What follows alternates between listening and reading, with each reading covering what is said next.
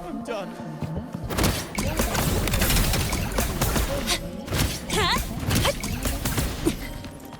Check this out. Gotta go fast.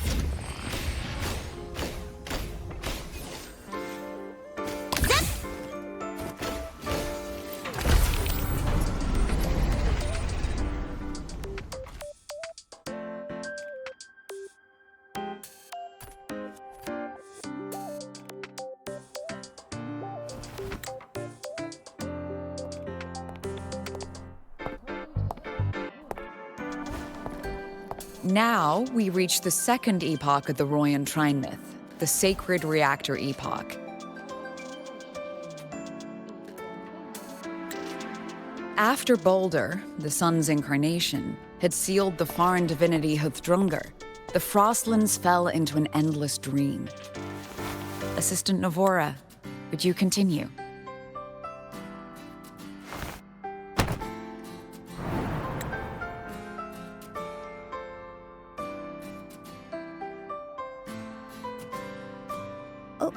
Okay.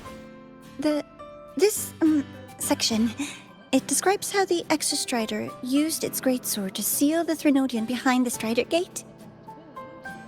The records say both...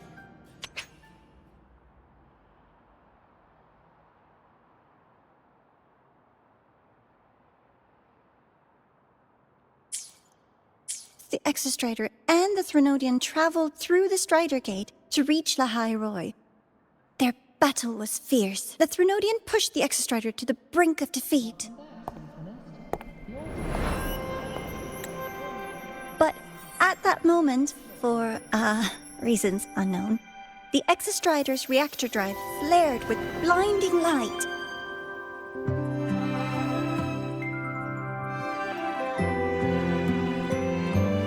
And it found the strength to raise its sword and seal the Threnodian away. Lahai-Roi was saved. What a relief.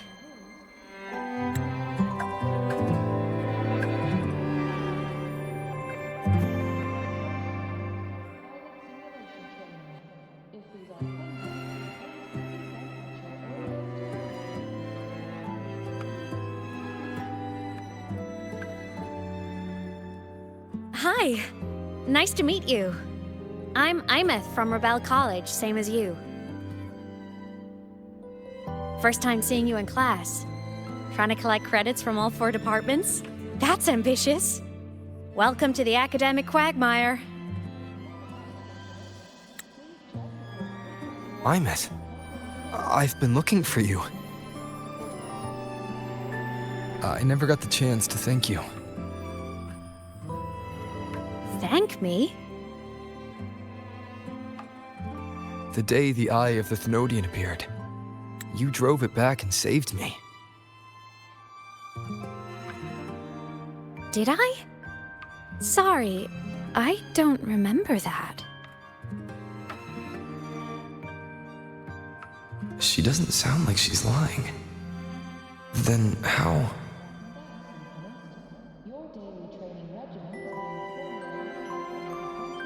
A synchronist.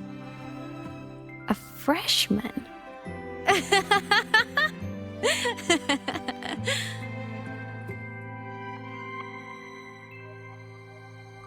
What's so funny? Oh, don't mind me. I'm just not used to seeing you like this. I mean, look at you. Something's missing, though. Oh, I know! A uniform! The Academy still hasn't issued you one? They're painfully slow sometimes.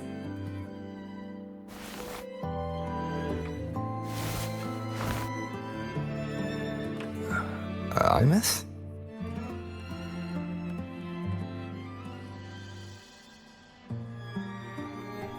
I have to go.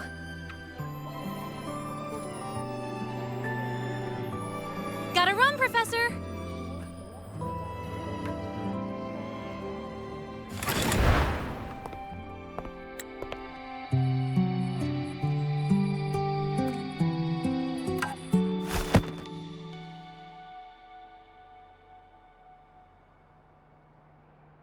Rover, let's try to channel that enthusiasm into listening. Do come see me in my office after class, okay?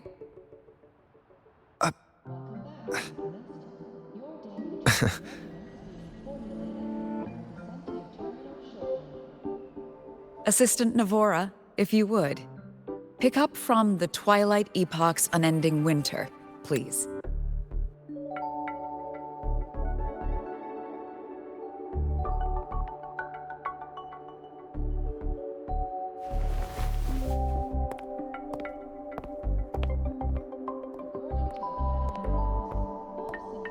Sigrika, could you come to the library with me? Okay. Hey, did you notice the new student? The one who kept talking to himself during class.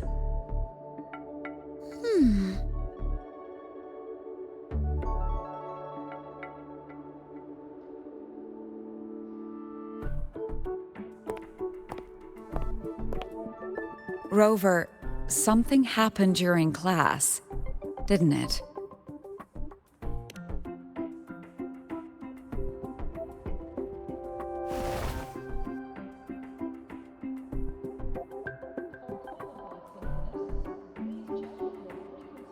So a girl named Aemeath just got up and left the lecture hall.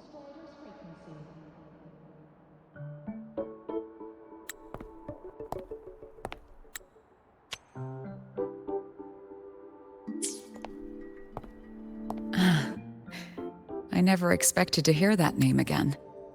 Certainly not like this. Perhaps you've just had a run-in with a ghost. After all, you were the only one who saw her. President Lucilla, what do you know about her? Stay at Rebel College long enough, and you'll eventually hear her name mentioned. Though it's a story from over a decade ago now. Aemeath was a synchronist. Brilliant, popular. Professors had high hopes for her. Then, during a piloting drill, she simply vanished. She climbed into a simulator with the others, but when the cockpit reopened, hers was empty.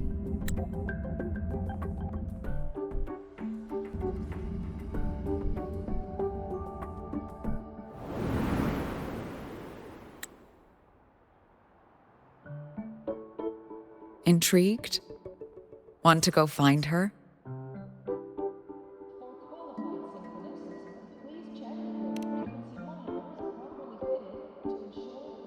Of course. You're exactly the type to get pulled into Aemeath's story. To see someone who vanished years ago, presumed dead, lingering around the academy, a figment of your imagination, or is there more to it? I'm very curious to find out. She disappeared from the Synchroling training grounds. The very cockpit she vanished from is still there.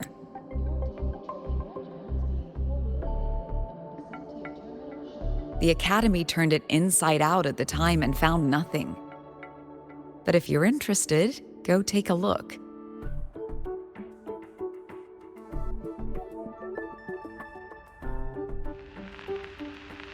I expect you'll dig up some new surprises for us.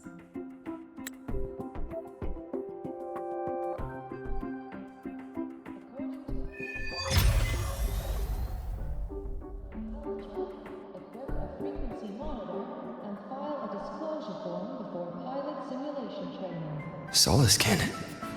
What could they be doing here?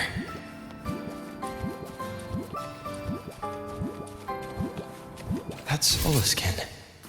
It's headed straight for the Synchroling training grounds.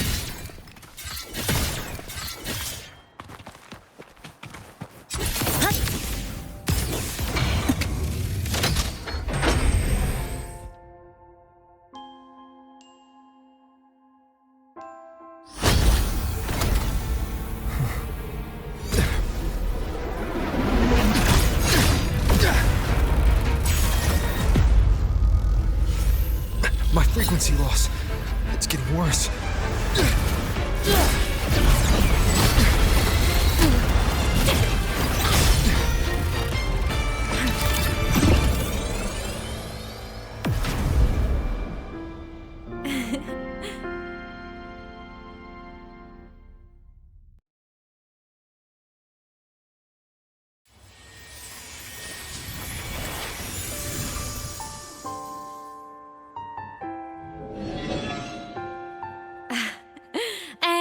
Nope.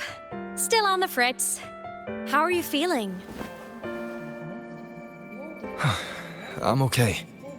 After that mech flew off, I felt less of my frequency bleeding out. That mech's frequency felt like the presence from the rift back in Honami City.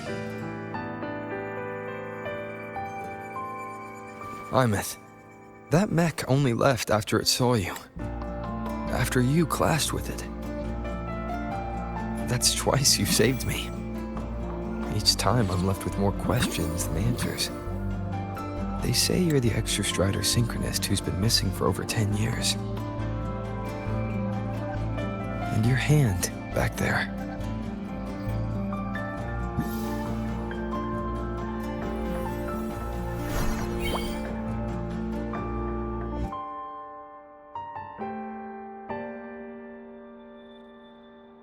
Me? I'm not the Exostrider synchronist now. I'm its resonator. I just died first. Call me a digital ghost.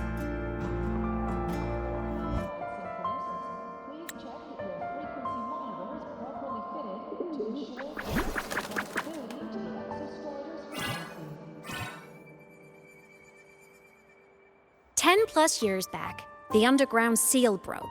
The Threnodian on the other side of the Strider Gate was about to swallow Lahai-Roi. I was still a student. My sync with the Exostrider hadn't hit 100% yet. But there was no other choice. The Exostrider was still sleeping, so I had to do something unorthodox.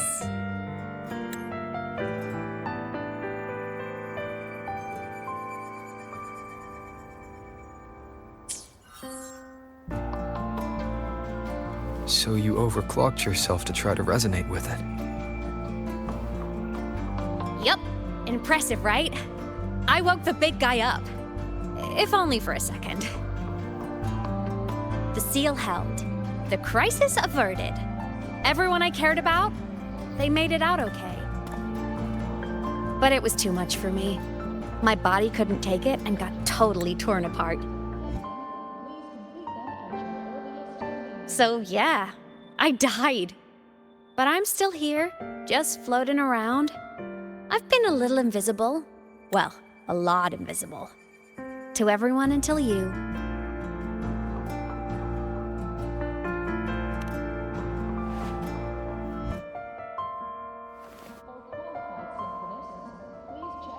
You can see me now because of this little guy.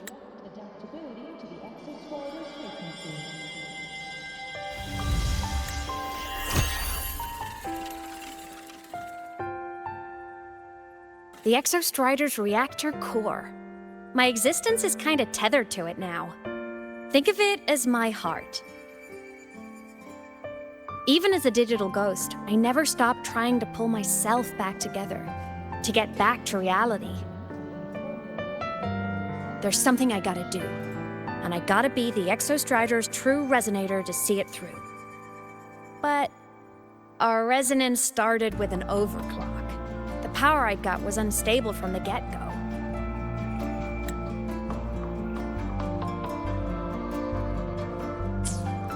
I've spent years building it back up with this core. The Soliskin have been my little helpers too. Then, not long ago, you ended up with it. That became your backstage pass to seeing me. Not long ago. You mean when the reactor drive fell?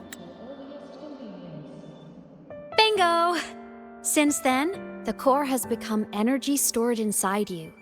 This is the first time I managed to make it solid. Took me a bit to figure out the trick.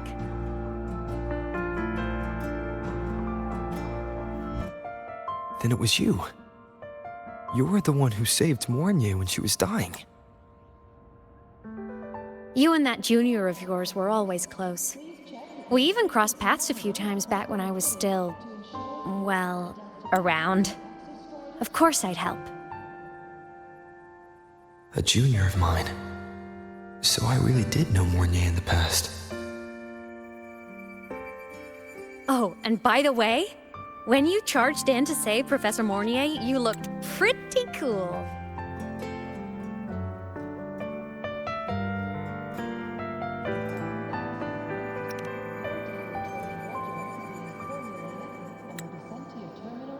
All right, no more teasing. But I mean it. No matter what, you always choose to save. And to me, that's the coolest thing in the world. The most beautiful.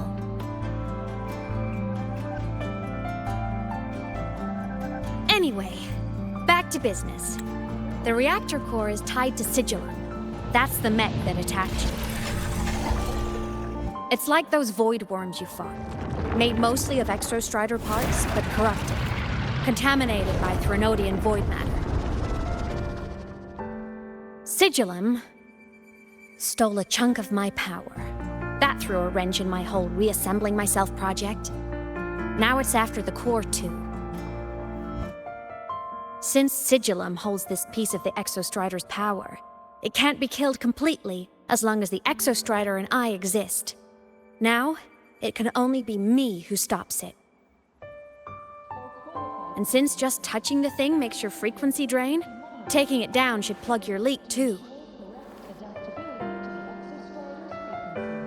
Plus, I get my power back. Win-win. But see what it's doing to me? Even with you holding the core, I keep flickering in and out. 1 second I can touch you, the next I'm fading right through. So annoying. So will you help? You've got the core, and the reactor drive is wrecked. I can't do this alone.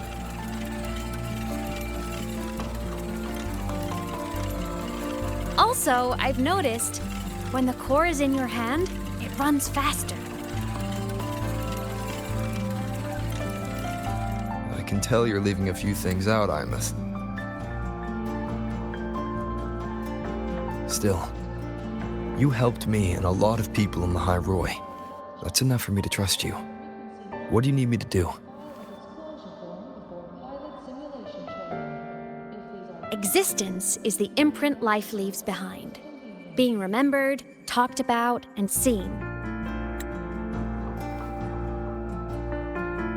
All the places I went when I was alive bear those imprints. The core's running lets me find and record those frequencies. These little cuties have been my scouts. And they'll be our guides now, too.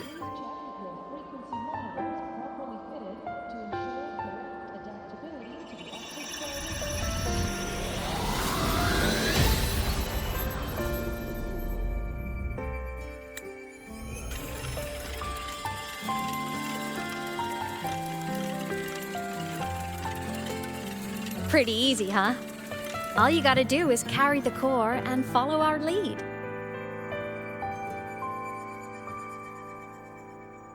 I'll do it. Alrighty. Thanks in advance, study buddy.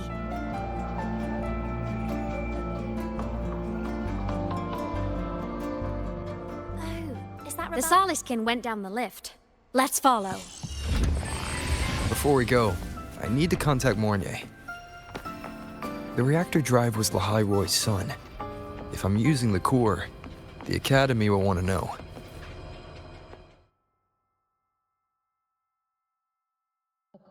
Aemeath definitely glossed over some things. Like what happened during our previous encounter. What she's done since becoming a digital ghost. And the real reason why Sigillum stole her power. After years drifting like this, to still hold on to that spirit, her will must be strong. Prying answers from her won't be easy. I'll bide my time. The right moment will come. Has something happened, Mentor? I see. So the reactor drive's core survived the crash. It must be the key to reactivating the exostrider. Of course, then the official stance is that it be returned. Star Torch Academy and the Roya would both agree on that. But as you said, curiosity from the Institute is inevitable.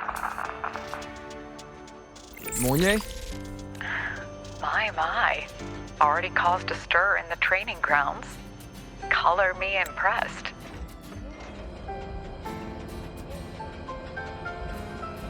I'll have people clean up the aftermath. You can carry on as you see fit. You were monitoring my comms with Mornier? You're a person of special interest. Of course we keep an eye on your movements. We? Yes, we. The Space Trek Collective. Think of us as the annoying adults on campus. I'll handle the debate between the Institute and the Academy about the core. This is a matter of priority. They'll listen to me. But when you're done with your business, I'll need you to return the core to the exostrider. You didn't mention it to Mornier, but I suspect your possession of it traces back to Aemeath, doesn't it? President Lucilla, I don't appreciate being interrogated over a tapped line.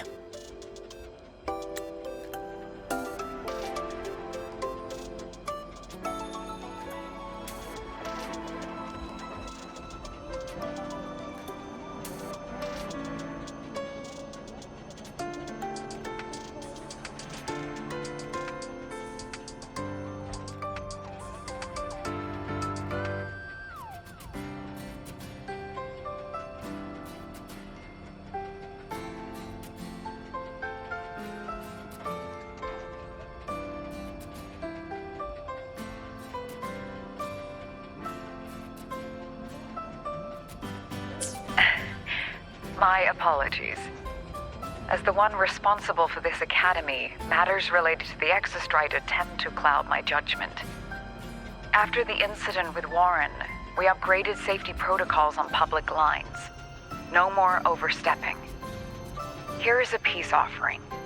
I've granted you full clearance. Passes for the Starboard Riseway, archive access, and use of Academy weaponry and equipment. I'll also personally apologize to Professor Mornier for interrupting your comms and ensure her next research grant is substantially approved.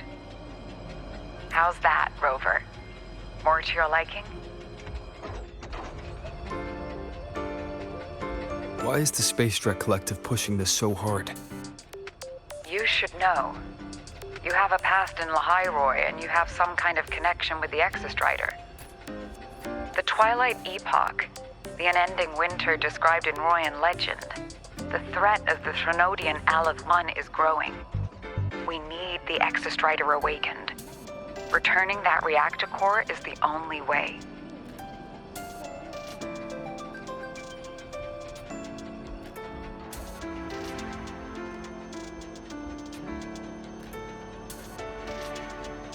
We've always trusted you to stand with us in this matter.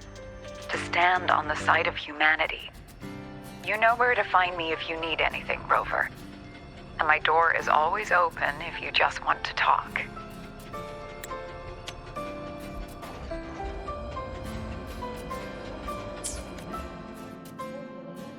The Solace Camp is leading us to the auditorium first.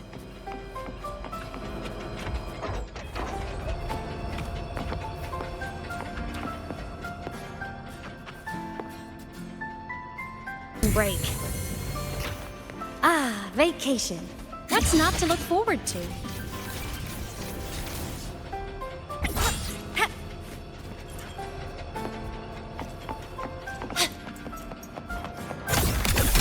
Gotta go fast!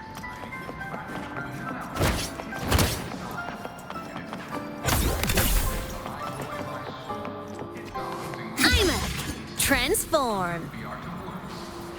Target eliminated. hope the fan meeting goes smoothly and everyone has fun.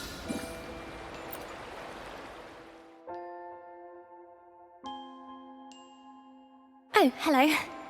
Are you here for the Fleet Snow Fluff fan meeting? The venue is still being set up, but once it's ready, please join. She's a singer, a campus legend. She's only released online, but she's super popular. But her site hasn't been updated in over 10 years. She posted one last demo and then nothing. Don't be such a downer. Maybe she just graduated and moved on to bigger things. Probably never showed her face to keep her life private. Doesn't matter. We still have her music. Here, even if you're not a fan, you should give her a listen. I'm new here, but even I was hooked when I first heard her songs.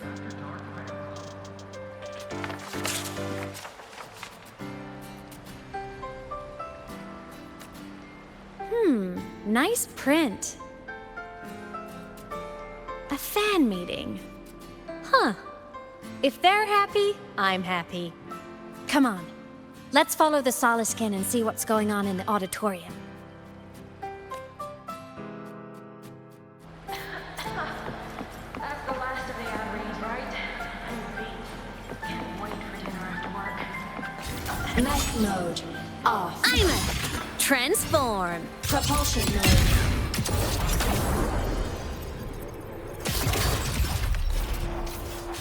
Ascending.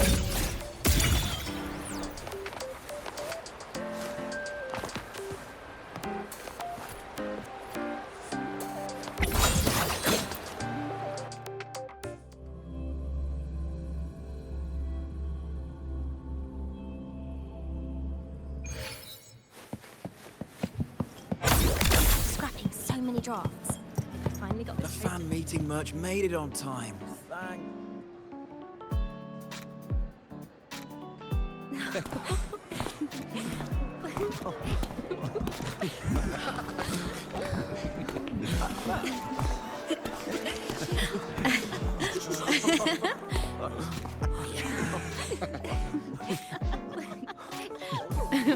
What?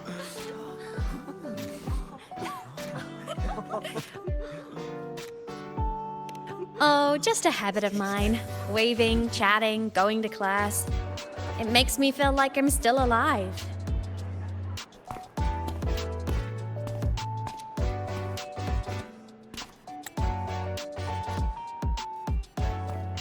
If I stop, I might forget what it felt like to be human. Call it a self-reminder.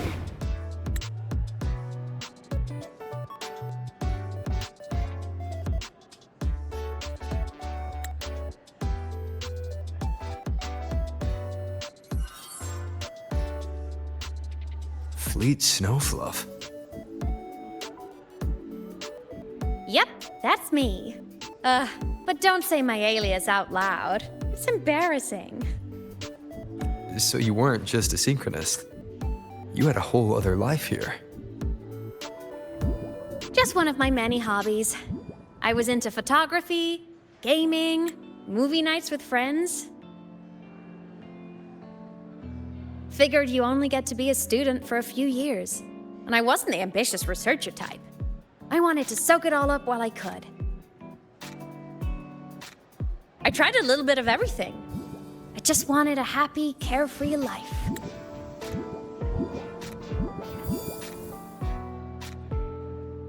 Who knew I'd end up as a ghost, stuck as a student for 10 more years? How awful is that? Wait, does this mean I'm never gonna graduate?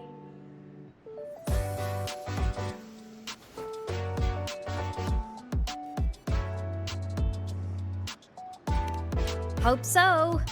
Guess everyone needs something to hold on to. It's good to have a little hope. But I have to say, it's really moving to hear people talk about my songs after all this time. I wrote those for myself, you know? Never expected so many people to care. But if they made someone feel something, joy, pain, anything, that makes me really happy.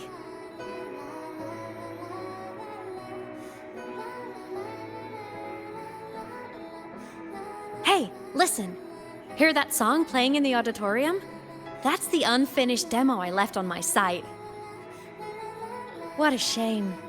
I really should have finished that before the training run. Now it's my little musical epitaph.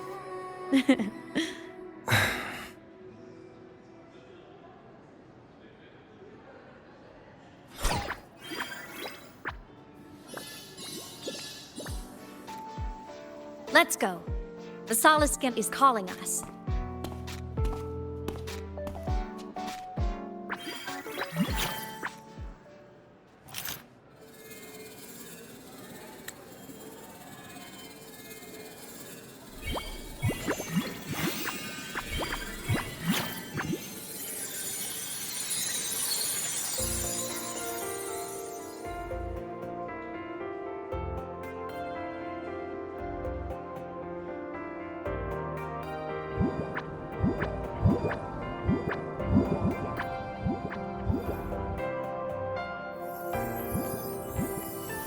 Is that the student rep from Rebel College? That's one bold speech. Is she giving a welcome speech or recruiting for a space adventure club? Uh-oh, the professors look upset. But she made a good point, didn't she? Isn't that passion the entire reason we're here? To explore whatever's out there again.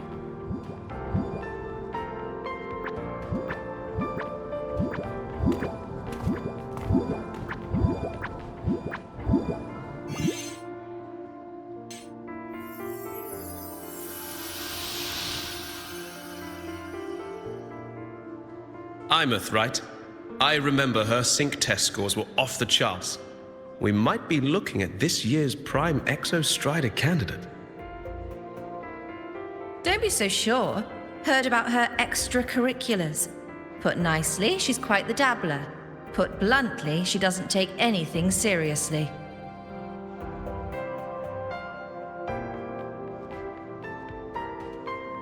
Potential is still potential. She's brilliant. She just needs guidance.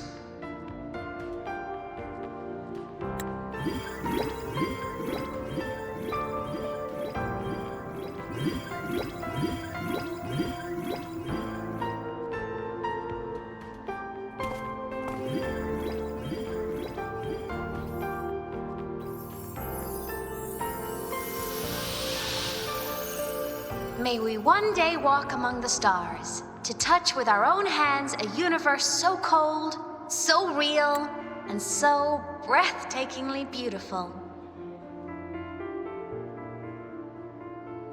That's all from me. If I keep going, my credits this year might be in danger.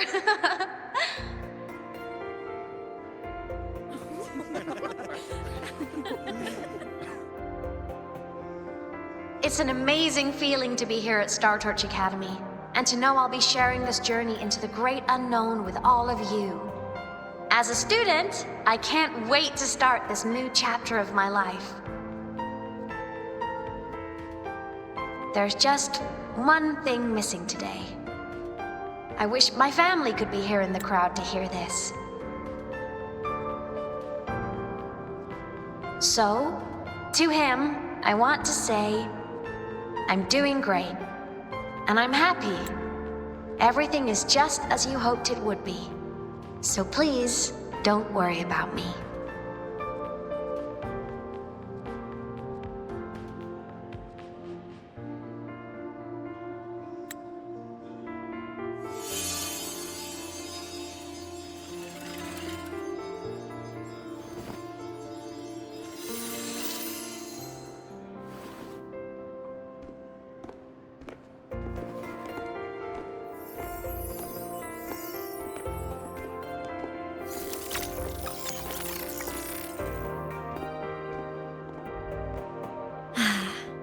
Looking back, I really do miss those days.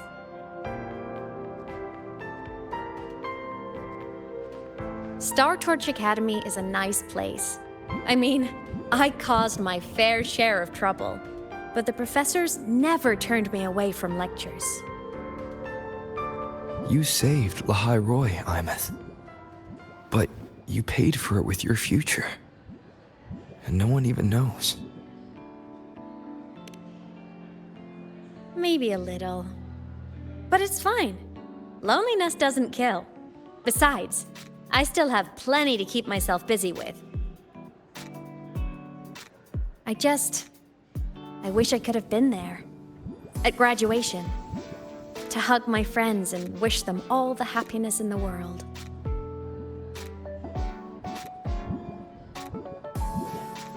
The Solace can head it outside. Let's catch up.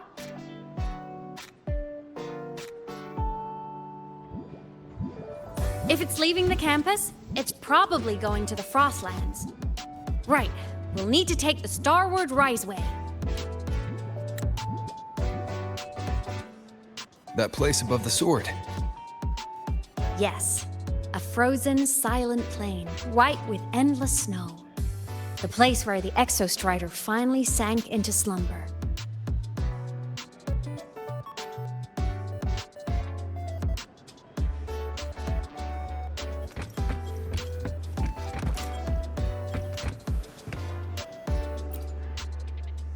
Our next stop is the Starward Riseway.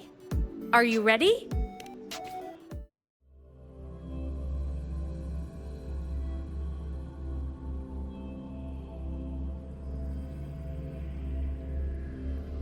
When I was a kid, I once hid in the Starward Riseway and made it to the Frostlands all by myself. Bold even as a child. Hee hee. I hope we don't Gotta run go into fast. bad weather again. Like the last time. Everyone confirm you've got everything.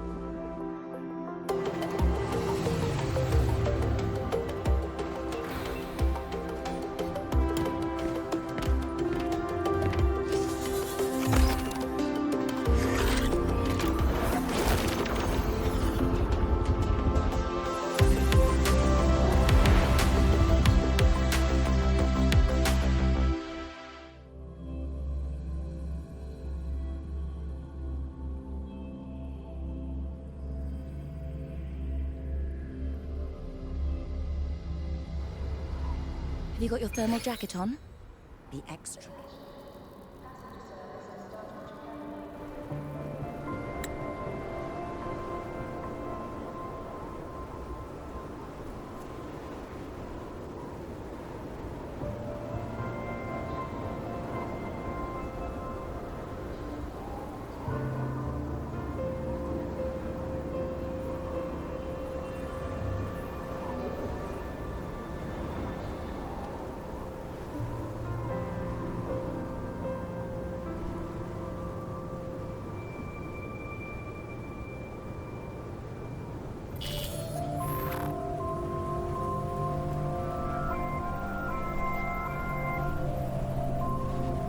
Cold?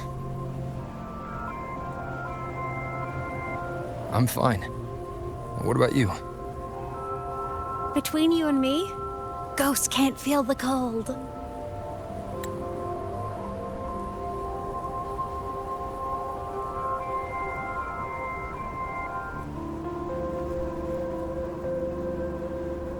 The snow. It's so beautiful. What a coincidence to run into you here. This is a pleasant surprise. Oh, it's Dr. Luke. When he's around, just pretend I'm not here. Otherwise, you look like a weirdo talking to thin air. You should hide too, okay? This is our secret journey.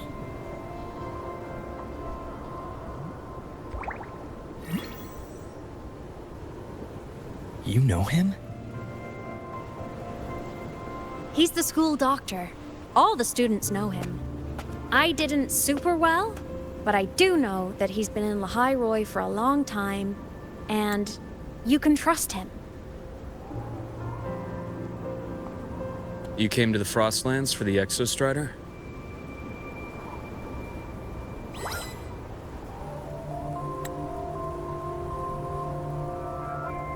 I'm headed the same way. I've got to check in on some researchers stationed out here on long-term fieldwork.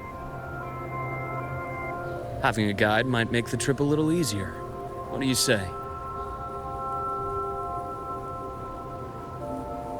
Let me help you modify your bike.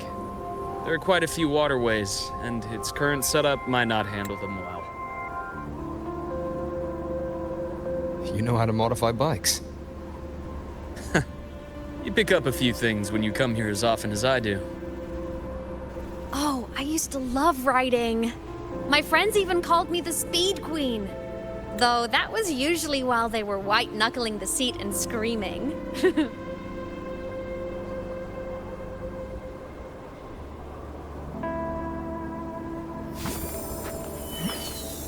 Look at this place. Hard to believe it, but years ago, all of this was a lush green forest. Back then, the Roya were nomads, the true natives of Lahai-Roi, who walked in step with nature itself. Was it the lament that changed it into Frostlands? Yes, it triggered a magnetic pole shift.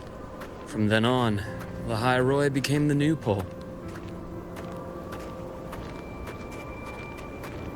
But a lament wasn't the only cataclysm stirring back then.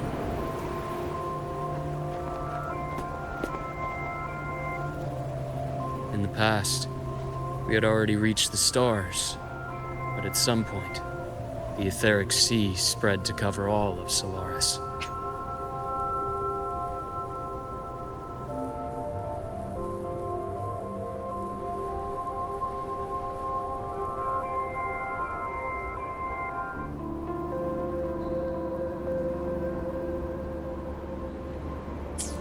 From that moment on, the universe locked its doors. We couldn't verify whether the sky above us was real or just a reflection. Countless spacecraft were lost. Our space exploration programs were abandoned, and space became out of reach. But times have changed.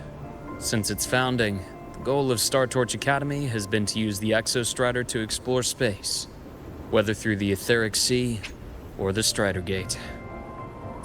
I understand the etheric sea part, but the Strider Gate? You know Lahai-Roi's history. Both the Exostrider and the Threnodian first came to Solaris through the Strider Gate.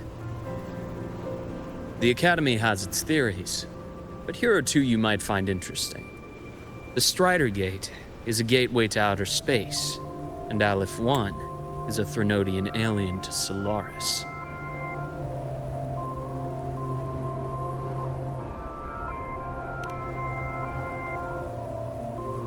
With a gateway like that, of course we want to open it. But to pass through, we must awaken the Exostrider and be prepared to face Aleph-1 head-on. I've long believed that Aleph-1 poses a far greater threat beyond void storms and void worms.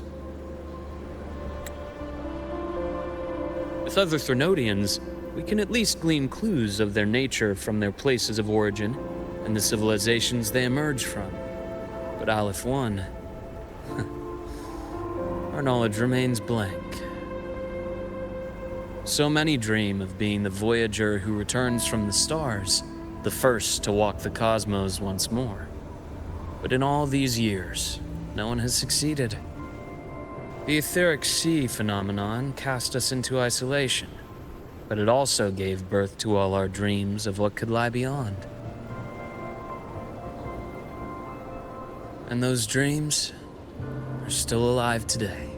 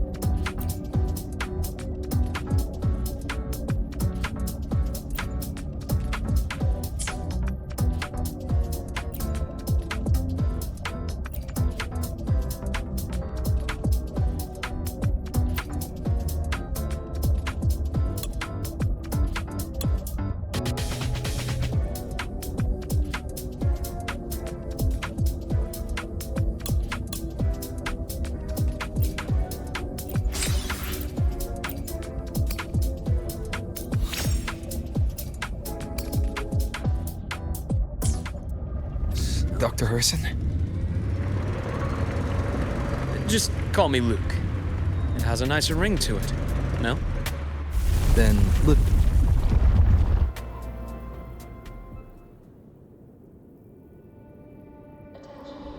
Snow is bottled up so deep here. Bottled up. Snow is bottled up so deep here. Bottled up. Snow is bottled up so deep here.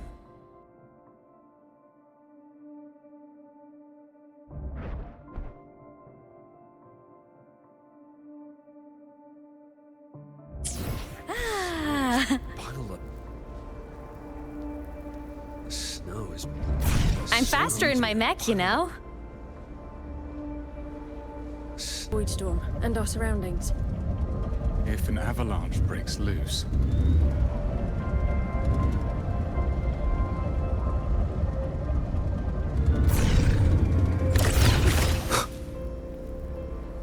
Snow is bottled up so deep here.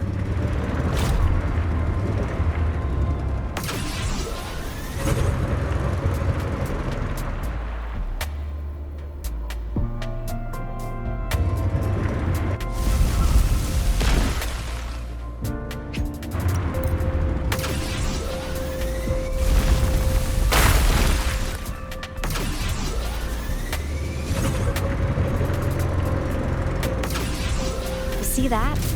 Ancient life forms, frozen right into the ice walls. Millennia frozen in a single moment. Preserved so perfectly you can almost see what they used to be. To be stuck like this forever. Kind of miserable, don't you think? Must be around here. Someone's ahead. That voice.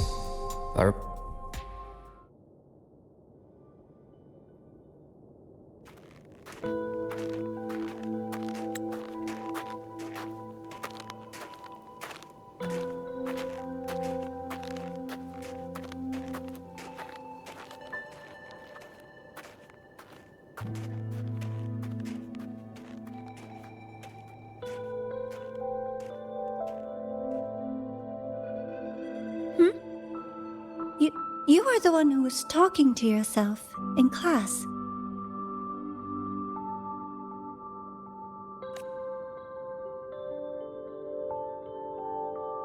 Whoopsies! Oh, and Dr. Herson. You are traveling together? Did the Academy greenlight a new field trip? Just my routine checks on the field researchers. Rover here has their own business to attend to, but we're headed the same way.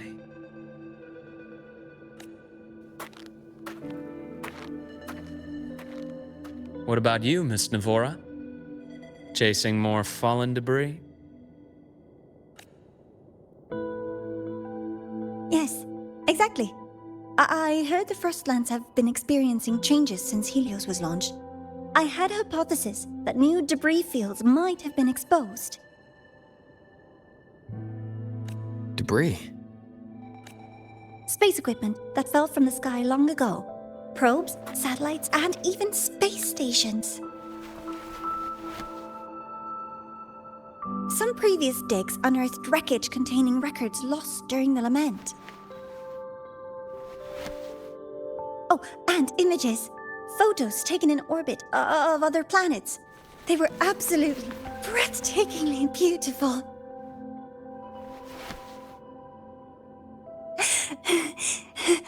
Oh, sorry. I got carried away.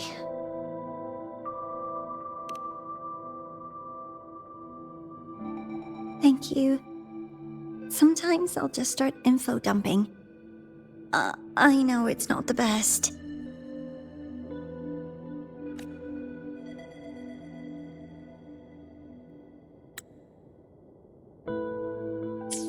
The universe. What secrets is it hiding behind all those infinite stars? I really want to know.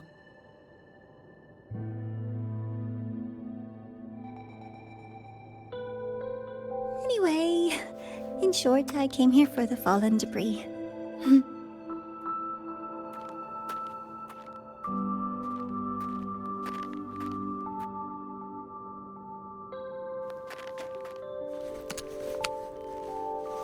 The data on the instrument shows there's a high chance that close by... Huh?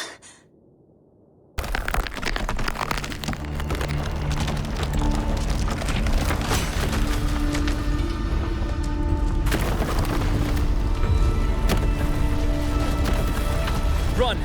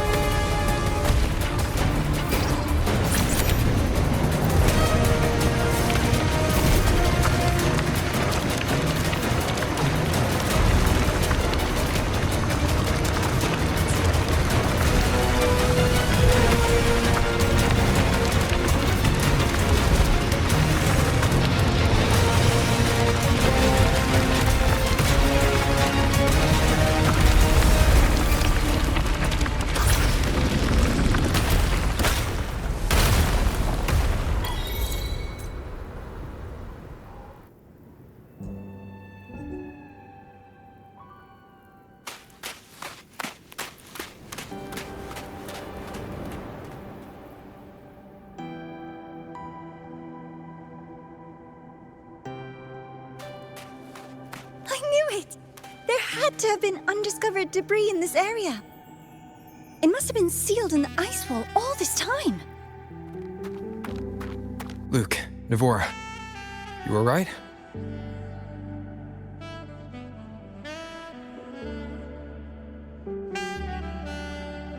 Oh, I'm good. Perks of being a ghost, you know? I'm so sorry. It's my fault for putting everyone in danger. The collapse was an accident. We're all okay, so don't blame yourself. But the way we came in is completely blocked. Scaling that ice wall? It's too high, too risky. I'd rather not have a student on that climb. I've contacted the academy. They're sending a rescue team. Once Navora is safely returned, we'll set out again.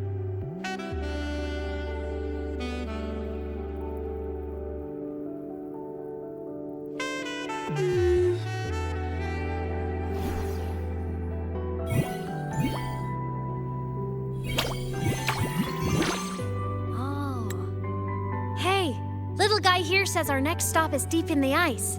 There's a path at the bottom of the station. Want to check it out? What about waiting inside the station? It's freezing out here, and another collapse is possible. It's safer to wait for the rescue team indoors. I agree. I want to see what's inside, too. With Rover on the team, a quick recon should be manageable. Up to you.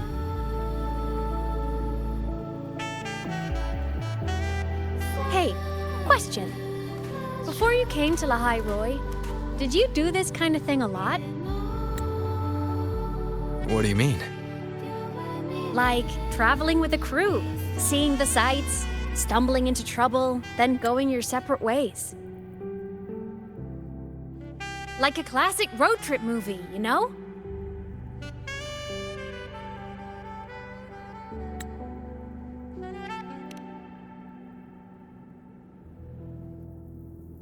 Nice.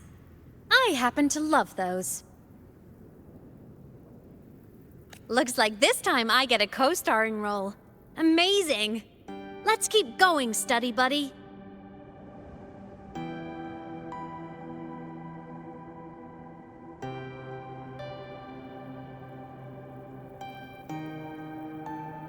There's a collapsed entry point over there, but it's blocked.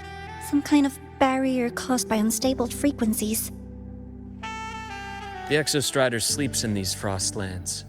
Void storm activity can make local frequencies unstable with fluctuating void matter levels.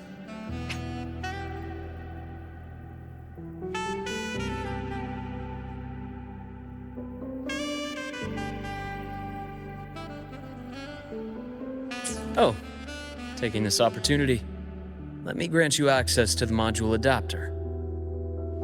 Huh. It's already unlocked. That must have been Lucilla.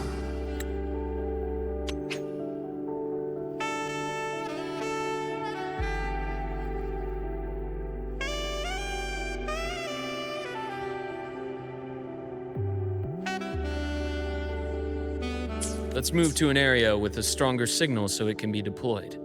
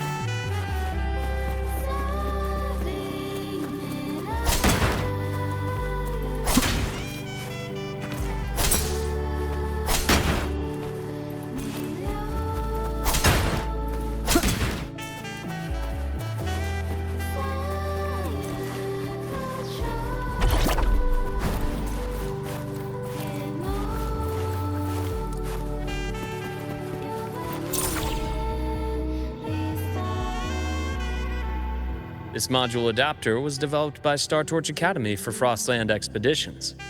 It lets you interact with frequencies disrupted by void matter. Give it a try. You'll need it here.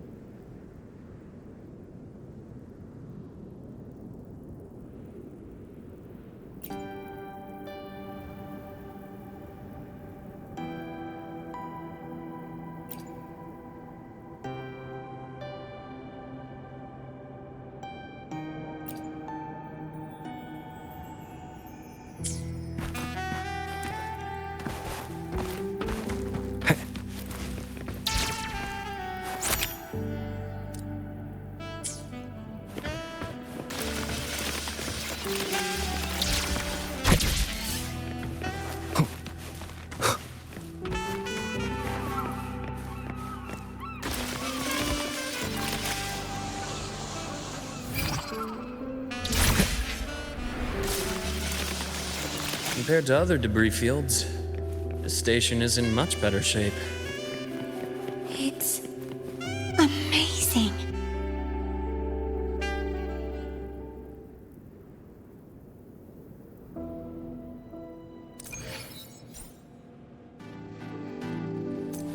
Back in Mount Firmament, I saw characters like this. They belonged to the court of Savante. But I still can't make out what it's saying.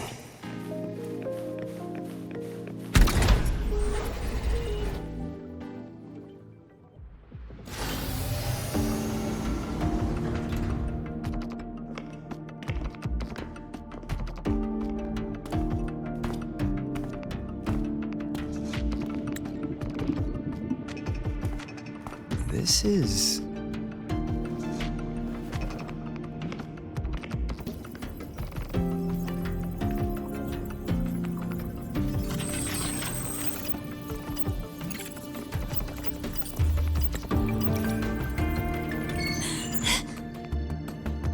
Welcome aboard the Skyark.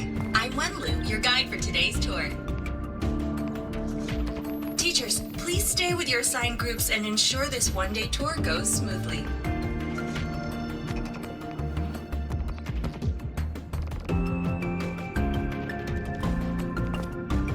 Please direct your attention here. This containment unit holds droplets of the etheric sea itself. As you know, the etheric sea suddenly appeared above Solaris one day.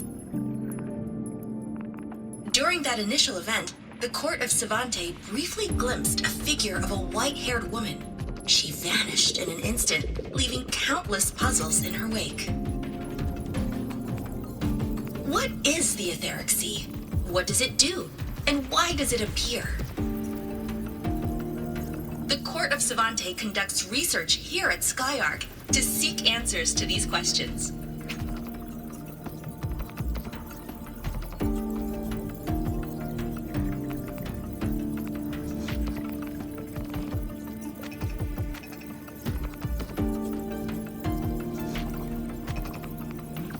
Next, please scan your clearance with the system and follow me in an orderly manner.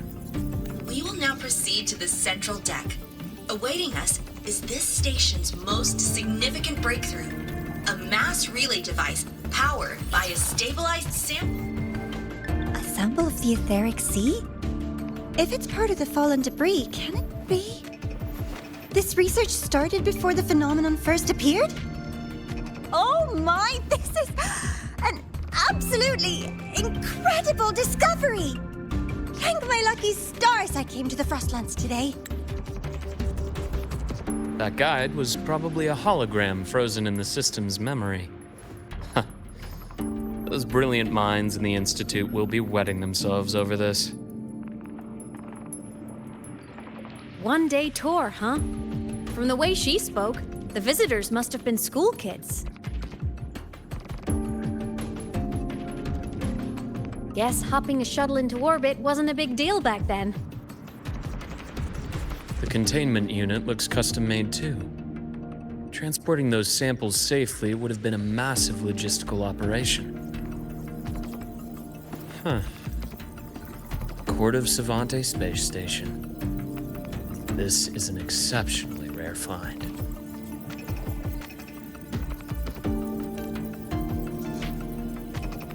The Academy has recovered other debris from this era. The systems have enough common architecture for me to manage a basic reboot. As for the Court of Savante's characters, let's just say I developed an interest in it, under unique circumstances. The characters in that pin, they're Court of Savante letters. I obtained it by chance. In fact, it happens to involve you. This isn't the place for that story. When we're back at the Academy, come by the infirmary. I'll explain then.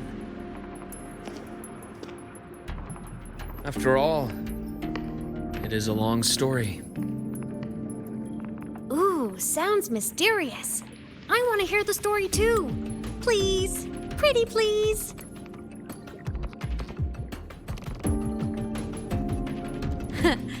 I'll hang back and wait for my cue then.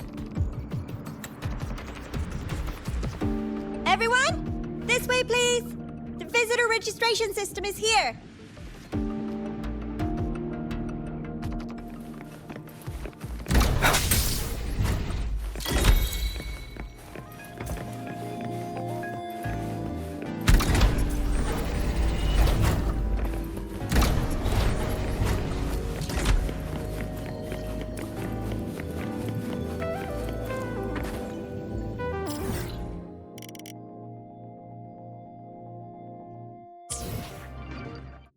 I will be there for everyone as we head toward our shared future, leaving the past behind. Look, a laser sword.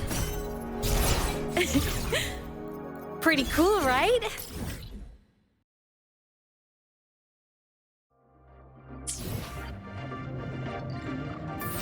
Hopefully this helps. Welcome aboard the Skyark space station. It's an honor to share this vessel of knowledge with you as we journey across the stars.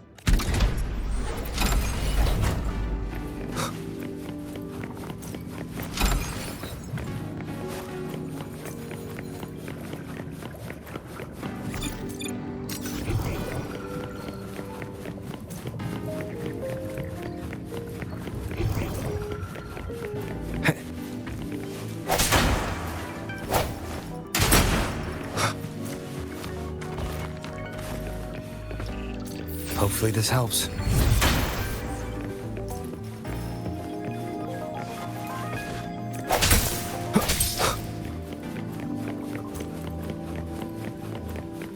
The clearance we got won't grant us access to the entire station.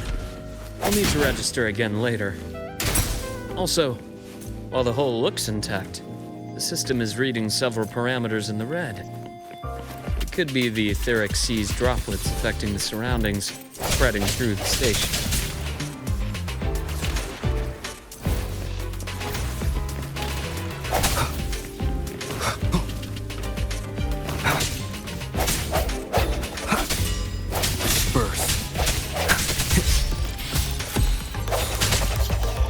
Hopefully this helps.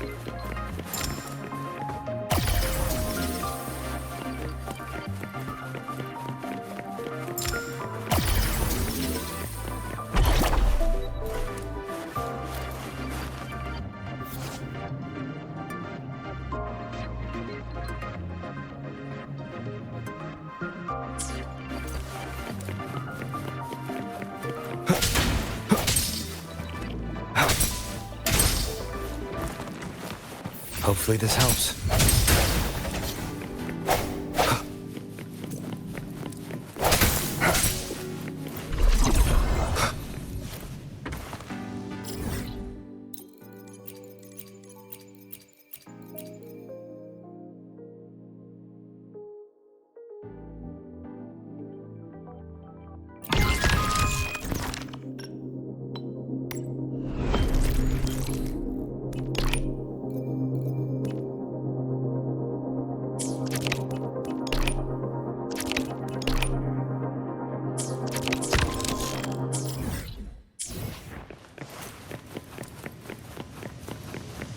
That flowing sphere is the mass relay device, with the etheric sea as its core. Let's check the console.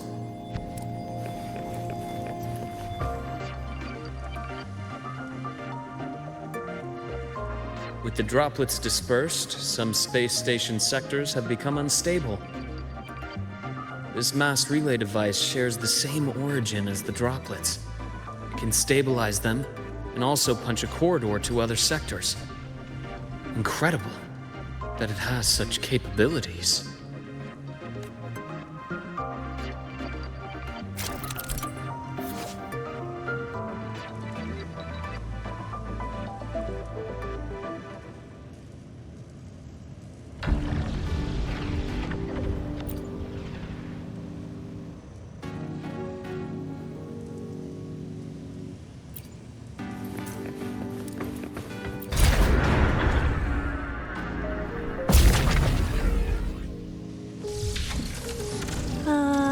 The hatch over there is back to normal.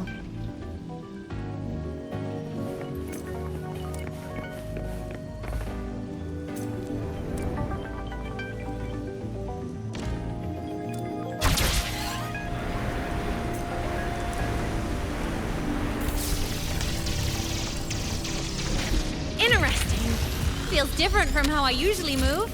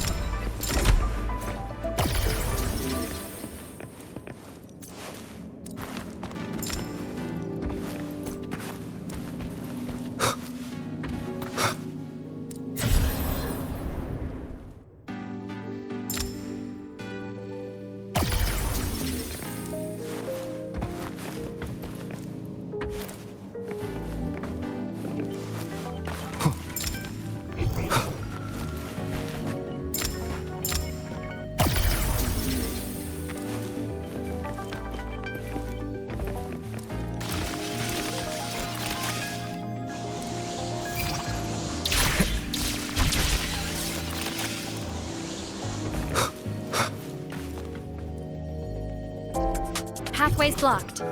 Let's try the module adapter.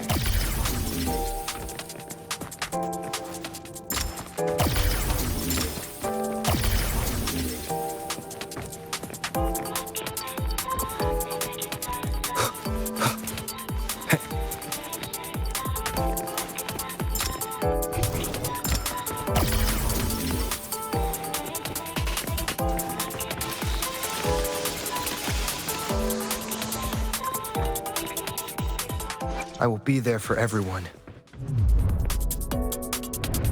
Look here! Hello? Digital ghost, remember? Hacking this is easy. Welcome to Aemeath.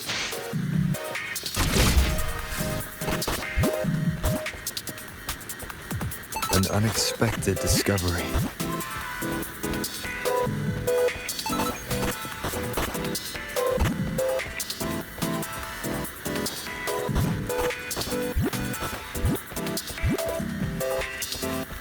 Remnants of the past.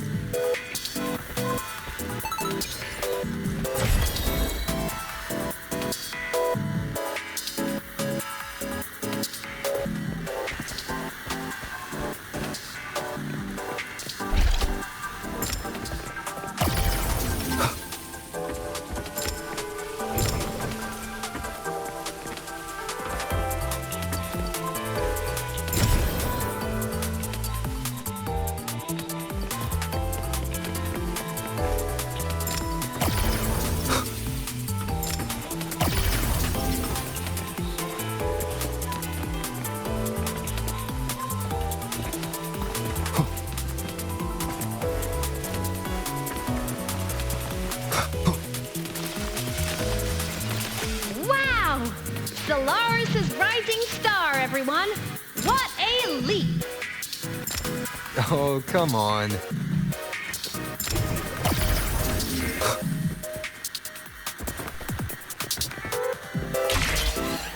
Track system activated. Done. This track was used to transport experimental samples from space. The storage facility should be just ahead.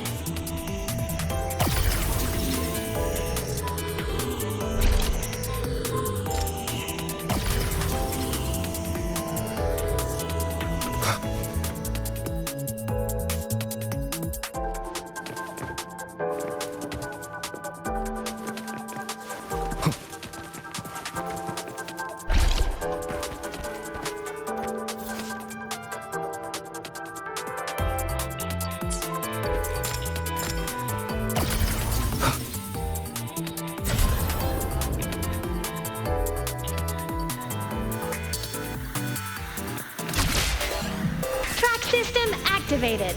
Done. This track was used to transport experimental samples from space. The storage facility should be just ahead.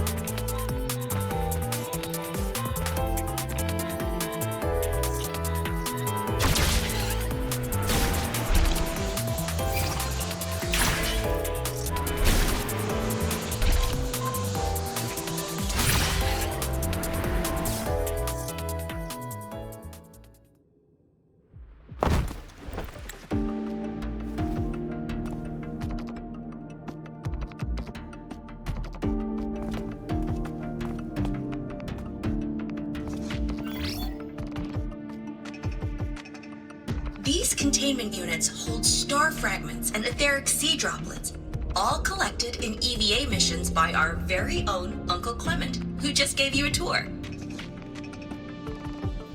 It's exhausting work. After each mission, he requires a full cycle in a recovery pod. Let's thank Uncle Clement and then gather here.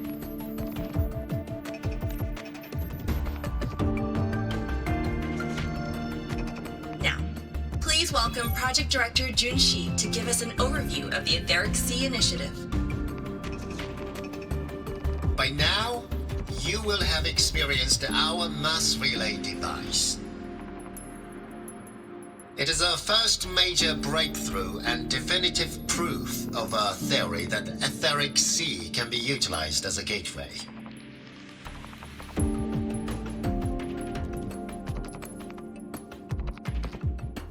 The droplets exhibit unique quantum properties. Used as a medium, they could help us reach places no one on Solaris has ever set foot. We haven't found the way yet, but I believe these obstacles will be solved soon.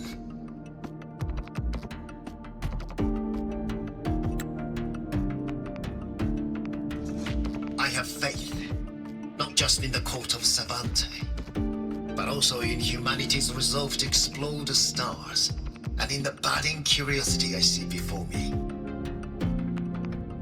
A mind that feeds on the light of distant stars would never be content to simply look. It will find a way to make the journey. Recently, a brilliant new mind joined Skyark. Our work was instrumental in developing the mass relay device. Let's welcome Professor Wei Ying to share her vision.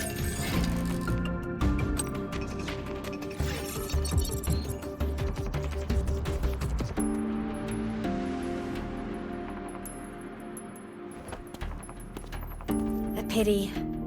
His hopes never came true.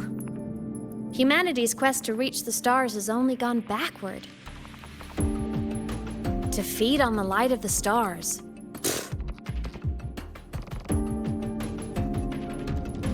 Venturing into the unknown beyond the etheric sea. Romantic idea. Though who says something ugly isn't waiting out there in the dark? Over here. I found something interesting in the system logs. The station fell long ago. But according to this, the Skyark system was briefly reactivated after years of silence. Could someone still be alive? Not likely. We'd have found signs of life long before now.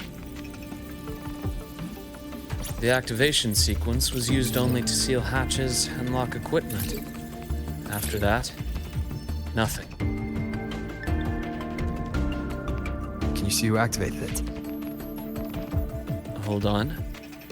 Yes. Clearance belonged to Clement. The one who gathered the droplets. That's all I can pull for now. But the Academy will run a full investigation later. I'll keep you in the loop. Good.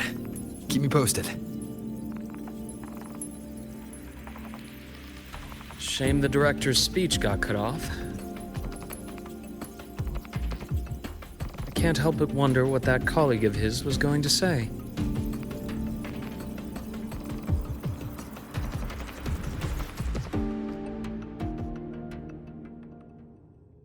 I will be there for everyone as we head toward our shared future.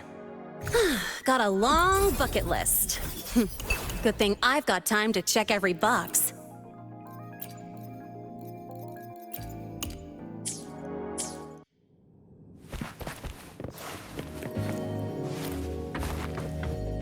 Welcome aboard the Skyark. The station's security grid is offline in this sector. The monsters? Void matter has made them highly unstable.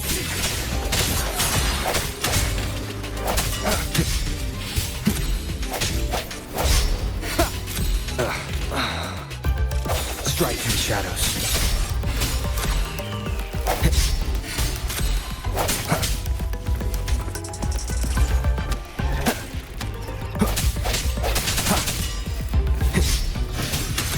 I sense your weakness.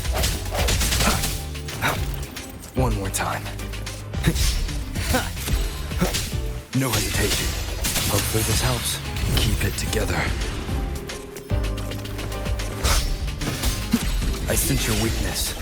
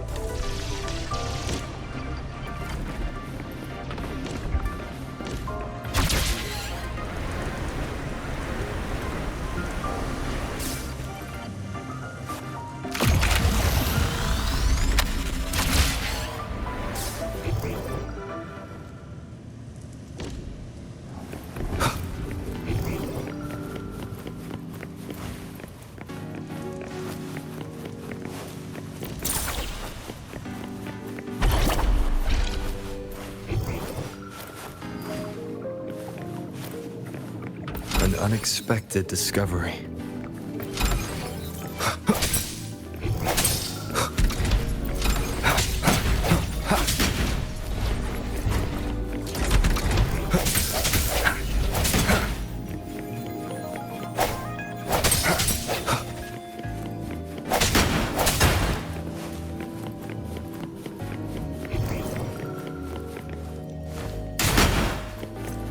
Hopefully this helps.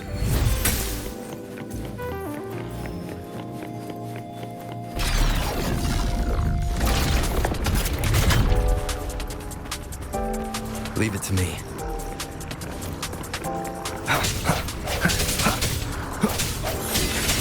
The hour is upon us.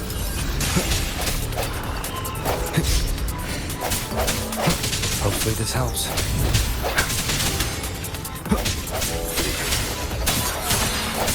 The frequency here is unstable too. Try using the module adapter to disrupt it. Look left! I hacked the SkyArc system. This is the data archive sector. Those blocks are all storage modules. And that moving one? An anomalous module gone hostile due to the SkyArc system's glitches.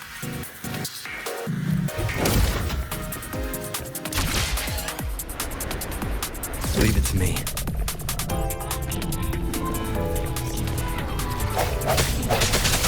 Disperse.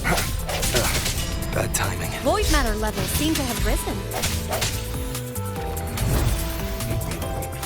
No hesitation.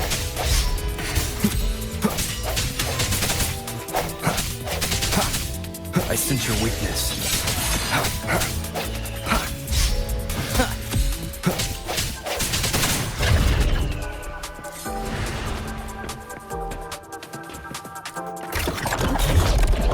It's moving deeper into the sector.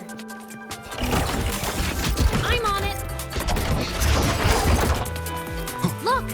Lahai-Roi Blocks is complete. In the Space Fantasy Katia series, every copy included this minigame. I love it so much, and I'm really good at it. The anomalies here are more pronounced than before.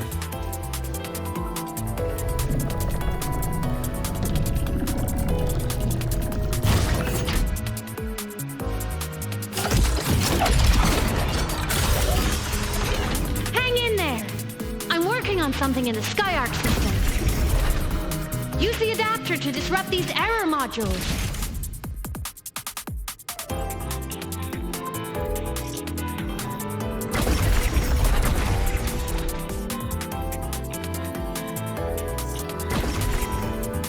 Breach complete. Hey, do you know how to play rock, paper, scissors? Good. Now, go rock!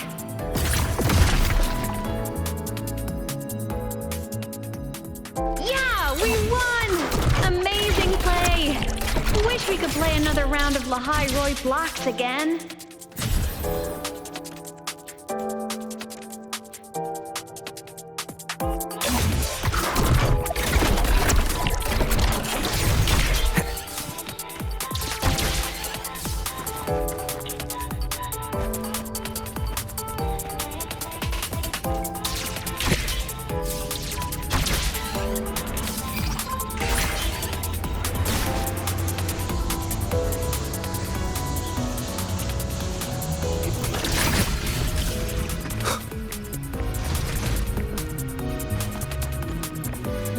Are just like minions in the Space Fantasy Katia series.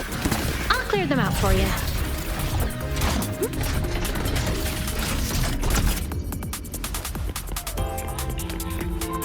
These things are just like minions in the Space Fantasy Katia series. I'll clear them out for you. Those modules fell and took out the hostiles? Doesn't it feel like we've been extra lucky this whole way? You're right, but some modules did attack us. Hard to tell if the SkyArc system likes us or not.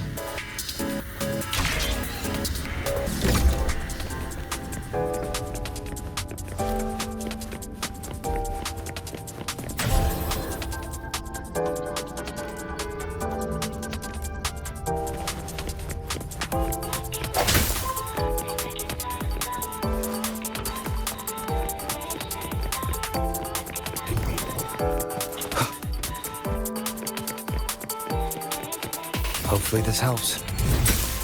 Welcome aboard the Skyark space station. Your one-day tour has ended. Please follow your guide back to the central deck and log out of the visitor system in an orderly fashion. May we meet again among the stars.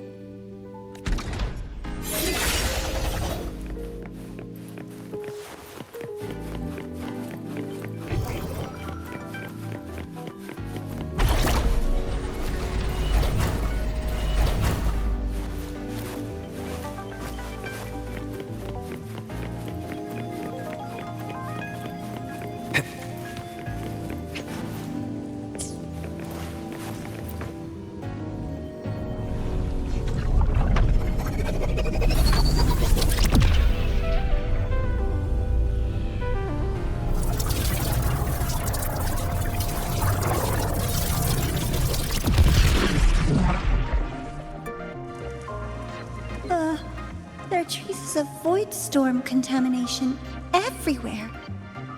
This concentration of void matter should have flooded the upper decks by now. Could something be containing it down here? Further in. Something's down there.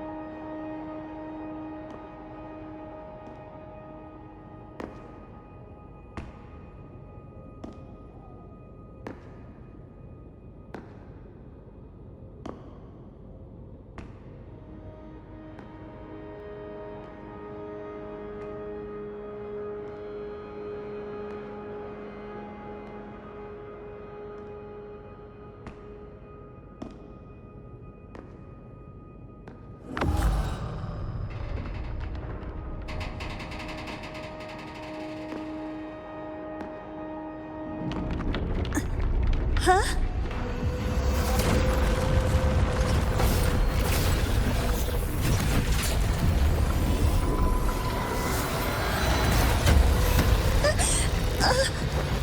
That hurts. Deborah!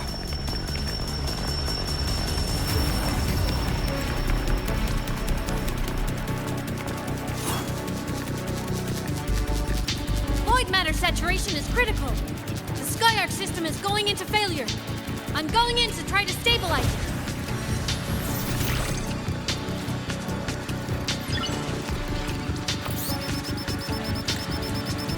Everything here has already been contaminated, including that.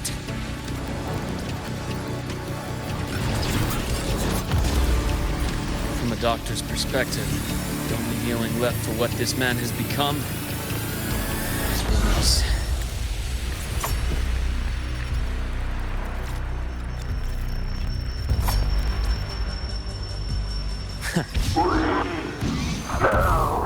From the start.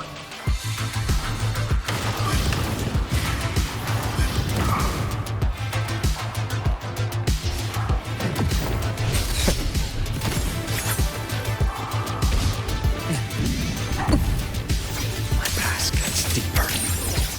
I am the best. Ash take a bearable price.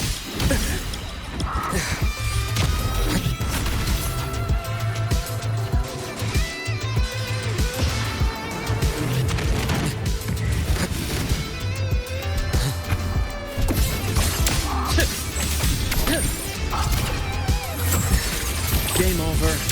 I bestow eternal peace. Finally, some blood splitting in four. Time to incise.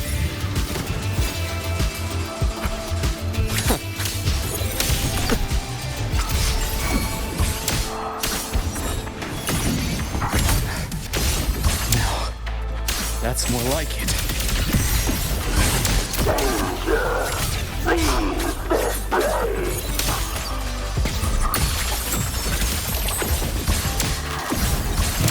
Extraction begins. Best blink, and agony ends.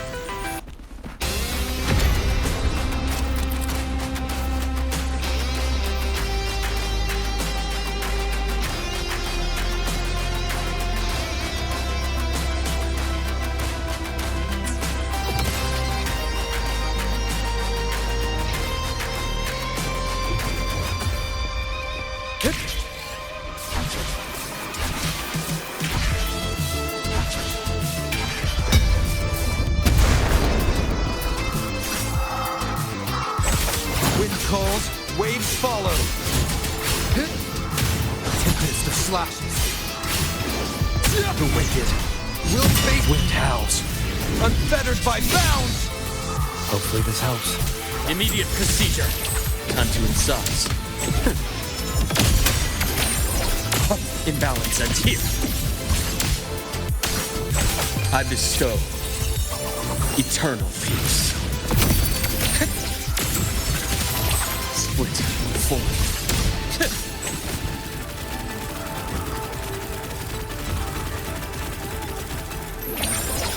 Return to silence!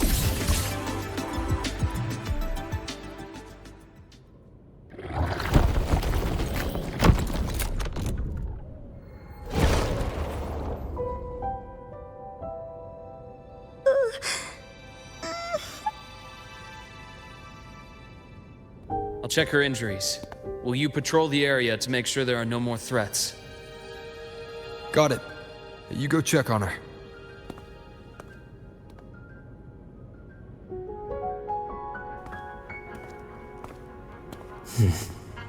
What's that?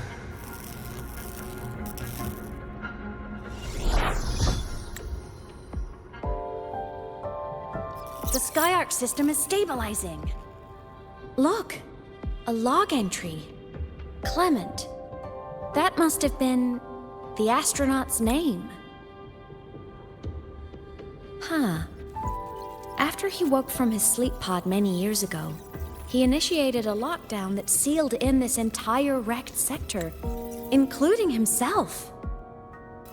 The void storm had ripped through this sector. He must have been contaminated the moment his pod opened. That command was a failsafe. He knew he was going to lose his mind, so he wanted to stop himself from reaching the upper decks and hurting anyone. Tragic thing is, the station had already been down for years. There was no one left up there to save.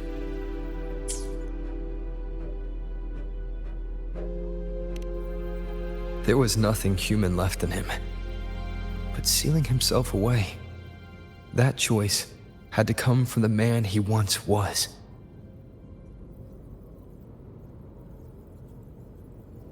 I guess losing yourself in a dream where everyone's still alive is its own kind of comfort. It's not like you can change reality.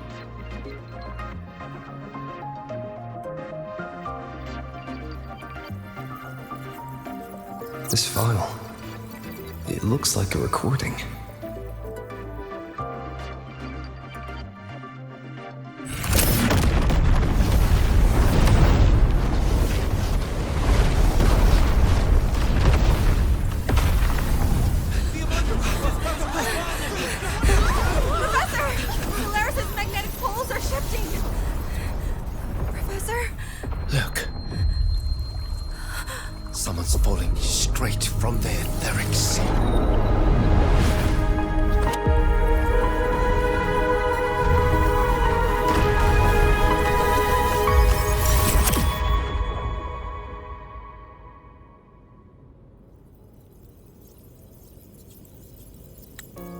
Was that me in that recording?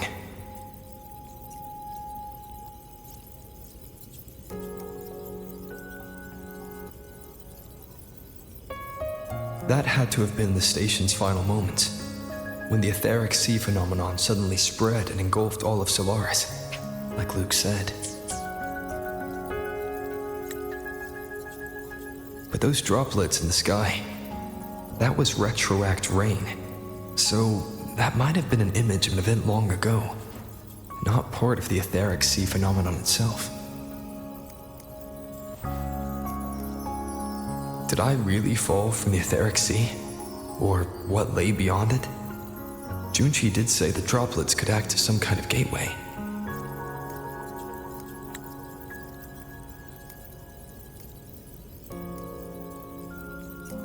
Back then, could I have... Aemeath? What's up?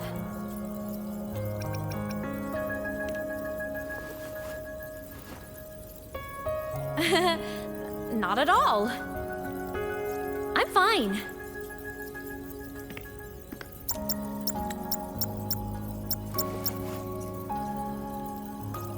I'd recommend you keep this private. Don't leave the recording for the Academy's teams to find. Remember what I said earlier. It's a nest of competing factions. Anything connected to your past needs to be handled with discretion. So, what do you think, leader of the Black Shores? Very few people know about that. Be direct with me, Luke. I know you knew me before, but I acted mostly as a bloom bearer in the past. You and I, what exactly are we to each other? Friends, I'd say. Not the kind who lived in each other's pockets. But, as a Huanglong saying puts it, true friendships are still waters that run deep. We met by chance, and by another twist of fate, you entrusted me with a rather long-term assignment. How about this? Strangers in passing who became confidants. How does that definition suit you?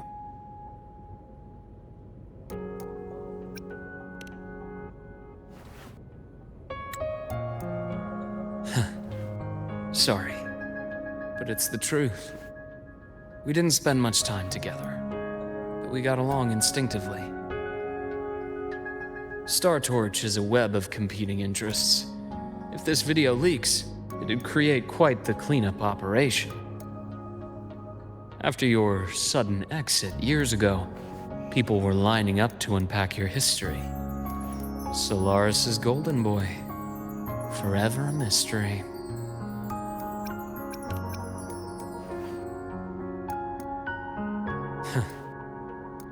You're not the same as when we first met. But let's save the reminiscing for later. Navora's hurt.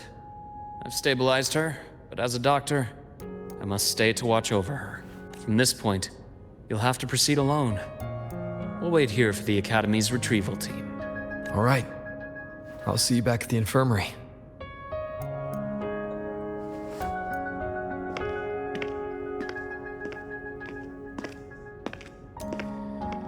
Luke, when you said, I'm not the same, what did you mean? Just my impression. I could be wrong, but you seem lighter now. More hopeful. Happier. And that's not a bad thing.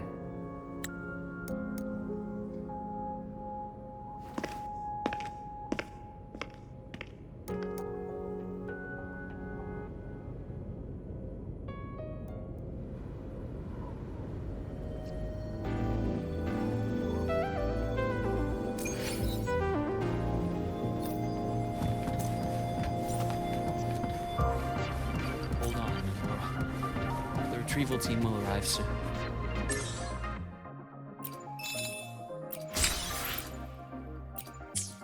Hold on, Navora. The retrieval team will arrive.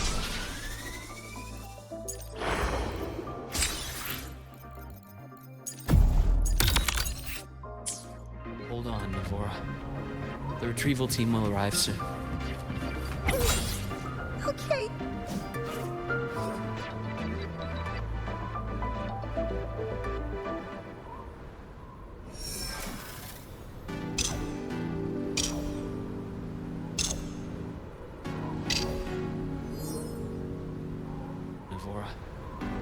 retrieval team will arrive soon.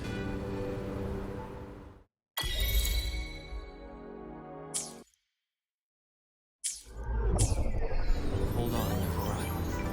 The retrieval team will arrive soon. Roving among the stars. Okay.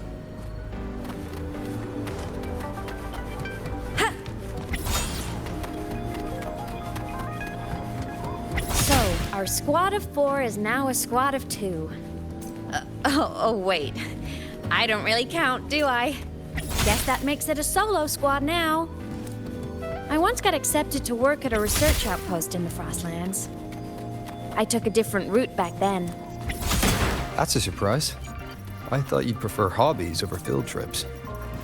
Well, I was really into void storms. Could count as a hobby, I guess.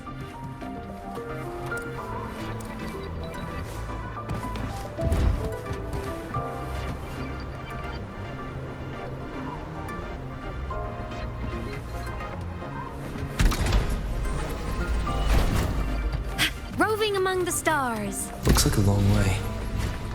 Better take the bike. Let's follow the light ahead.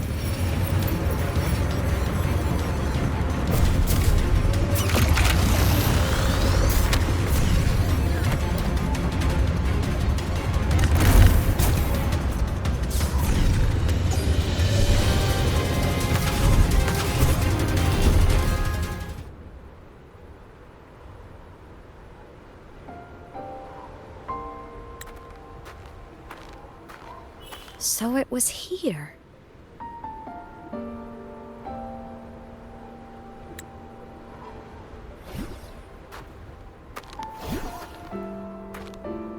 This is the research outpost you mentioned before.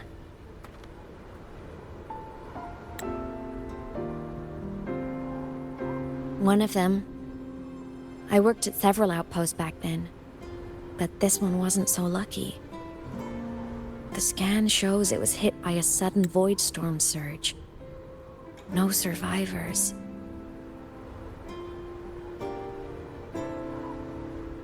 So that's why I never saw them again back at the academy.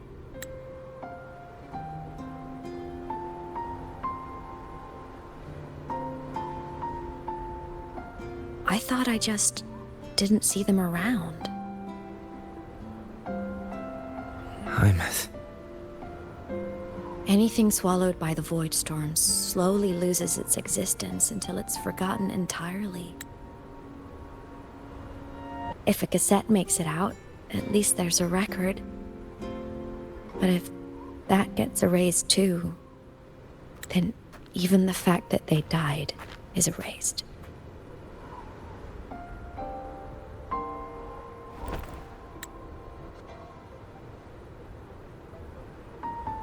Use the core. I want to see them again.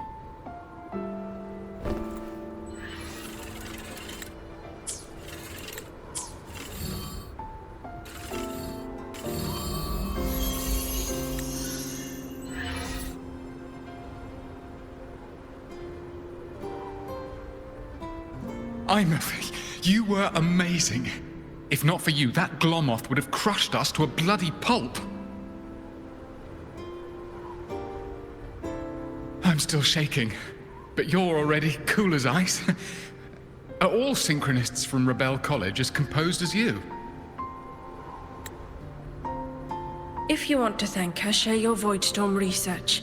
To the Frostlands came our little Aemeath for this curiosity. You should show her that thesis you've been writing for years.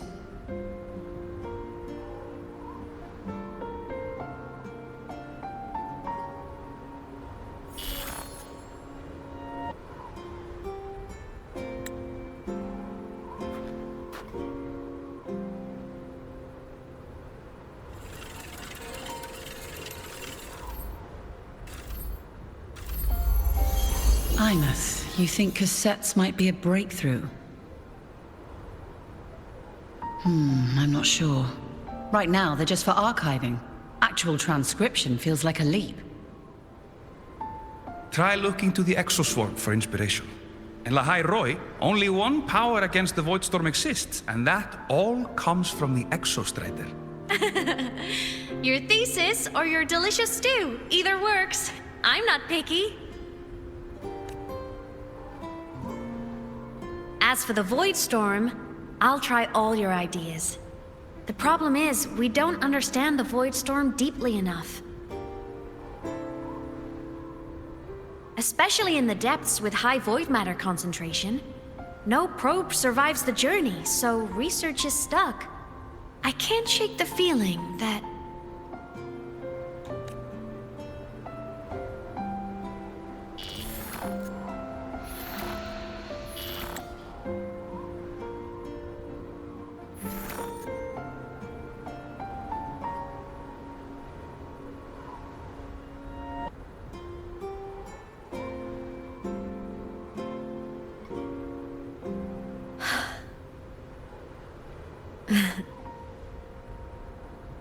When I was a child, my parents were lost to a void storm. Soon after, I even forgot what they looked like.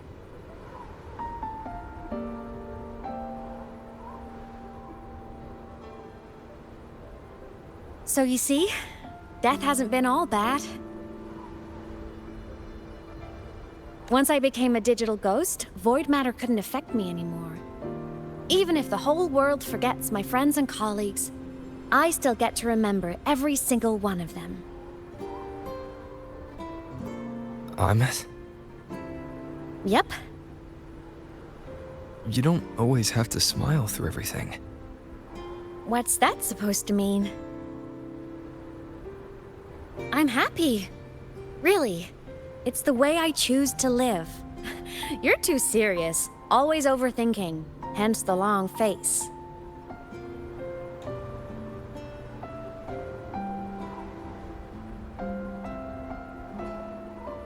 You wouldn't understand how happy this moment makes me.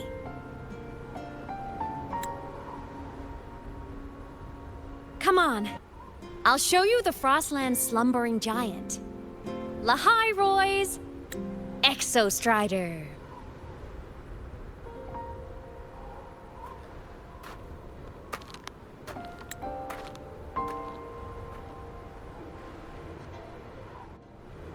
Ever since I became a digital ghost over 10 years ago, I've stayed in Lahai-Roi. Can't get too far from the Exostrider. You've been to many places, right? Care to share some stories? Let me think.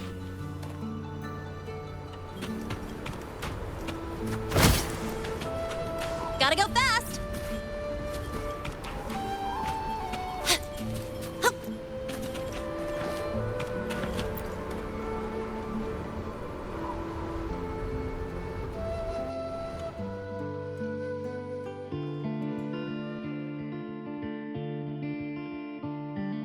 So the rain holding Jinjo captive stopped. Time began to flow again, and everyone got to celebrate a new beginning with the Moon Chasing Festival.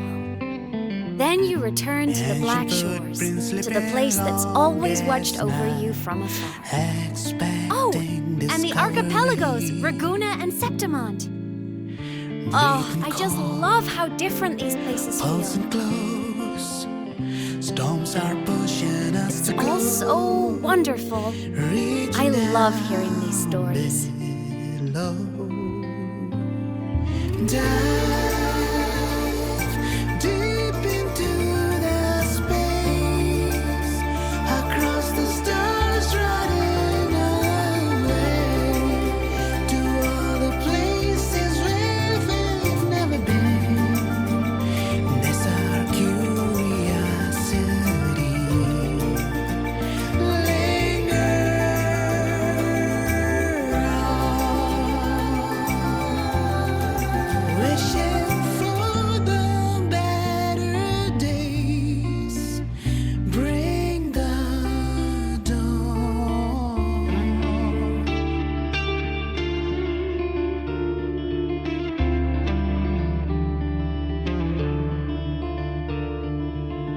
Satellites, quiet core, resonance is hard to find.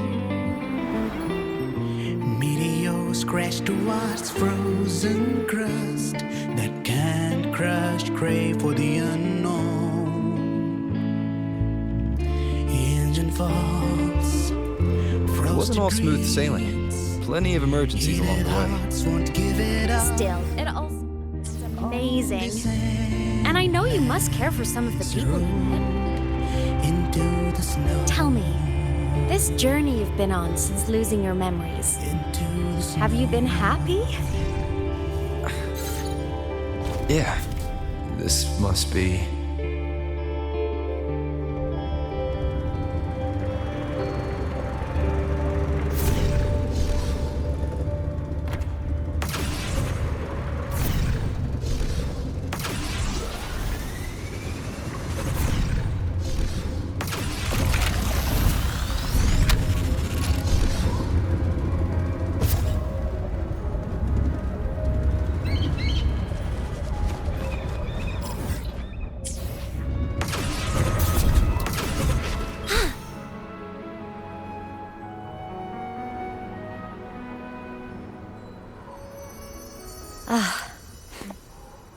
I knew the next stop would be here.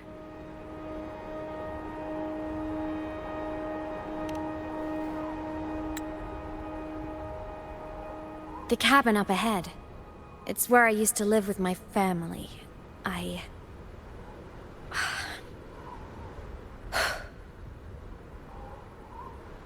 Sorry, I need a minute. I'm not ready yet.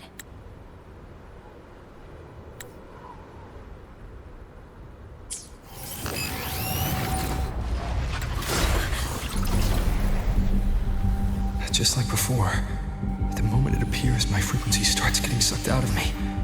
Aemeath said it's a Thenodian derivative, like the Void Worm. They share similar frequencies, but my gut says it's different.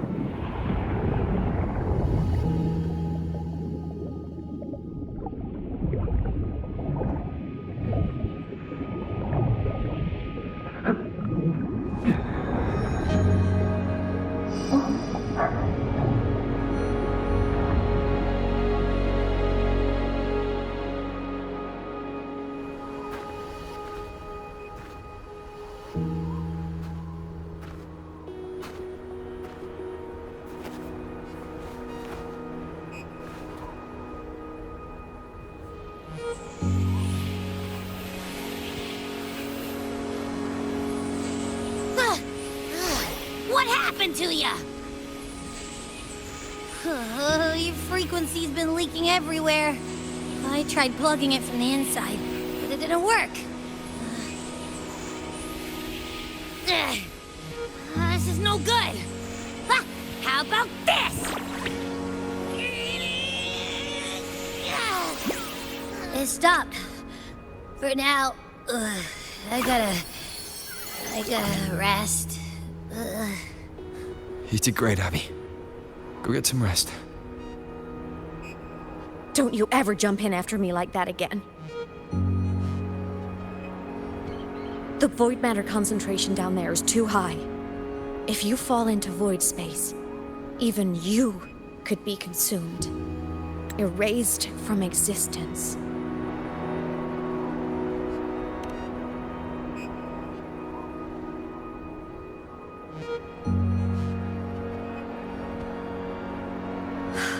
Always making people worry.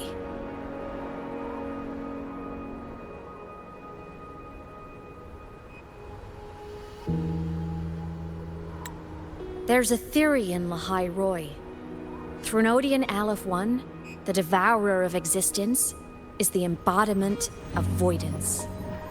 The dissolution of all things. Its true form is like a black hole.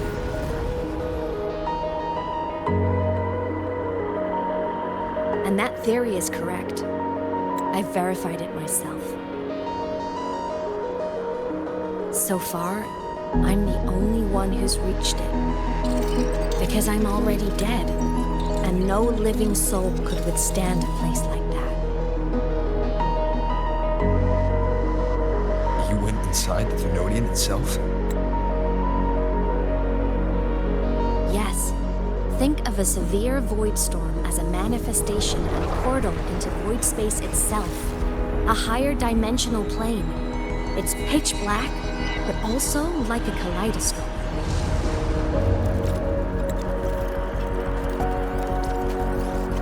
Inside, time and space aren't linear. Everything is warped. Things the Threnodian devoured from different eras can be sitting right next to each other. I know you fought many Threnodians, but Aleph 1 is different.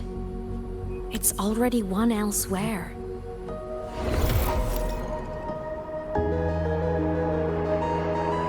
Wandering through the void space, I saw the proof.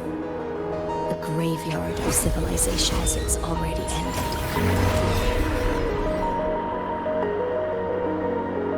The Threnodian's presence in Lahai-Roi is only a sliver of its true self. It's been trying to break through the seal on the Strider Gate to devour Solaris.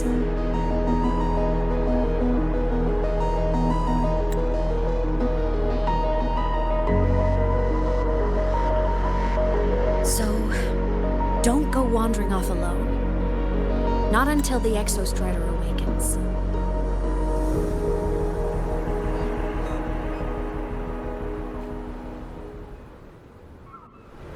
Come, let's rest at the cabin.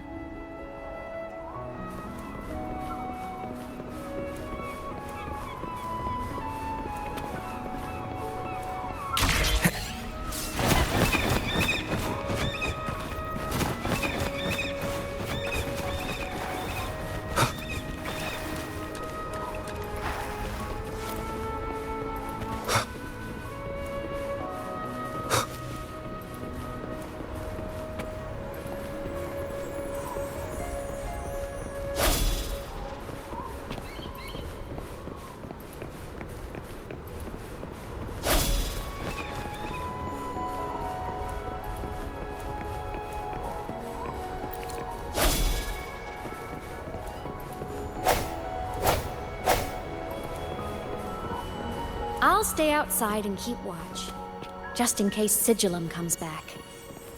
You rest. Don't go anywhere, okay?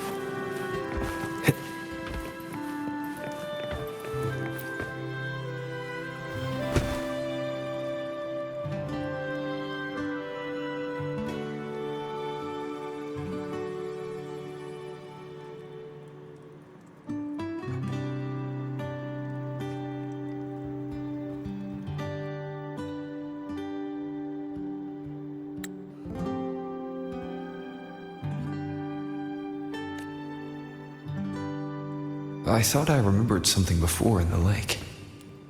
I should look around this cabin while I wait for her to get back.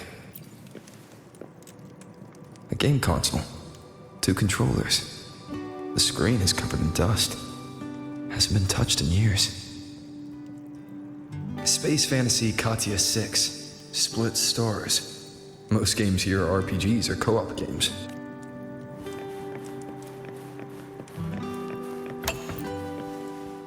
Childhood doodles, all telling stories of heroes saving the day.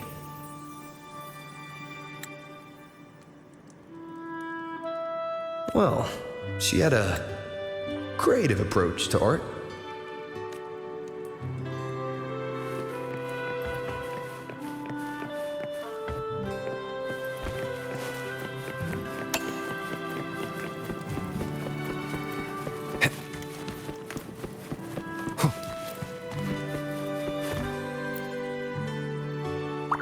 Stuffed toys, a big cat and a small cat.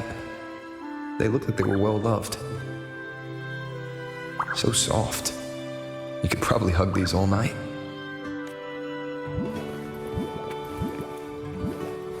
I saw the skin rush toward the couch.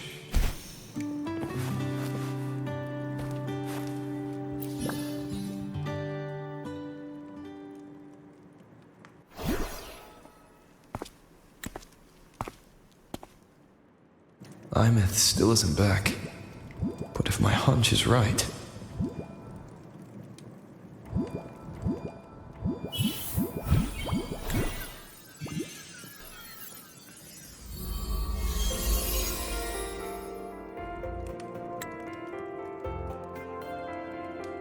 Aemeath, have you been out terrorizing those snowfluff seals again? They scatter the moment they see you.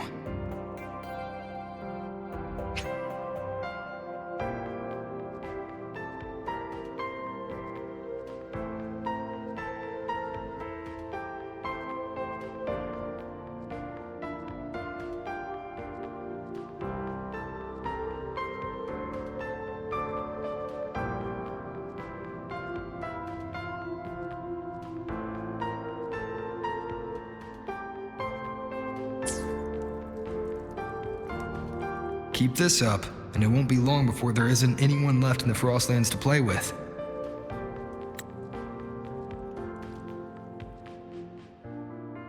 Have you finished your lessons? You start school soon. Maybe spend less time gaming, hmm?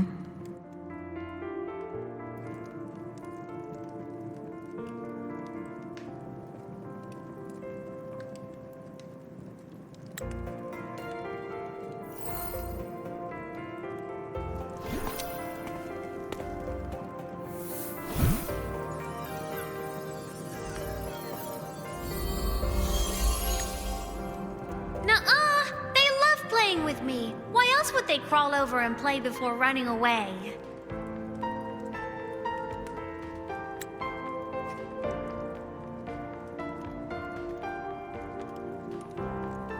And my lessons... You promised me another level of split stars. No takebacks.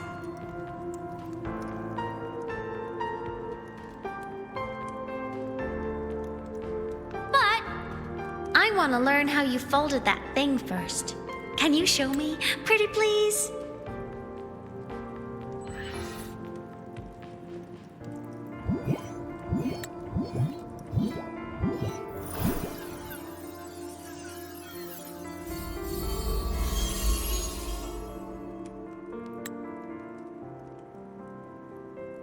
You mean the paper plane?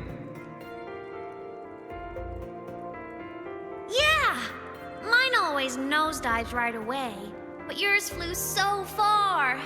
How?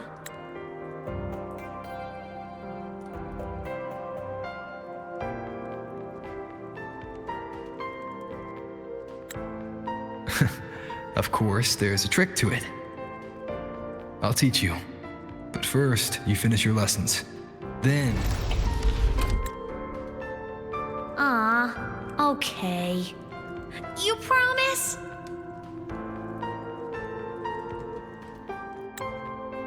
I promise. Cross my heart.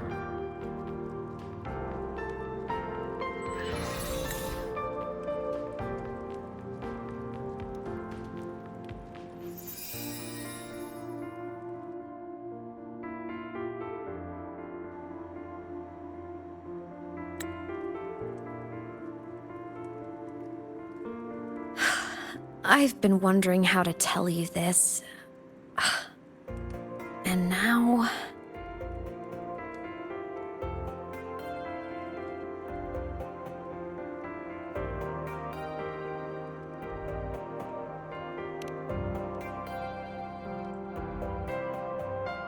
When I was little, I woke up one morning and realized I couldn't remember the sound of my parents' laughter anymore. Their voices, their faces, their warmth. Everything about them dissolved in the void storm. Later, even the memory of forgetting them began to fade from my mind. It terrified me to the bone. I didn't know how to fight it. I felt cold, and I knew I had to do something, anything to make it stop. So I ran away from Bjorder Woods by myself. I hid in the Starwood Riseway and made my way to the Frostlands. My parents, one was a foreign researcher, the other a Roya. They were stationed here during the Void Storm. I wanted to return to where we once lived, but I couldn't remember the way. I stumbled around for so long, until I finally reached this lake.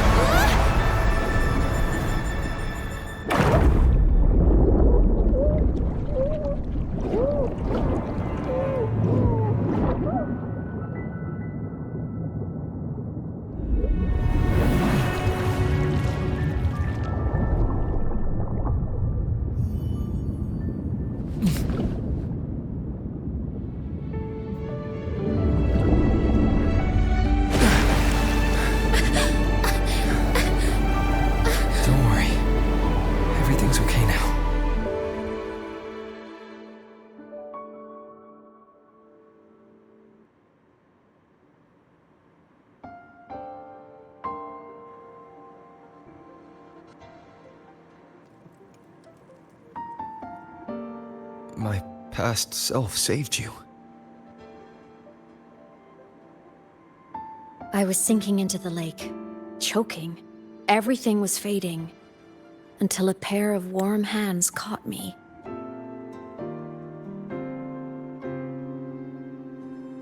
They held on tight and pulled me out. And when I opened my eyes, I saw you.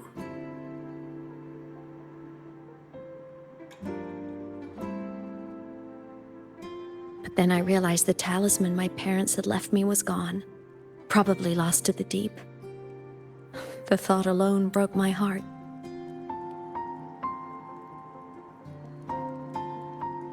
I cried so hard, and you had no choice but to scoop me up, comforting me as best you could. You took me back to your cabin to get warm, and after that,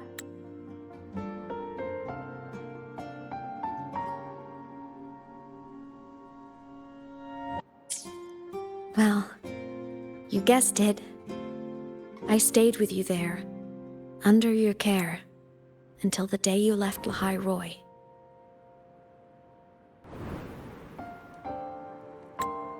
Why did you keep this from me?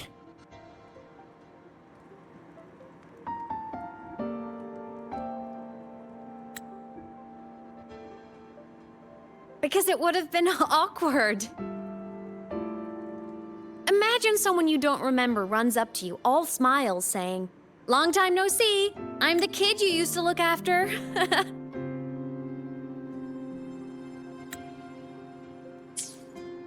And what would I even say next? Want to go visit our old cabin? I listened to you and topped my class? Or, yeah, I accidentally got myself killed. My bad.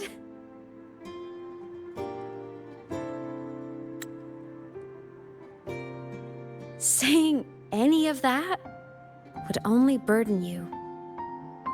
You never asked for any of it.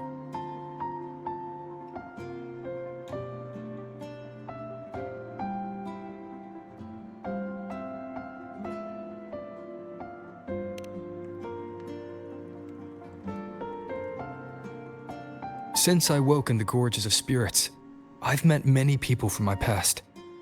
They've helped me recover pieces of myself. It's a good thing.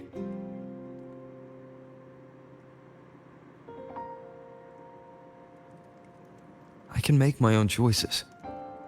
You should have a little more faith in me, Aemeath. I see.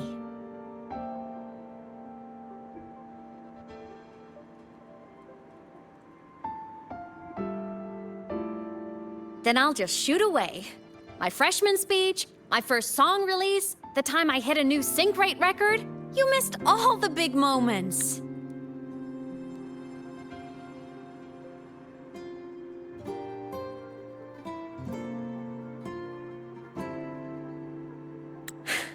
But I couldn't be mad. I knew you were busy. You were always off saving Solaris from the lament. You had to. And I do think that's a good thing. So I thought, why can't I do the same? Look, I kept Lahai-Roi safe while you were away. Sure, there was a cost, but not bad for your unofficial apprentice, right?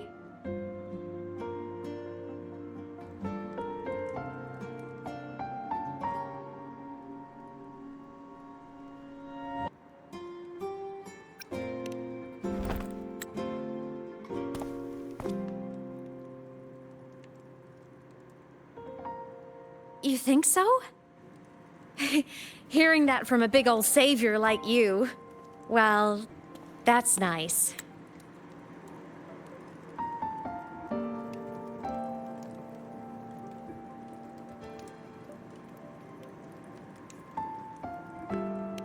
You mean after you left?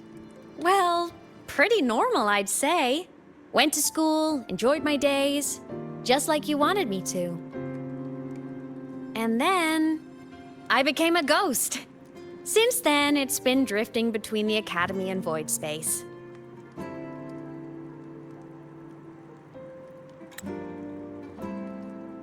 See? There is a bright side.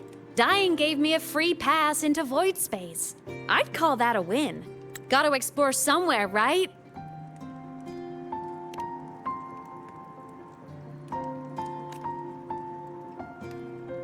Saw you?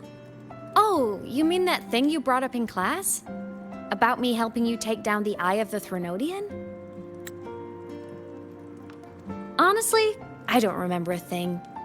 But if the Threnodian was involved, it must have been in void space.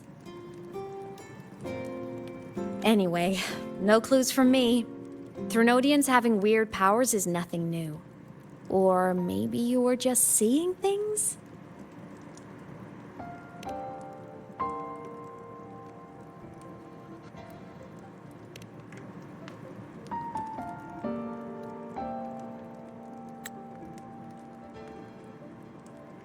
Hey, easy now. Just rest here tonight. We'll handle everything tomorrow when you're stronger. Project Rebuilding Myself is going great. Once we reach the Exostrider and recharge with the reactor, we can make for Sigillum and finish it for good. I will take care of the problem for you.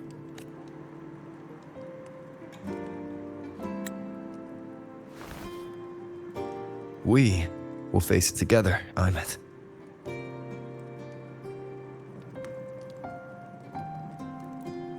Of course. But for now, bedtime. You take your old room. I'll be in mine.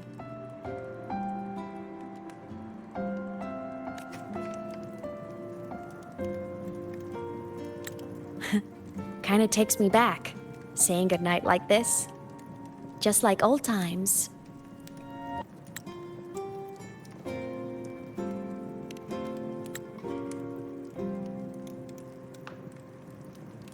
Good night.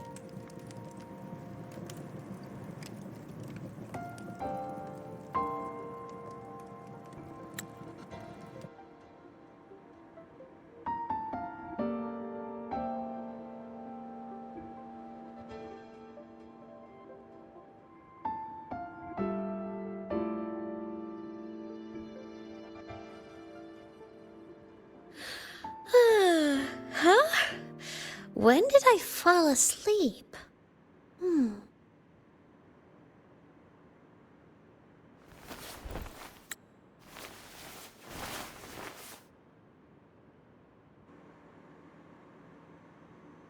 My paper plane. I have to show it to him.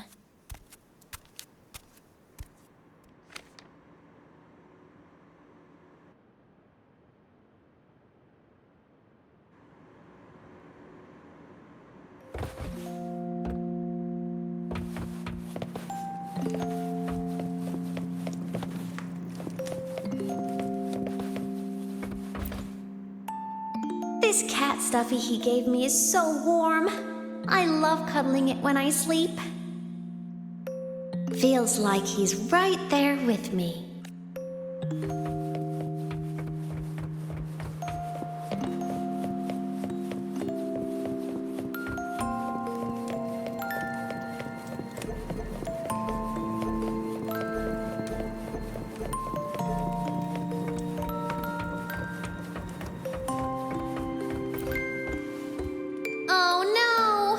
I forgot to save my game. That was my best score ever. Next time, I'll definitely beat his record. I'll show him.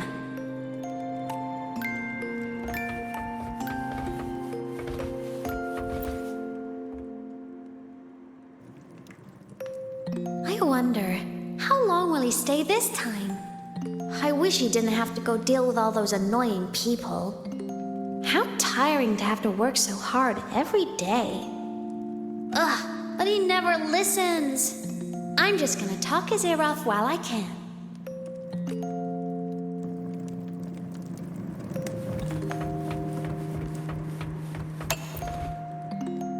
I drew my favorite story. The challenger fighting the dragon, and the lone hero battling the evil galactic empire.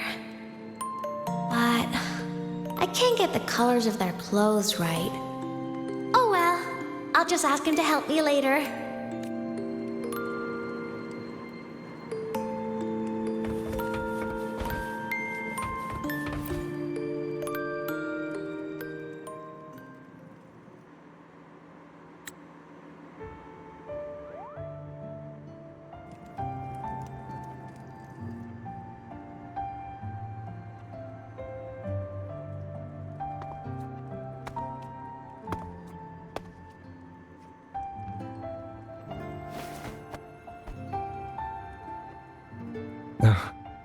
Aemeath, what's wrong? Can't sleep?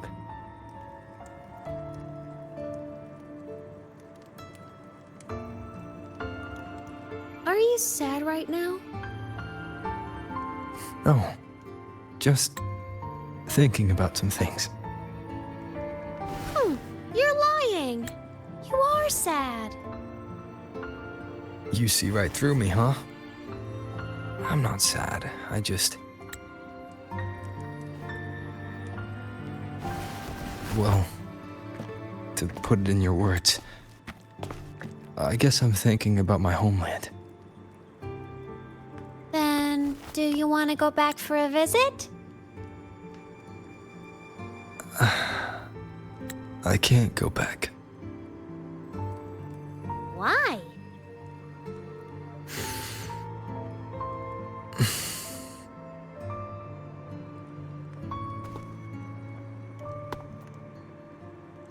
Can I tell you a secret? After Mom and Dad went away, my chest always felt all tight and heavy. When people in the tribe talked to me, their voices always sounded really far away. But that day at the lake, after I cried in front of you, the feeling got a little smaller. I didn't feel so bad. I know you can't say this stuff to other people, 'cause they all think you're super strong. But I'm just a kid, and I don't think you're that strong. So, if you need to cry, you can cry with me. I'm really good at keeping secrets. So, you don't have to be sad by yourself. Okay?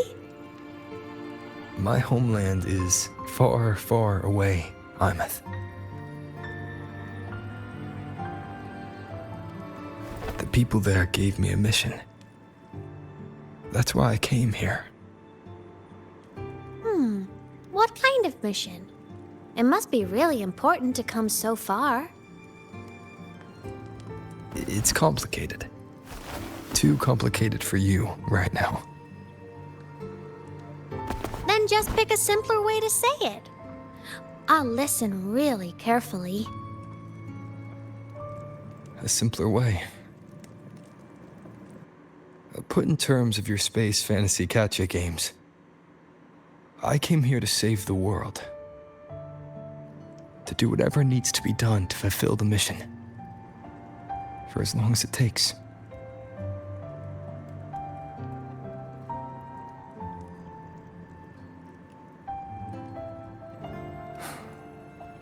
But was it the right thing for me? Because one day, I realized I would never return home. I couldn't stop thinking about that faraway place. More than I ever had before. In what you'd call dreams, I'd go back, stand there, just stare at what I once called my homeland. Even if staring didn't change a thing. Even if it was pointless. Oh, I see. You miss home. Maybe. But talking with you makes it not so bad.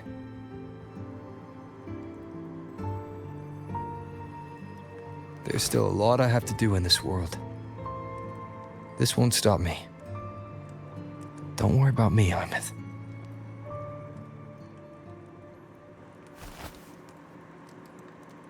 Yeah? I'm your family too. Until you find your real family and can go back to your homeland, I'll be right here with you. Sounds good. Thank you, Aemeath.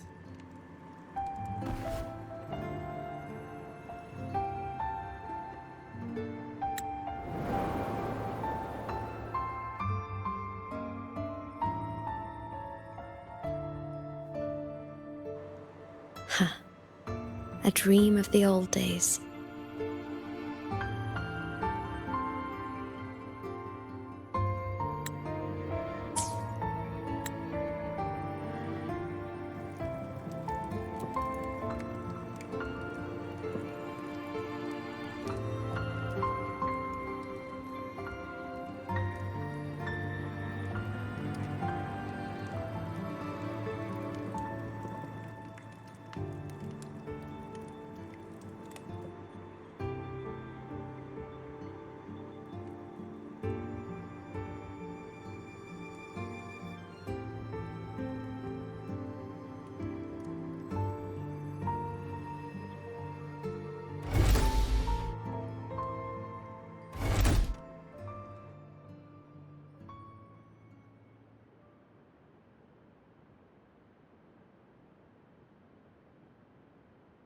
Homeland.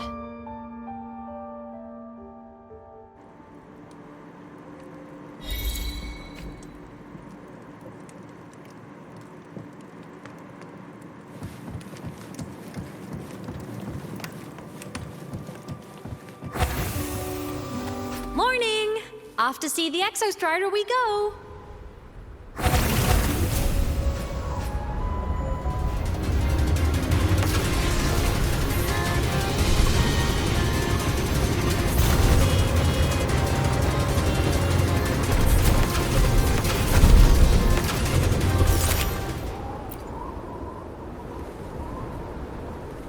Right on target!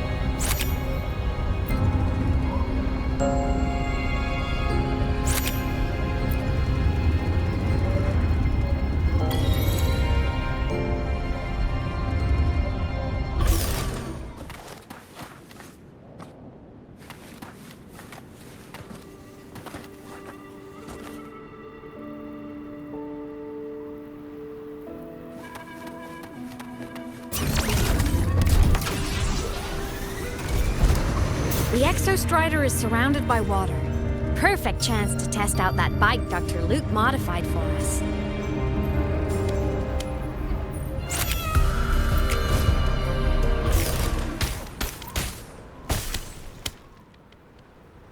Are you ready for the end?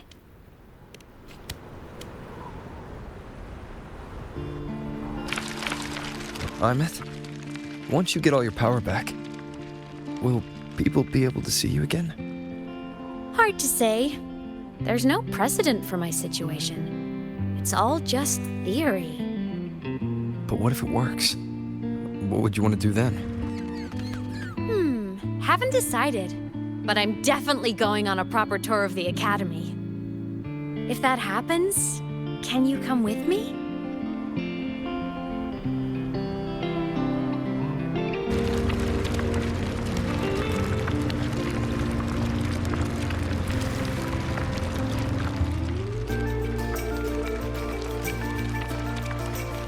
Look, it's sleeping.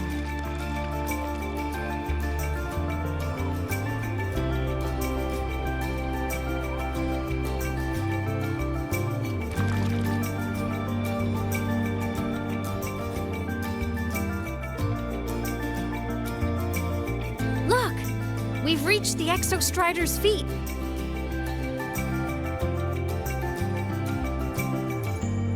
Once I find more pieces of my existence here, I'll be strong enough to face Sigillum. We take that thing down, and this is all over.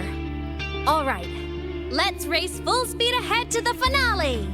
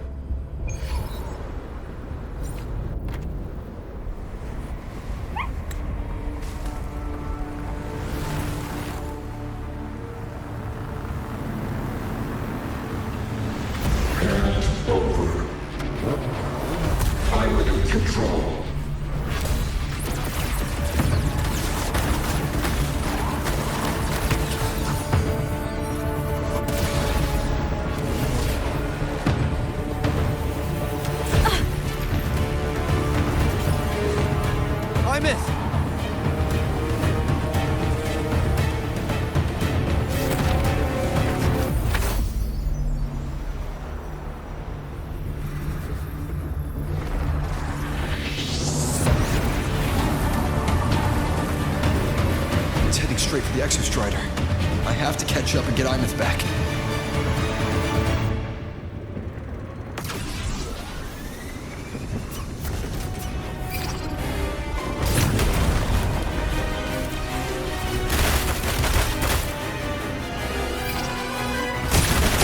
Complete.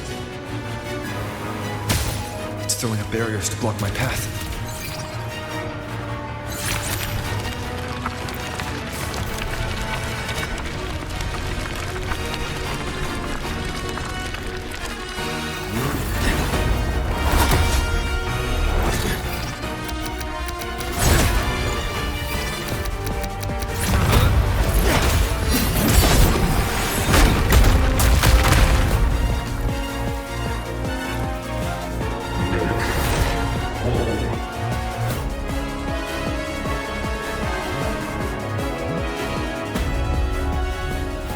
Find a way out of here first. Sigillum isn't just after the reactor core. It's targeting my frequency and Aemeath's piloted control of the Exostrider as well. What exactly is it planning? I will be there forever.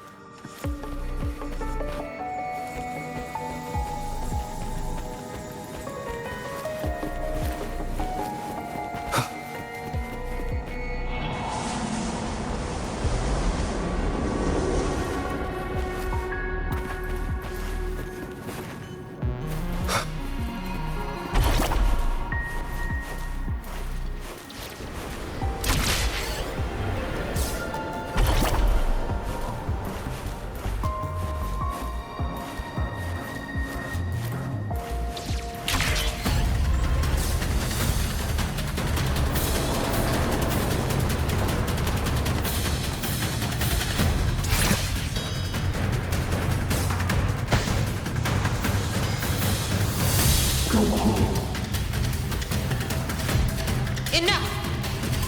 No more of this stupid idea, Sigilum.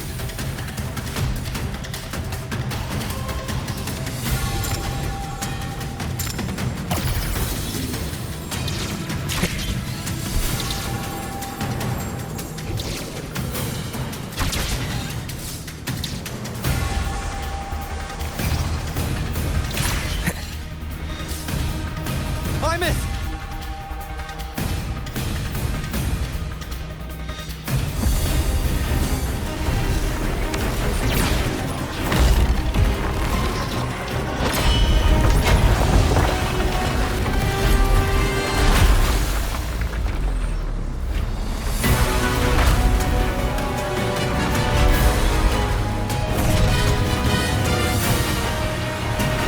If destroying you is the only way to protect him, then so be it. Damn it! Can't force reboot. Open Strider Gate. Not while I'm here. Don't even think about it. Aemeath can't fully control the Exostrider. She needs my help.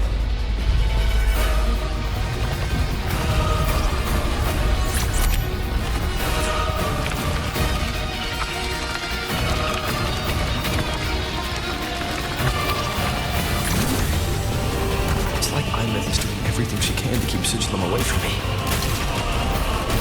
And then there's the Strider Gate. There must be a connection.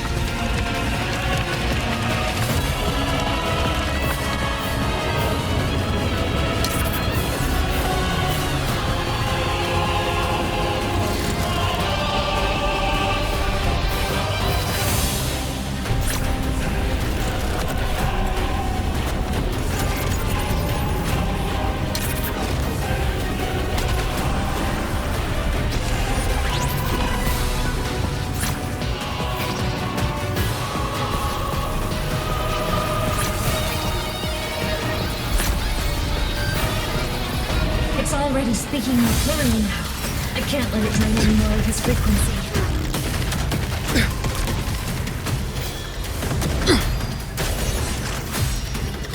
Gotta pull it inside. Gotta end this for good.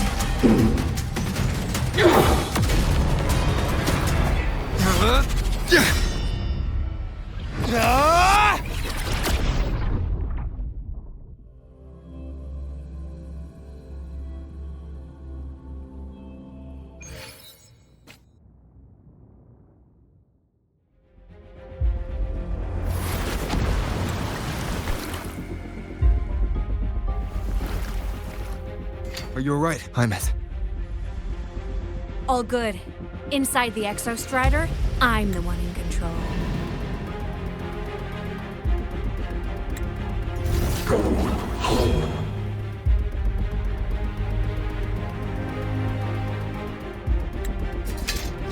I'll destroy Sigilum.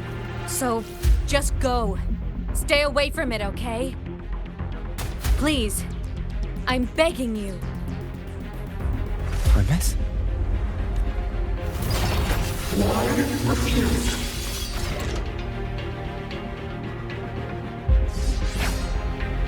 So lovely.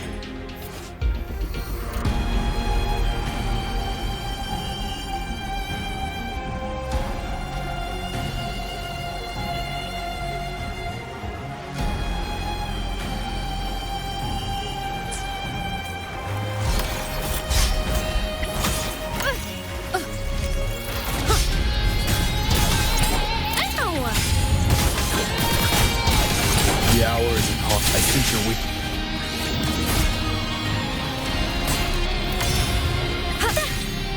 A minor hiccup. Feather drones assemble.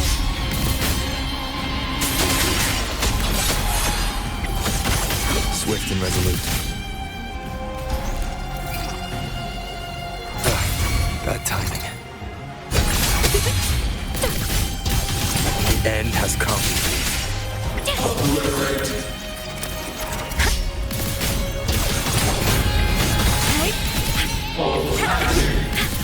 From the sky.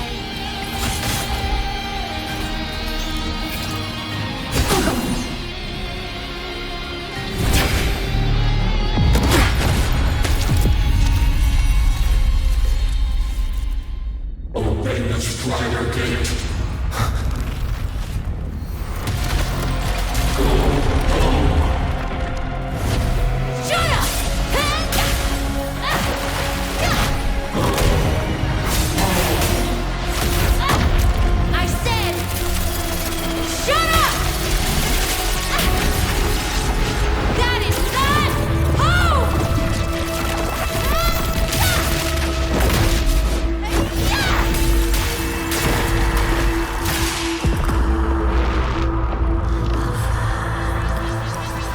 I won't allow anyone.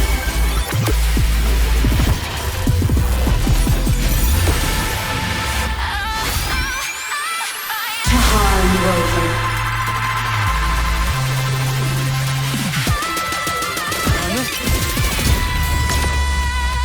Don't worry. It will end soon.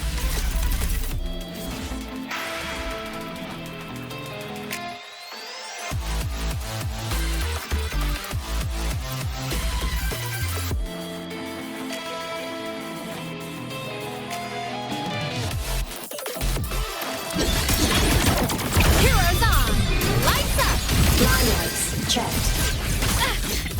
Aemeath! Transport! Soul sing in harmony? To the Savior's victory! Enter the ghost! Life mode off. Come on!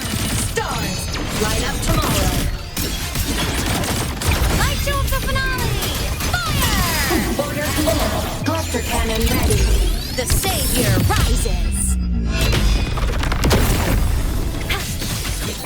Swift and resolute. You will obey! One with the sounds. The form of mastery.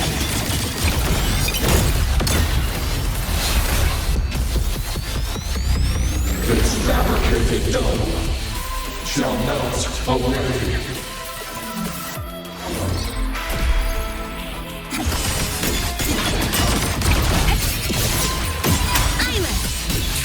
Solar flare! Break apart! The world is mine to guard! Objective logged. A minor hiccup. From the sky, fly high! Truth, reach the cosmos. System into the starlight over the seas. Scorch through the void! Projection. Swift and resolute. Eliminate interference. One with the sounds. Duty call.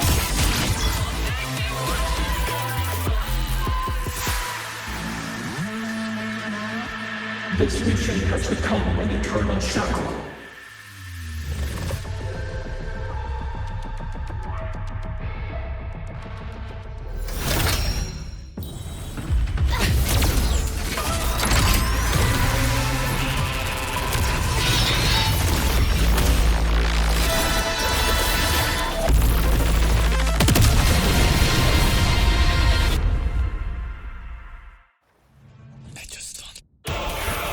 What exactly are you hiding from me?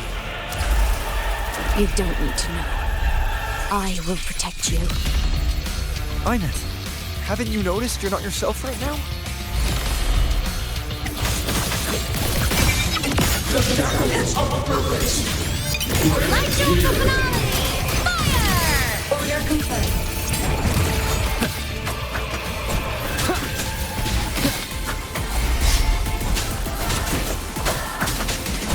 One with the sounds.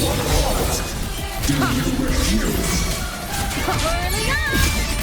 Ready to launch. System into blade cleaves the night. Herald, first in light. Starfall. Break apart. Cluster cannon ready. The Savior rises.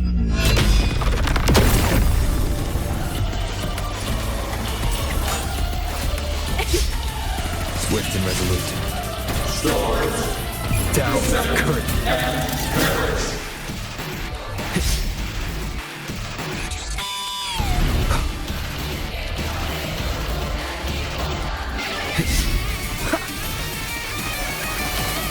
One more time.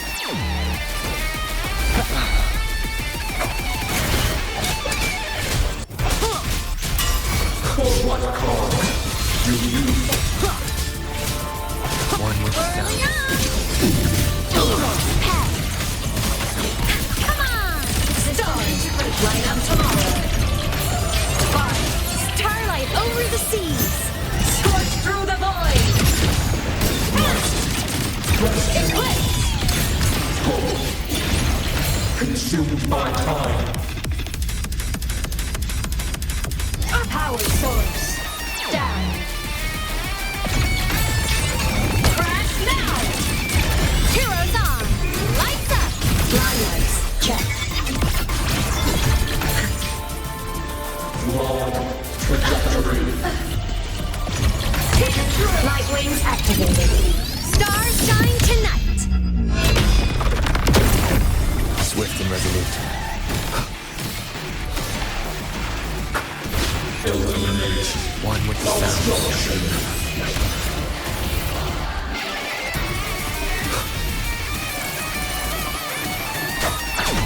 For what cause do you will obey?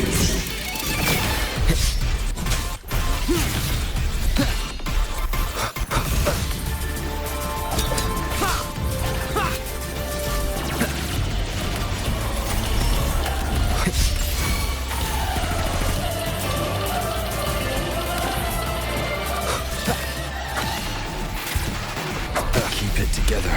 Early on! Blade cleaves the night. Peril, purged in light.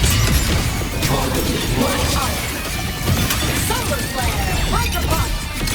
The world is mine to guard. Objective logged.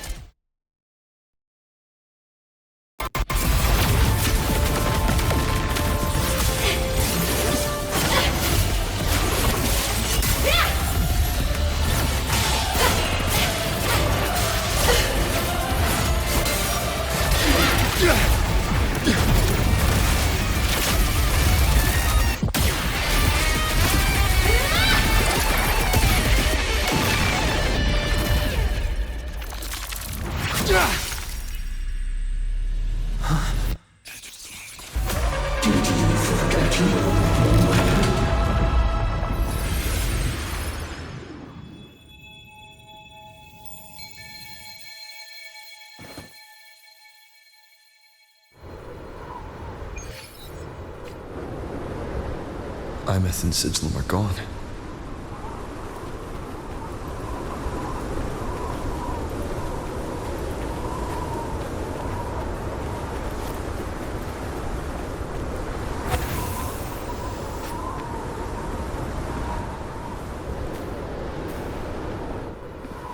Is this Aemeath's old door? Since she can resonate with the Exostrider, even after her body was destroyed, her frequency must have merged with it.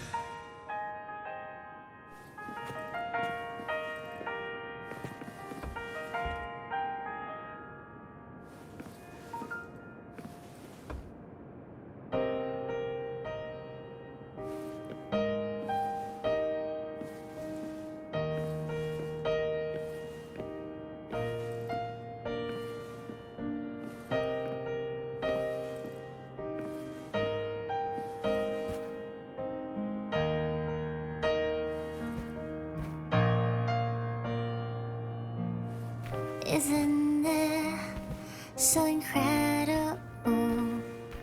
We're here sharing the same time and space. In your eyes, the sparks let play. Thousands of bright stars I've gazed at for thousands of times.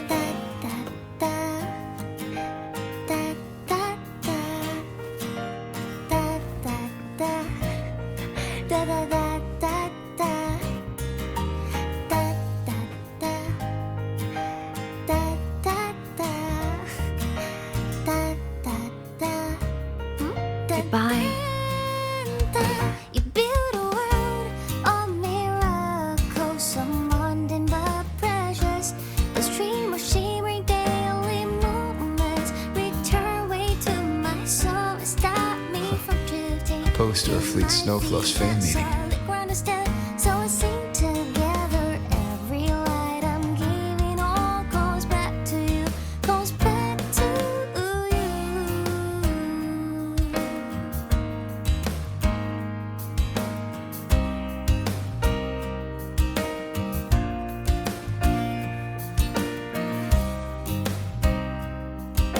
A photo album.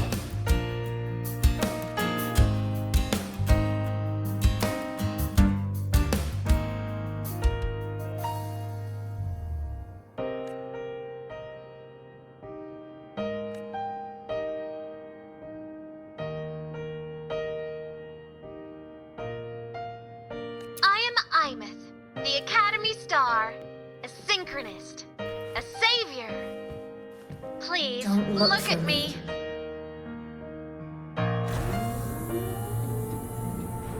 Isn't it so incredible? We're here sharing the same time.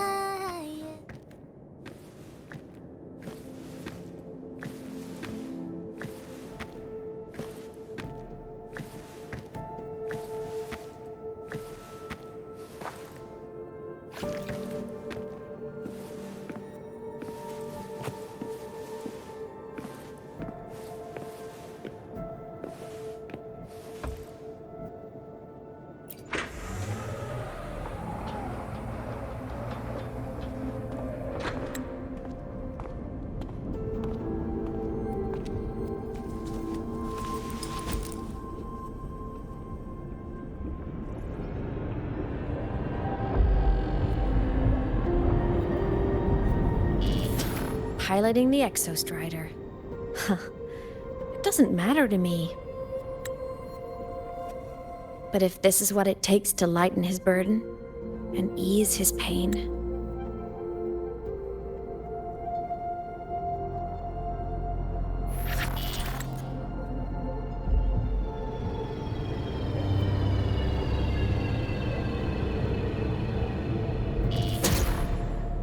saving the world. Huh. Nothing but a pair of shackles. Heavy, eternal shackles.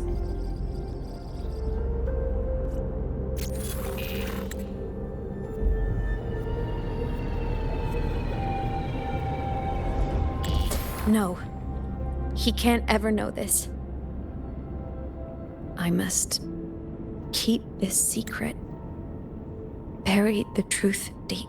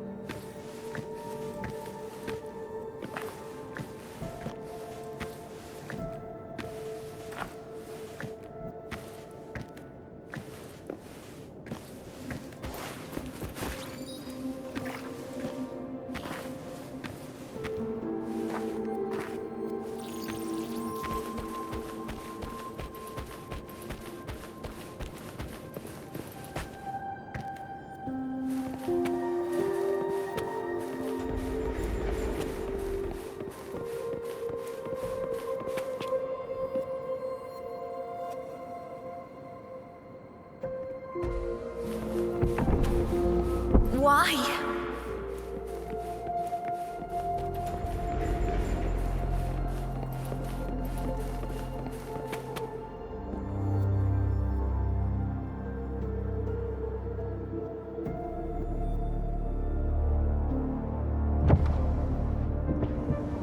It hurts.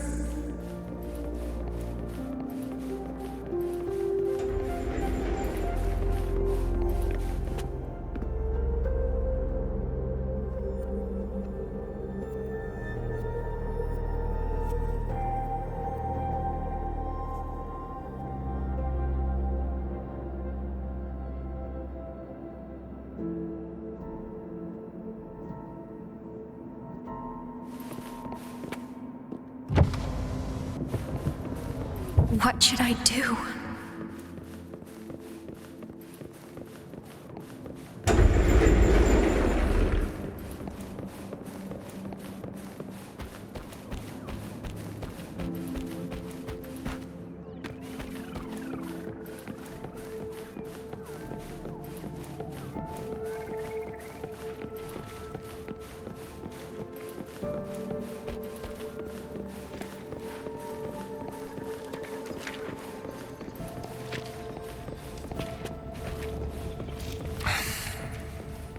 I can't go back.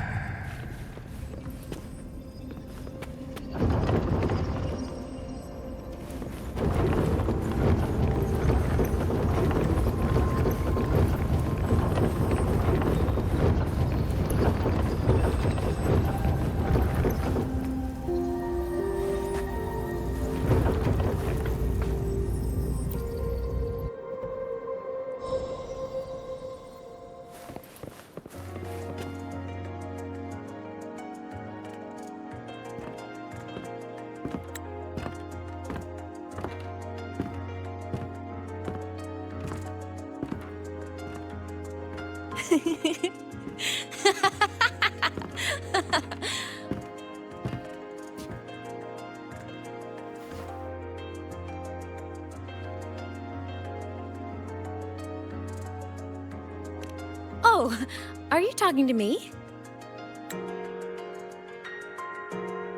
I just heard the most hilarious story. Couldn't help myself.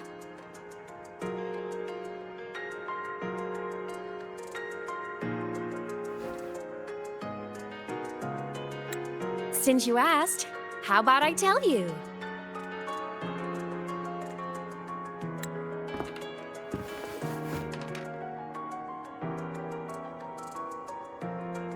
Once upon a time, there was a black cat who set out to save the world.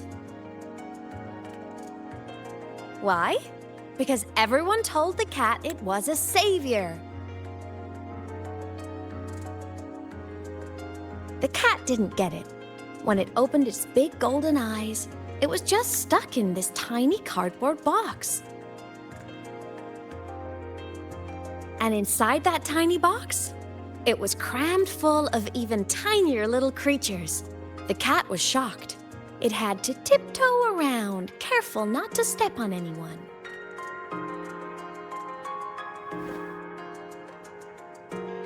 These tiny creatures, even living in their tiny box, had so much misery, so many disasters, constantly just waiting for the other shoe to drop.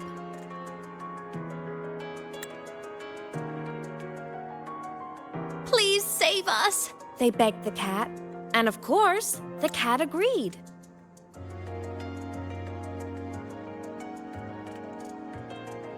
Even if they hadn't asked, the cat would have helped anyway, because that's who the cat believed it was, a savior.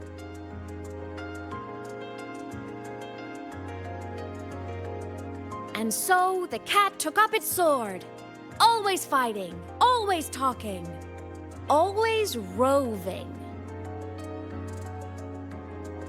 Saving the world over and over.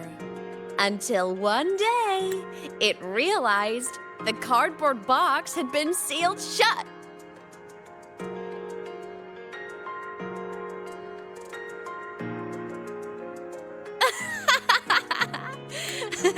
Isn't that kind of laughable?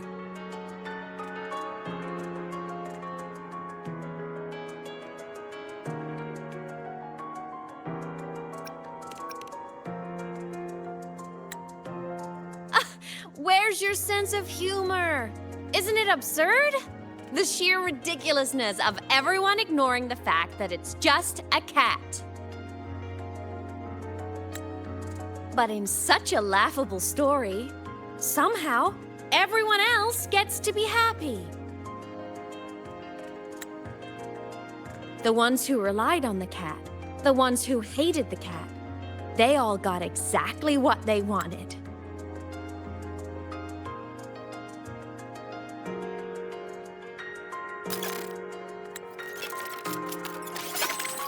But what about the cat?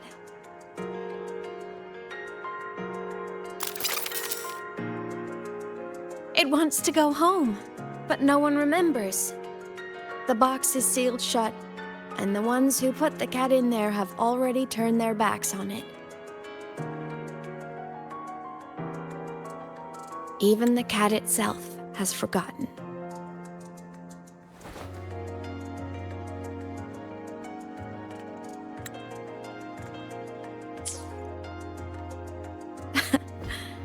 Isn't that so absurdly laughable?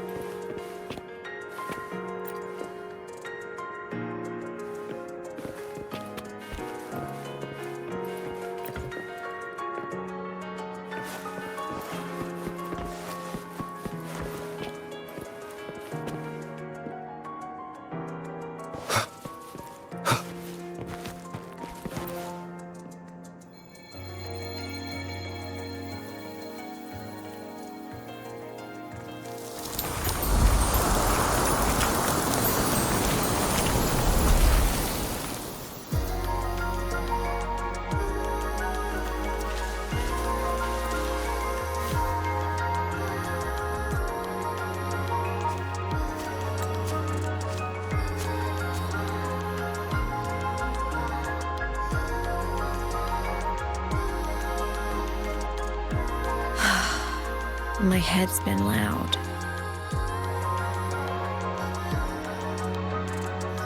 There's this question that just spins and spins up. I still don't have the answer.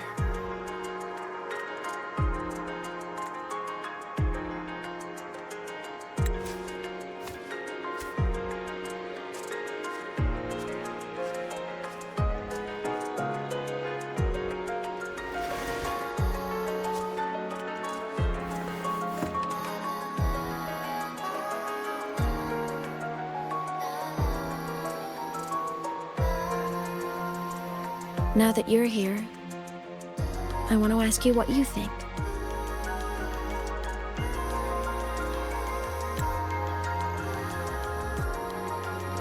That person is my family. Family is supposed to look out for each other, protect each other. So I want to do something for him. He doesn't say it, but I can see it. All the stuff piled up inside him. The more you hide, the less you share.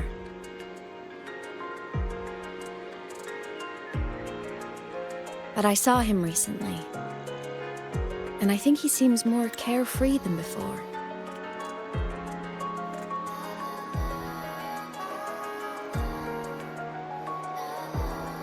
The sunlight in Jinjo, the flowers in the Black Shores, the winds of Renacida. He told me all about this new journey.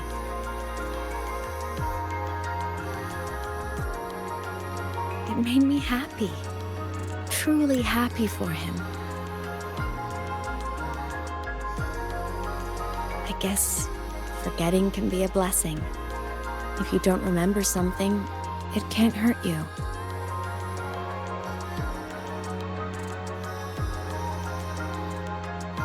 So I started thinking, maybe I shouldn't tell him what I saw in void space.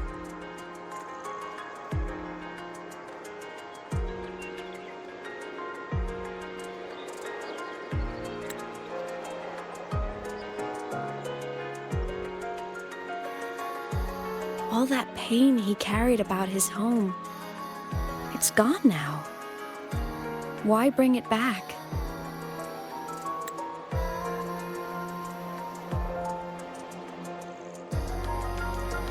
If not knowing is happier, why ruin it?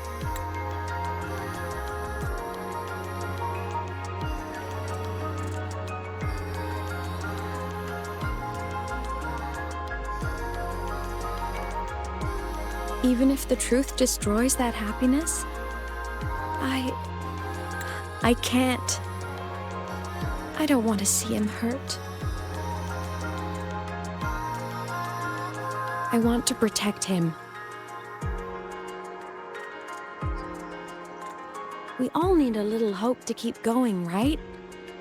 I want him to hold on to that hope.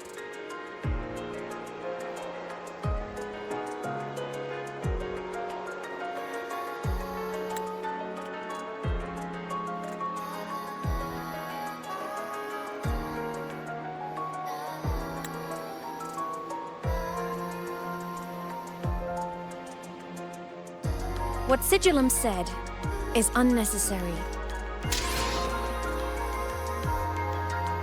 It's been feeding on his frequency, trying to complete itself, spouting things that should have stayed unsaid, things that would ruin his peace.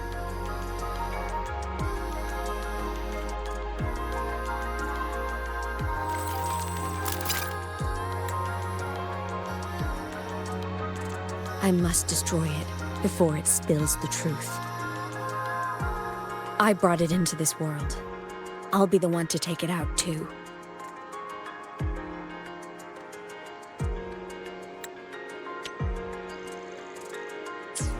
Nothing truly matters.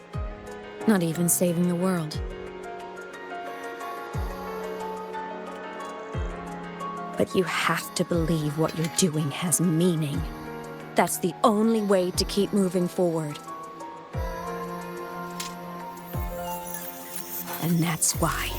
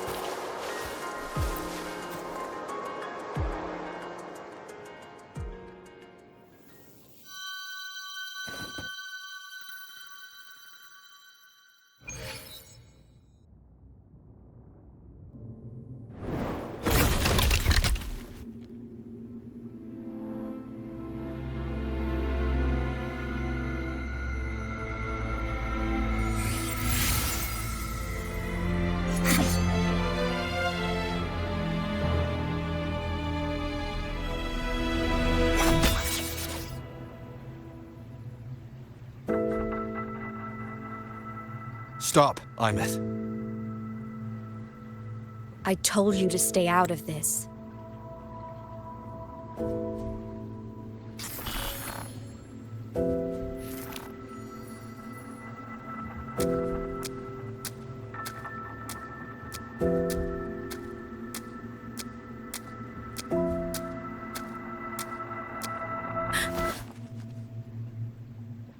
I know you did this for me. Protect my happiness. And I'm grateful. But it's over now.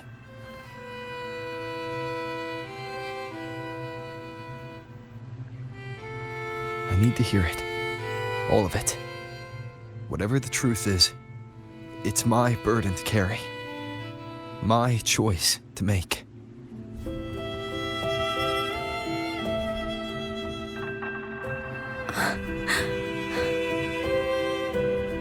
Carrying this on your own hasn't been easy, has it?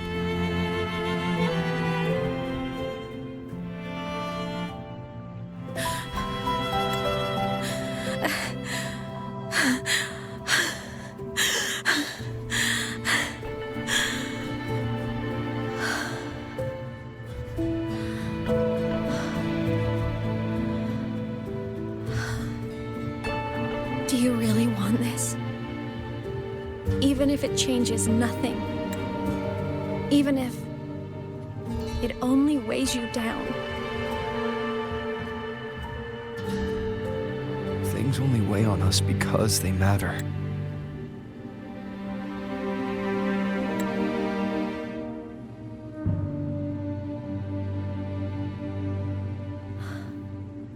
All right then.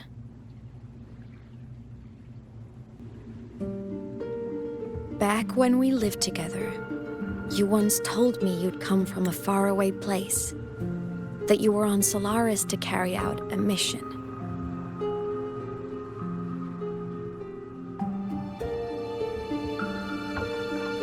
Current research suggests the Exostriders and Sentinels were made with technology from the same civilization. I think that civilization is the faraway homeland you spoke of.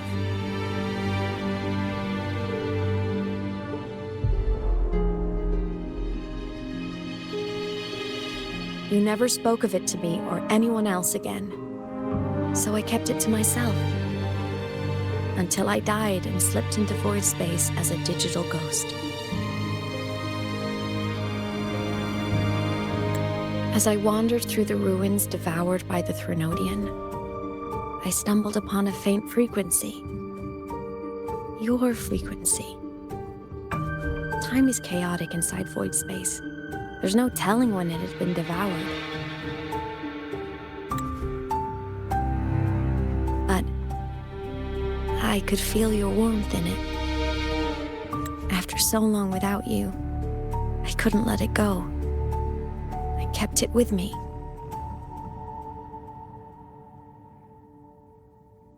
Guided by its strange connection to other frequencies, I traced my way through countless overlapping spaces until I found the remains of an Exostrider. That was when I realized that Exostriders were built to transport Sentinels. They trekked through stars to deliver Sentinels to Solaris, until, during one jump, the Threnodian Aleph 1 must have noticed them.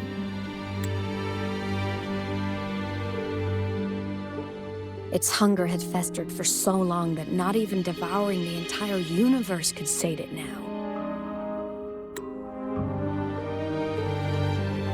That frequency then led me to another relic consumed by the Threnodian, a creation built by the same makers of the Exostriders.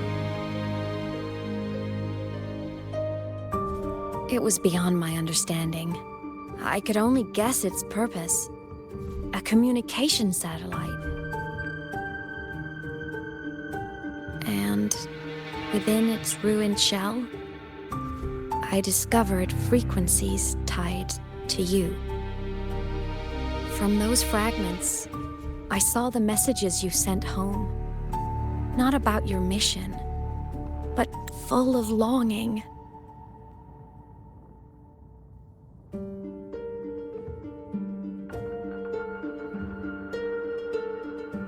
You said you wanted to go home, even if just to lay eyes on it one more time.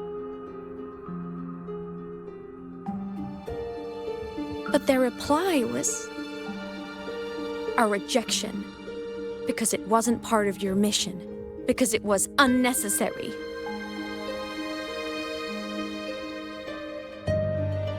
They were the ones who cut communications. They ignored every wish you had outside your mission. They forced you into this life of roving.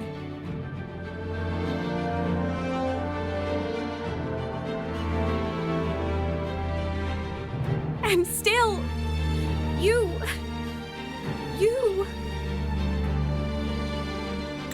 crossed the stars to fulfill their wish. How could they? How dare they treat you like that?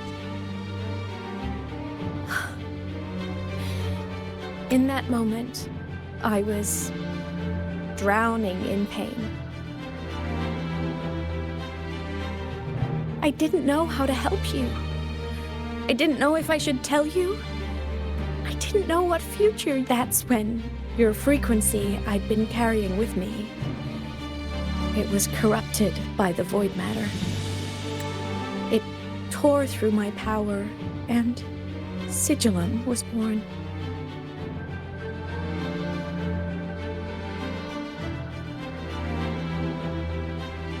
It was born from my mind, from all my worries, my fears, everything I imagined you'd suffered. At first, It acted on nothing but the instinct to go home. It craved your frequency, trying to make itself whole, trying to seize access to my piloting control.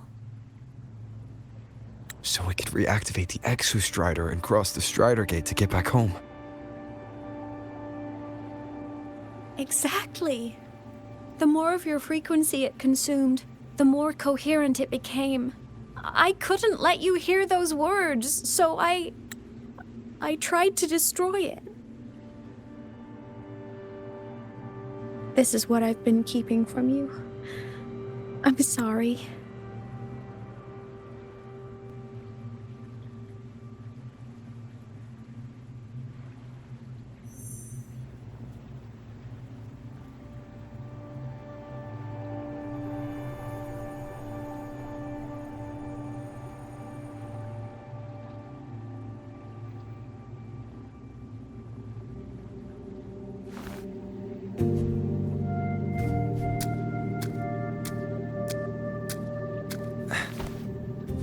I'm glad you chose to tell me this, Aemeath.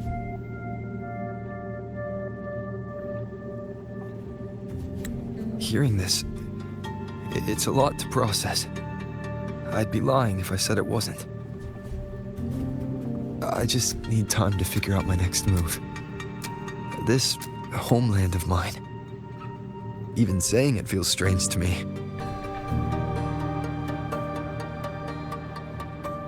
But don't worry. The journey I've had since losing my memories, the hope I found, that's mine to keep. No one can take that. Saving the world? I never saw it that way. The people and civilizations I met, they saved themselves. I was just there to help. Jinjo's soldiers fought through retroact rain till dawn. The Black Shore's bloom bearers ran themselves ragged across distant lands. Rinasita's factions all dared to defy the dark tide. Lahai-Roi's people never stopped reaching for the stars. I'm no savior who fell from the sky, and no one ever saved themselves by waiting for one. There's been plenty I couldn't do. Losses I couldn't prevent. Sacrifices I had to accept. But I'd do it all again. Every bit of it. If this was a mission from my past, I'd be lying if I said I didn't care what they thought of me now. But that's a question for later. Right now, we have more important threats to face. The fact that I choose this path even without my memories, that tells me this is who I am. I can't stand by while the lament brings suffering. I care about this world too much. But I'm afraid you'll feel alone.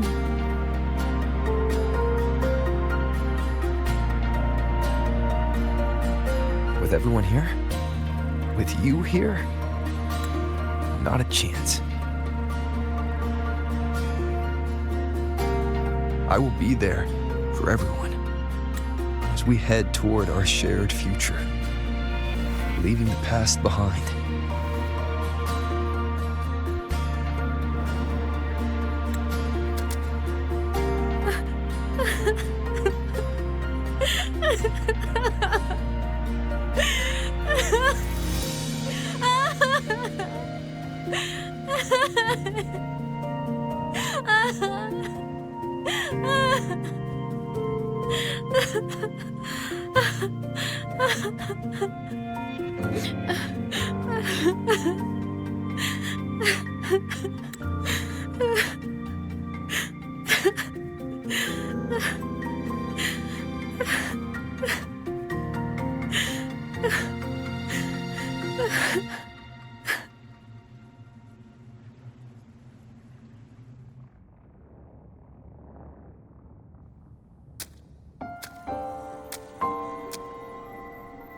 So, This is your choice. Is it worth it?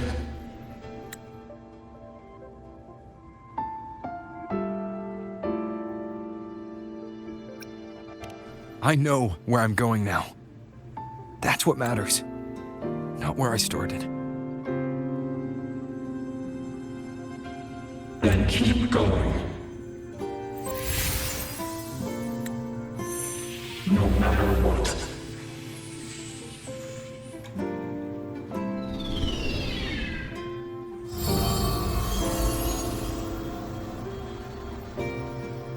The core.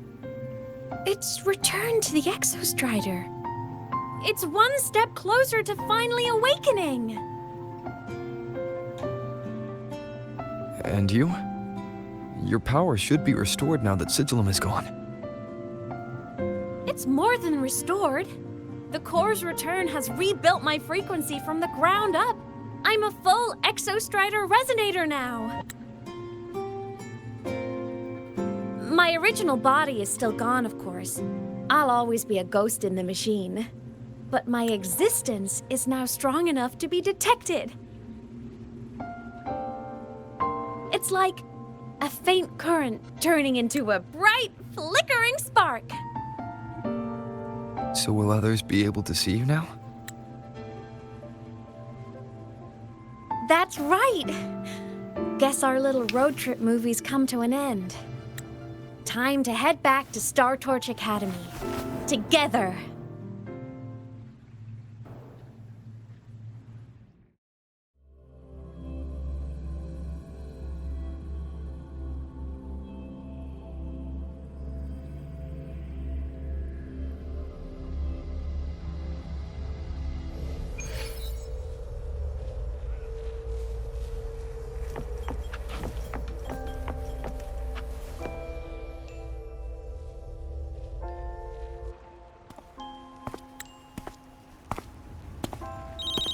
All good on your end, Golden Boy? Lucilla mentioned the Exostrider in the Frostlands just moved. Please tell me that was you. That was Aemeath. Given how well you know me, I assume you know her too. You found her? I brought her back to the academy. It's a long story. I'll fill you in when there's time. Understood. But I do have to ask, on Lucilla's behalf, what's the status of the core? It was returned to the Exostrider. That explains it. The Research Institute is reporting a spike in void matter concentrations over Lahai-Roi. Voidstorm activity is kicking up again. Back when the reactor drive was in the sky, its annual self-diagnostics caused the Exostrider's greatsword pointed at the Threnodian to weaken. The Exostrider is probably running the same procedure now to integrate what you returned. Best for you both to stay within the Academy until peak season passes. All right. I'll be careful. Next time you're in the infirmary, we should revisit your old plan. The one tied to the Exostrider, the Strider Gate, and the Threnodian. For now, just be with Aemeath. It must be a great relief to have her back. I'm happy for you. You've earned a break. Get some rest. Looks like Aemeath is at the auditorium. What's she doing there?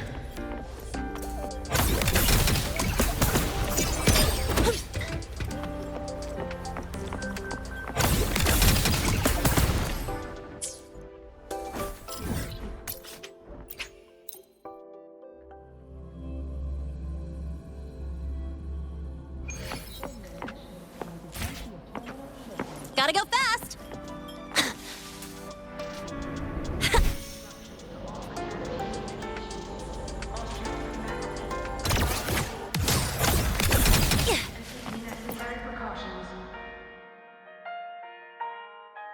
You know what?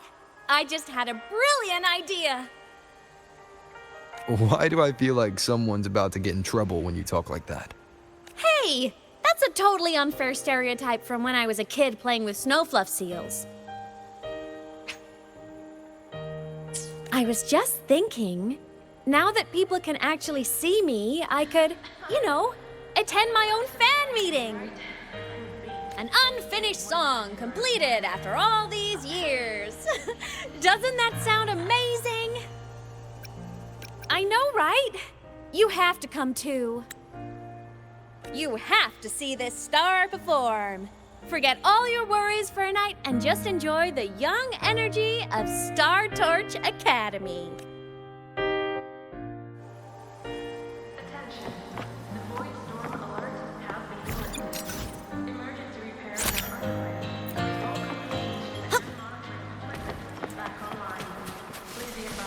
Entries open, everyone!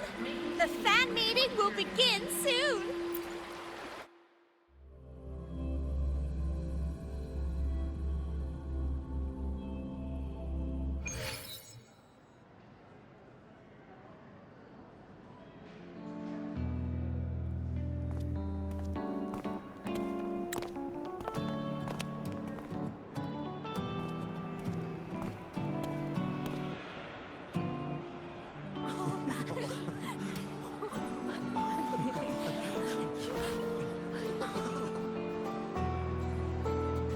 For years, the little website I threw together to post songs kept getting comments.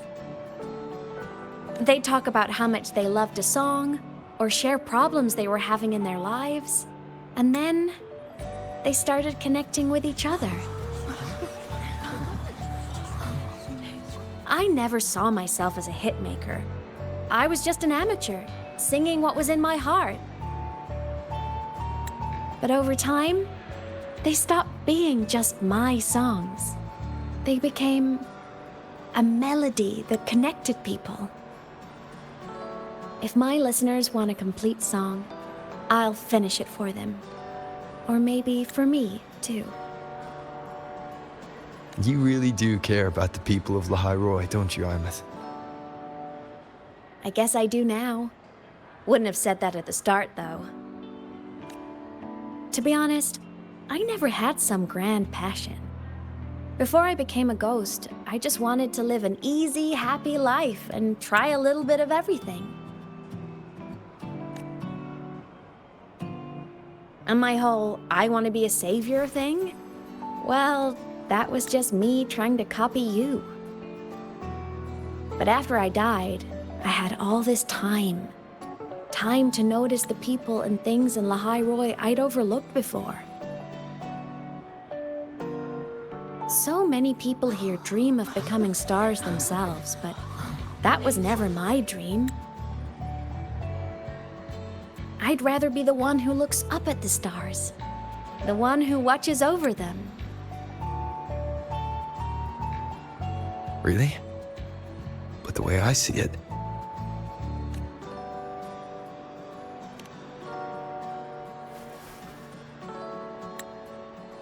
Go on then, Aemeath. I want to hear you sing. You'd better, because you're my most important audience today. But first, you need a better look for the show.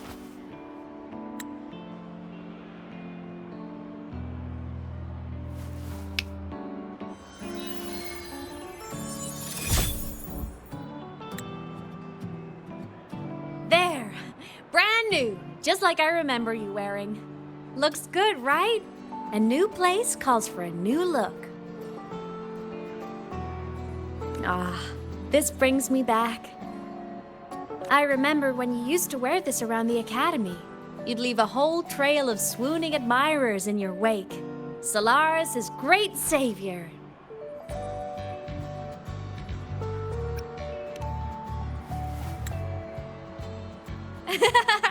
What? Are you blushing? Since when is having charm a bad thing? Now, go grab that seat over there.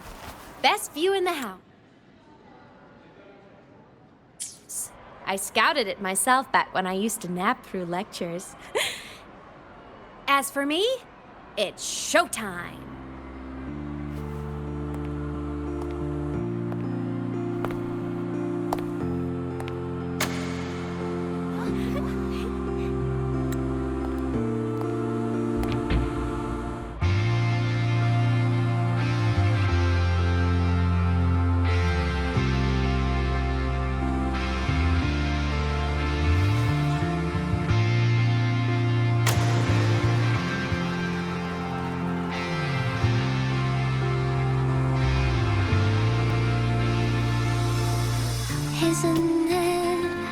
so incredible. We're here sharing the same time and space. In your eyes, the sparks look like thousands of bright stars. I have gazed at for thousands of time. May all speeches take flight with the truth to be your guiding light. Let your curiosity set your spirit free and well like fire. If a lonely night surprised to see our dreams glowing brightly, every second is worth it. If you love all miracles, someone can love treasures. The stream of shimmering daily moments return way to my soul and stop me from choosing. It might be the solid ground instead, so let's sing together. Every line I'm giving all goes back to you, goes back to you.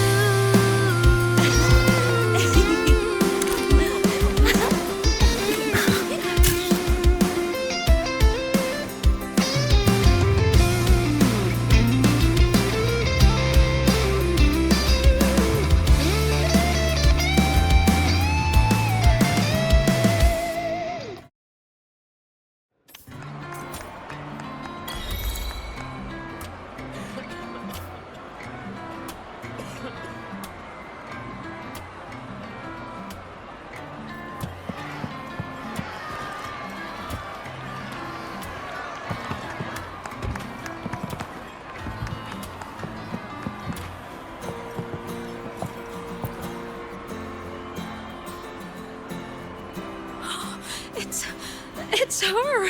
Fleet Snowfluff! That's definitely her voice. Oh, I can't believe she's actually here. See? Skipping class was totally worth it.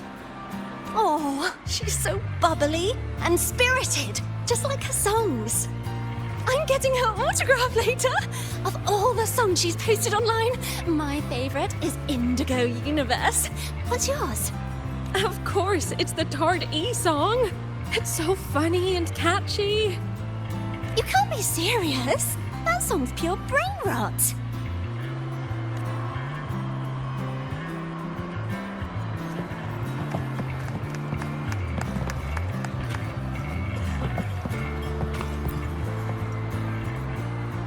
Aemeath.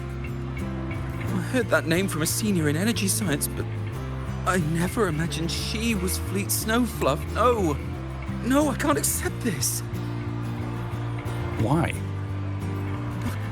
Because she was the social butterfly of the academy, the professor's headache and their golden student all in one. I still don't see why that's upsetting. It all sounds great to me. Her song, Fallen Petals. After hearing it, I always pictured Fleet Snowfluff as a tender, gentle soul. But now... I mean, she never really seemed that way from her online replies. Maybe your impression of her was a little too personal.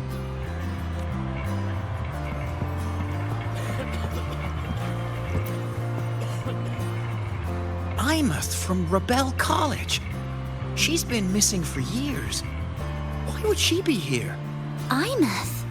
But the same one Professor Sakya always talked about? Yeah. She always wanted her as a mentee. She still brings her up to us. I thought the biggest problem would be that little rascal refusing to finish her studies, or me finally losing my mind from her antics. I never thought she'd just vanish. Professor Sakya is going to be over the moon to see her.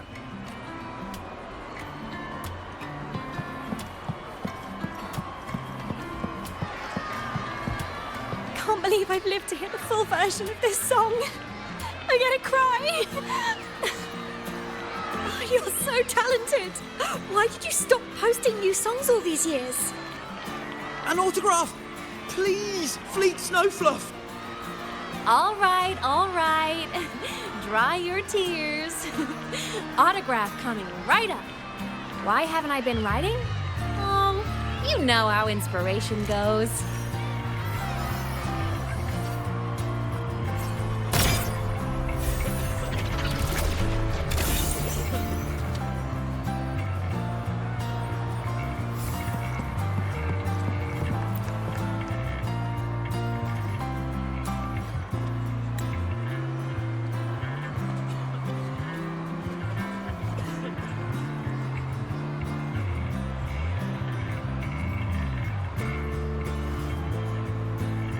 homeland, the Sentinels, and the Exostriders.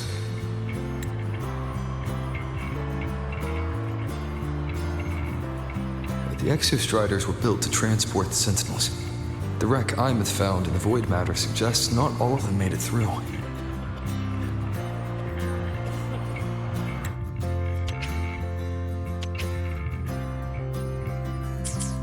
The wreck's design matches the Exostrider here in Lahai-Roi, the one forced to go offline to stop the Thenodian. Their power should be comparable.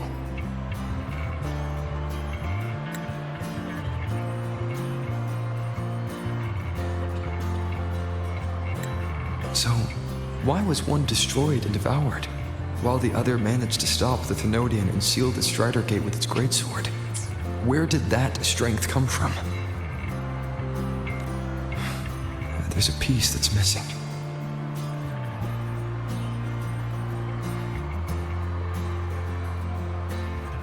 All done. Let's go.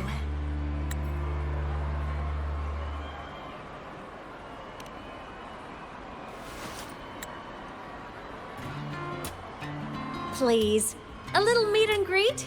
I used to host huge parties at the Academy. So, where to next? A wander about the Academy, just like we planned. No rush, just a quiet stroll.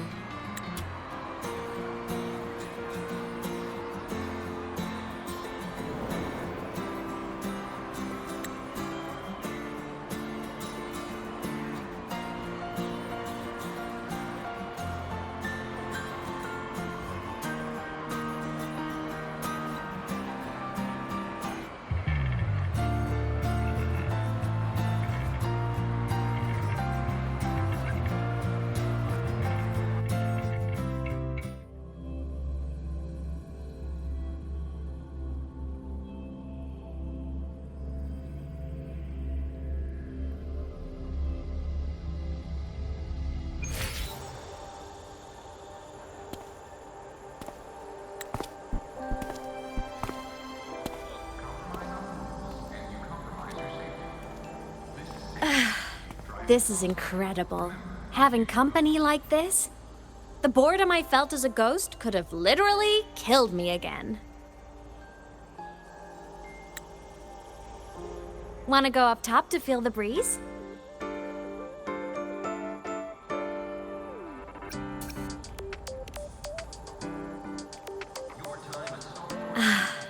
I'm so happy right now. Really. Even a fake sky can hold such beauty.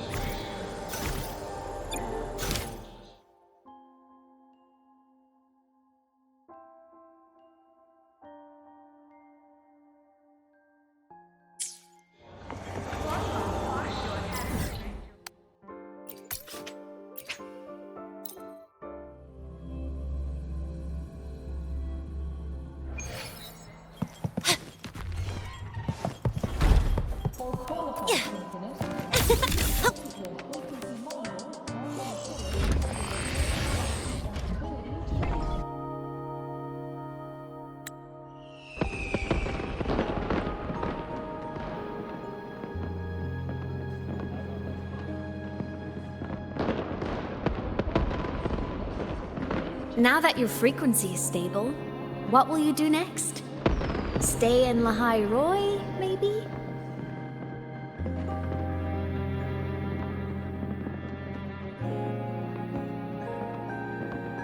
The Thenodian here needs to be dealt with first. Of course. Typical workaholic. I knew you'd say that. Aleph-1 won't be an easy fight. But I believe in you. You're the one who keeps making the impossible possible. And after that, will you keep traveling? Any destination in mind?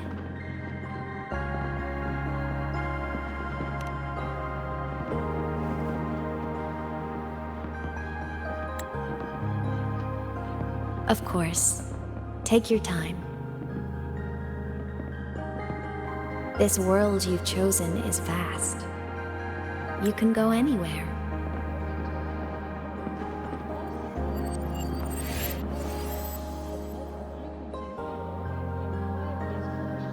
Are you leaving now?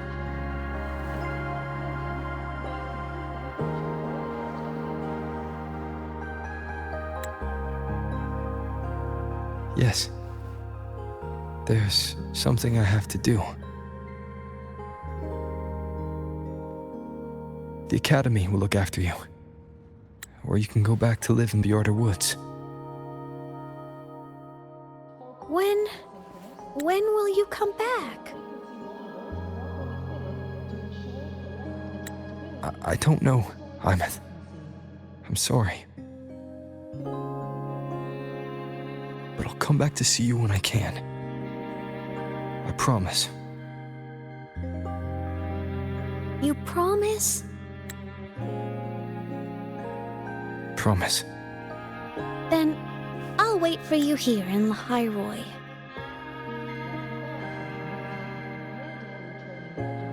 Don't feel you have to. The world is vast.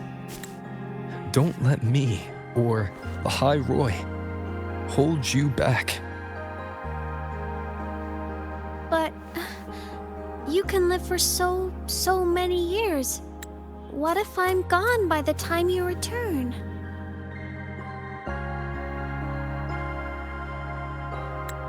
Sorry.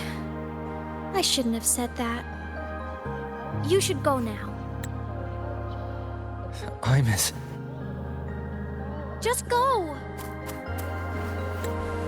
I know you're worried. It's not fair. Why does it have to be you saving the world? You're always so exhausted, always getting hurt.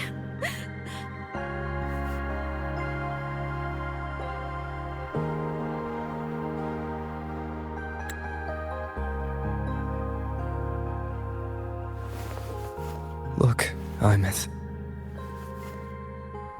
I've walked through lands torn apart by the lament. Every tear weighs me down, and every cry breaks a bit of my heart. Their pain is no different from mine. Neither is their joy.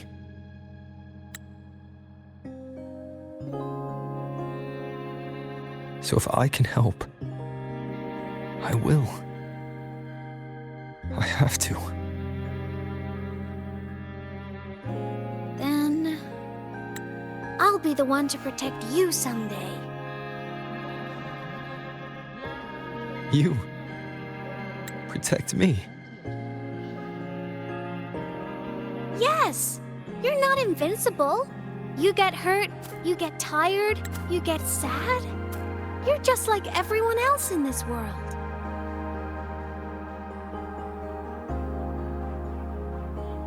So I'll protect you.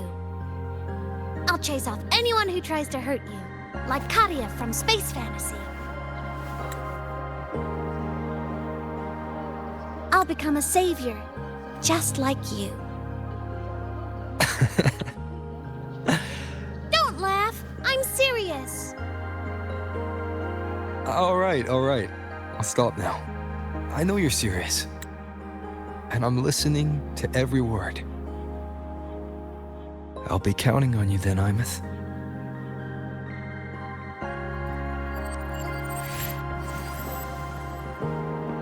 Tired? The frequency Sigillum took is coming back. It's not a great feeling. Abby's already helping me recover through the tacit mark.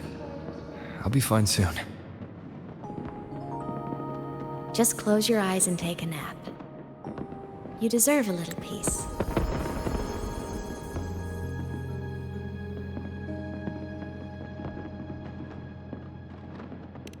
You can count on me.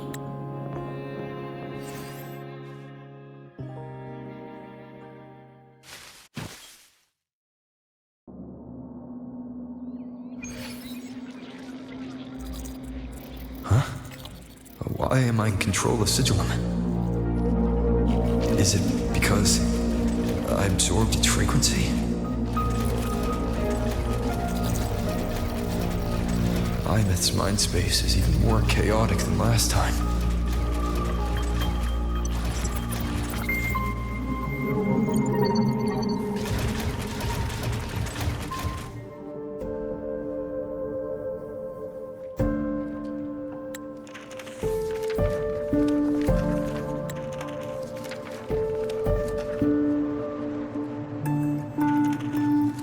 Sigillum. Back for more? Thought I made a mess of you last time.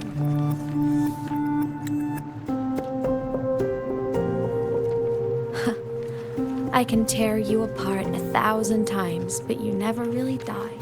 After all, there's no one else to hear this.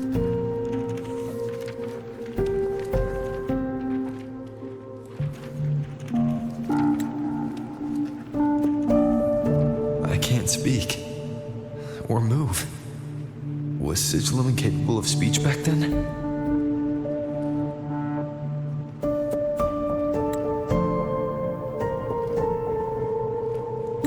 You know, I found something interesting in the Exostrider's reactor drive. A message left by my future self. Years ago, while sailing the stars towards Solaris, an Exostrider caught the attention of Aleph-1. Both of them tore through the Strider Gate, clashing in the caverns deep below. The Exostrider has combat features, but it was still no match for Aleph-1. Its body was shattered, energy nearly depleted, and void matter kept pouring through the Strider Gate. Aleph-1 kept pushing, desperate to squeeze its whole disgusting bulk into this world. It was almost successful. It would have ended everything. But then a girl named Aemeath emerged from inside the Threnodian itself. The great savior, making her dramatic entrance at the final moment.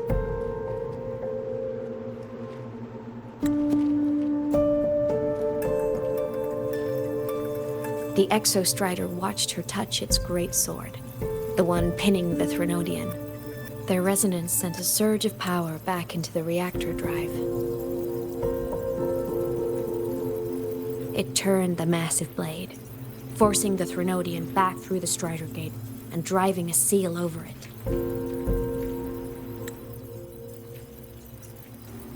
But the human girl who had resonated with the Exostrider, she was dragged through the Strider Gate with the Threnodian, vanishing from Solaris forever.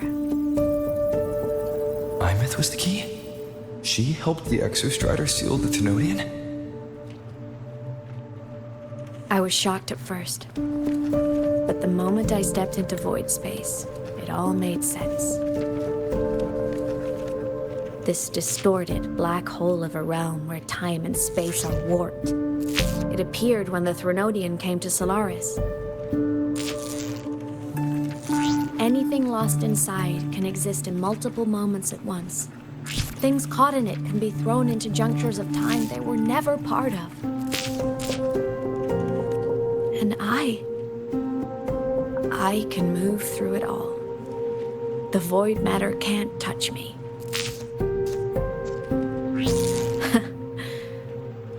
Do you have any idea what this means? Aemeath, where is this going?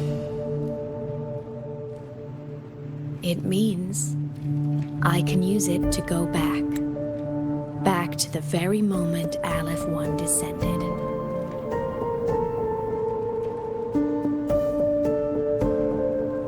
Time, cause, effect. A perfect closed loop.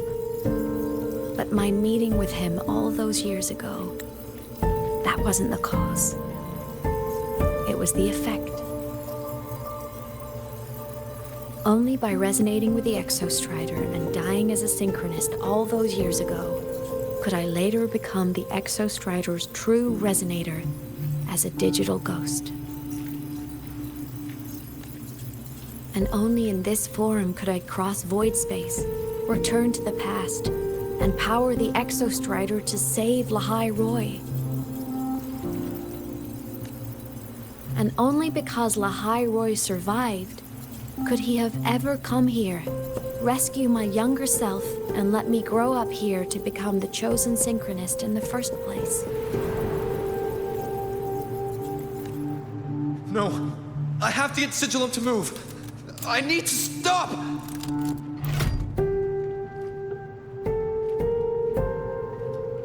Only I can do this. It has to be me.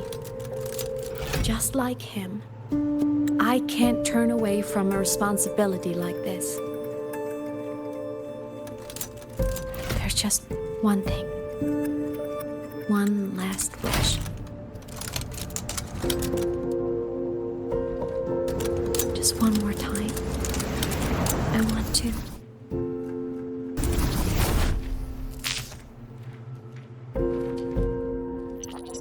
Aemeath.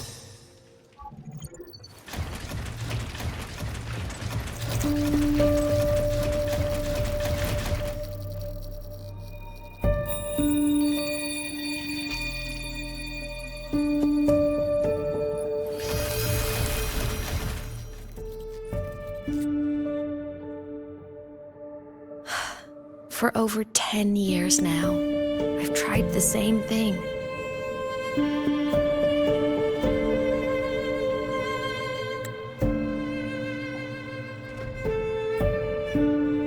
Every time the reactor drive ran its self-diagnostics during peak void storm season, I tried to reverse time. And every time, I failed. I just wasn't strong enough. But now, further along the timeline, the edges of void space are beginning to collapse. I don't know why the Threnodian is changing, but I know there won't be another chance.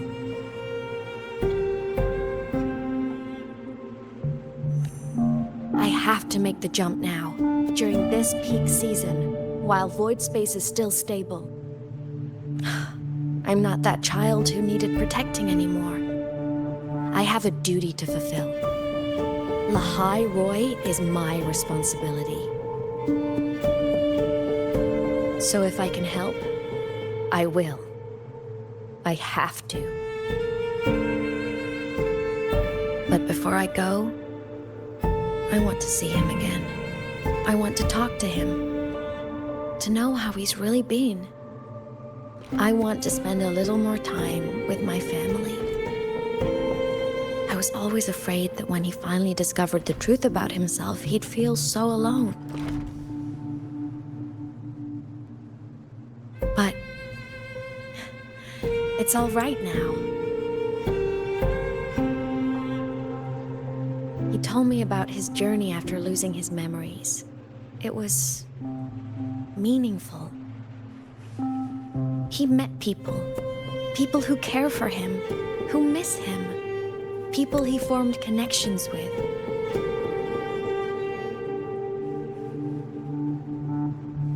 So even knowing the truth about his homeland now, he won't be alone. He has a reason to keep living. That's enough for me. Now I can finally let go.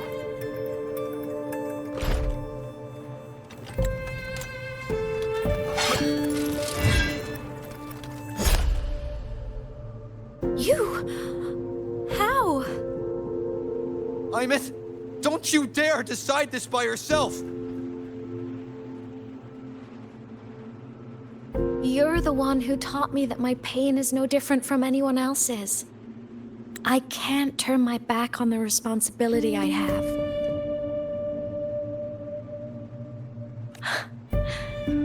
Forgive me.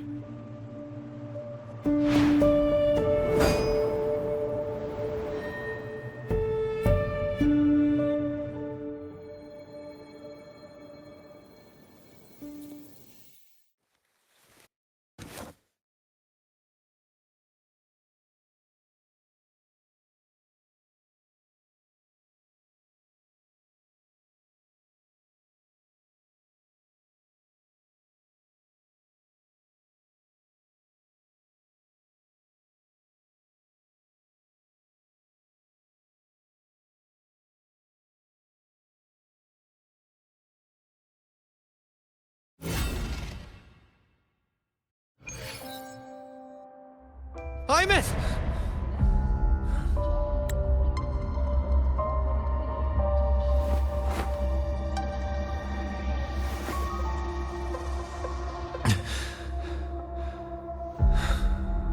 She's gone. This is the piece I was missing. Luke said the core self-diagnostics would trigger peak void storm season. She knew. When she returned to the core, she already knew. She's been waiting for this moment. Waiting to travel back in time. The lake in the Frostlands. The void matter is densest at its depths. If I'm lucky, I can find a way into void space from there. I can still catch up to her. I have to move now.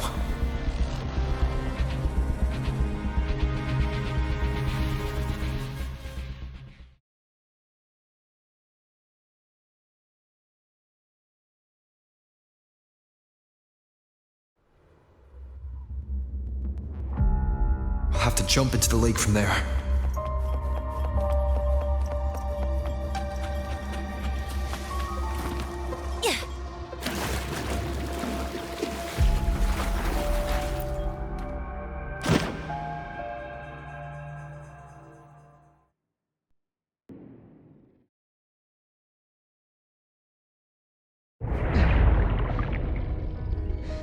Don't go!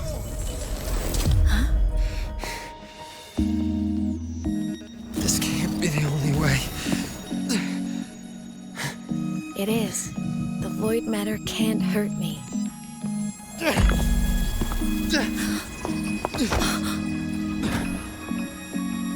Don't try to save everyone on your own. This time, you have to trust me.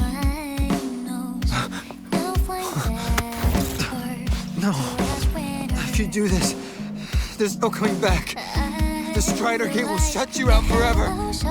This is the only way. The loop will close. And Lahai-Roi will survive. Aemeath! And we will find each other in the Frostlands. To the very edge of the starry ocean, even if our mean to fall apart, I will get sad who you are for all time. Above all, may your path be clear.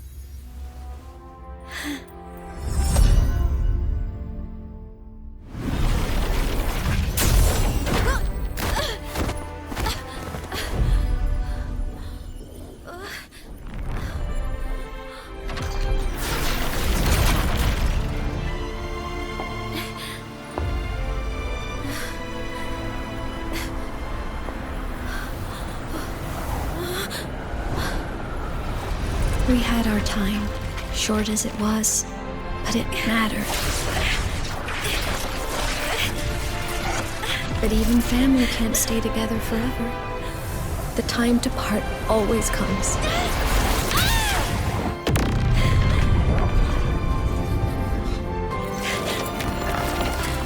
I've long come to terms with this responsibility.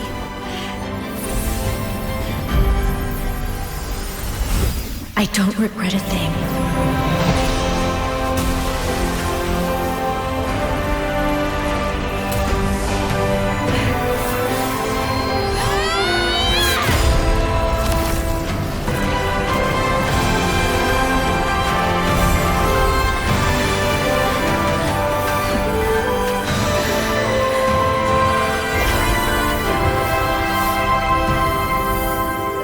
But still.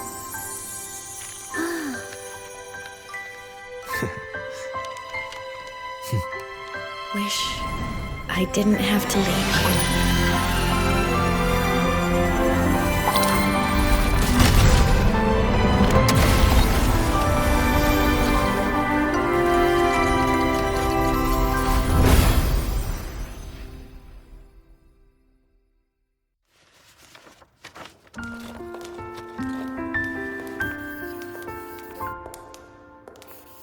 So, what kind of person do you want me to be when I grow up? A teacher? A scientist? A singer? Which should I choose? Maybe a model? Oh, a pastry chef? Oh, what about an animal caretaker?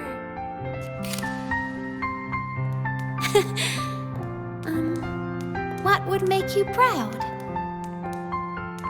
Aemeath? My only wish for you is that you live a happy life. I see. And you? What's your wish for me? I wish that in your long, long life, you never forget how to feel the sorrow and the joy. Oh, getting to share this final journey with you makes me so happy.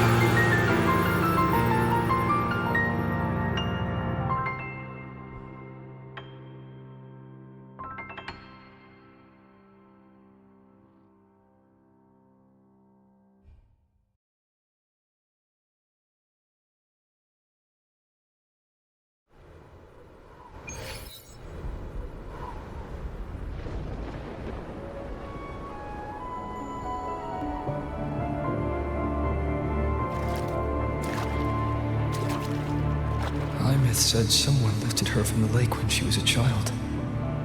That's when she lost her talisman. It wasn't my past self who saved her.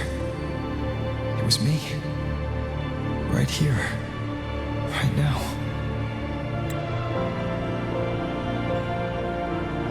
My failure to save Aemeath, has it already become part of Lahai-Roi's chain of cause and effect?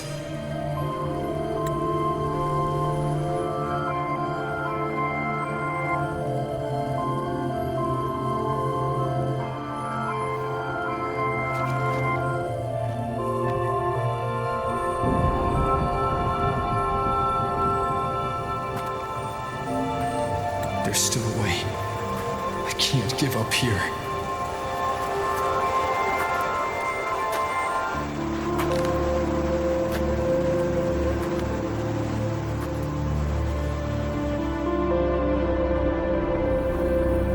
Aemeath is on the other side of the Strider Gate.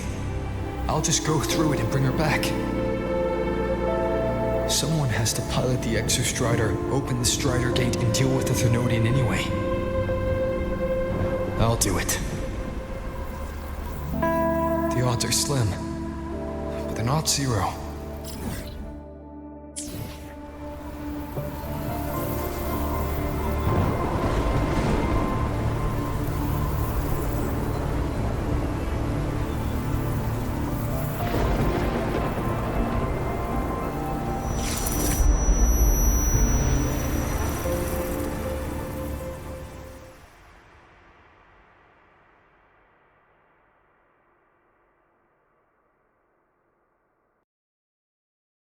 We've got the mind-bending herder. For qualified synchronists, please check that your frequency monitors properly fitted to ensure correct adaptability to the exostrider's frequency.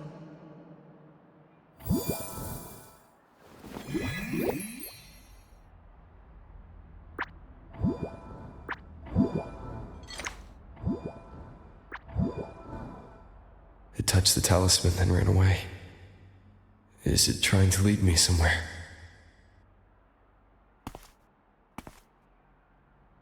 That direction. It's the Synchroling training grounds. What's wrong? The simulation pod won't open? Seems so. It bugged out with an emergency error and just locked down. Maintenance is on the way. But it's showing it's occupied. Class just started. No one could have gotten in yet.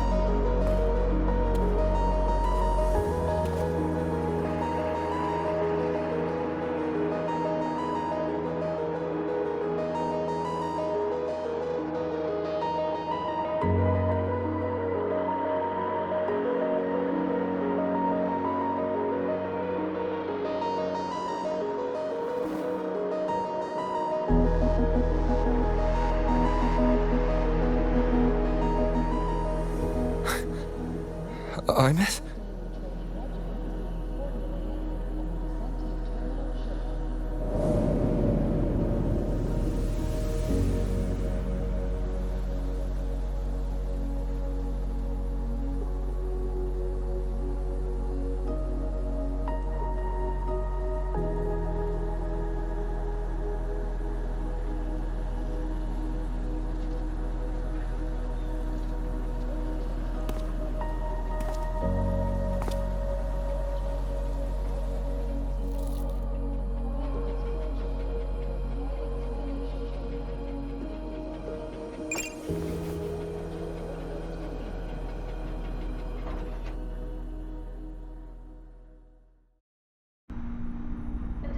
The train for Star Torch Academy and the Frostlands will be departing soon.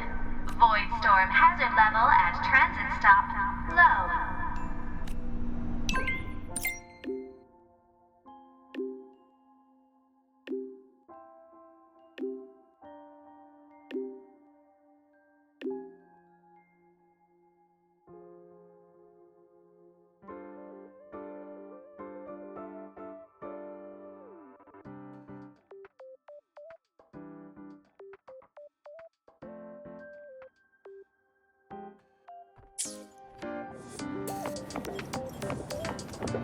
Go over here.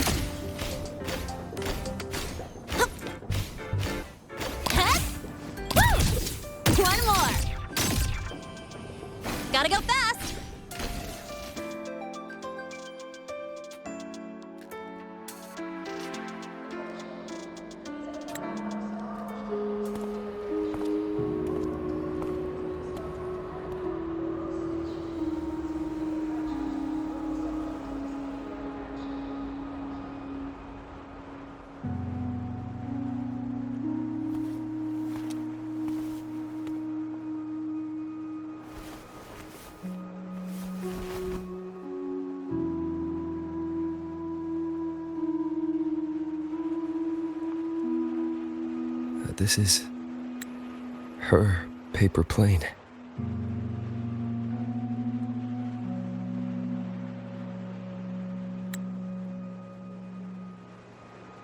You can keep it, if you'd like.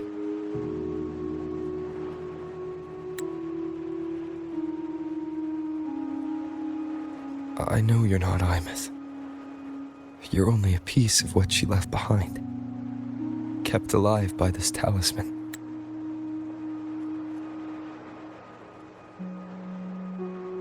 But if you exist, it means she's still alive too, doesn't it? Otherwise, the Solace Kin couldn't have brought you back.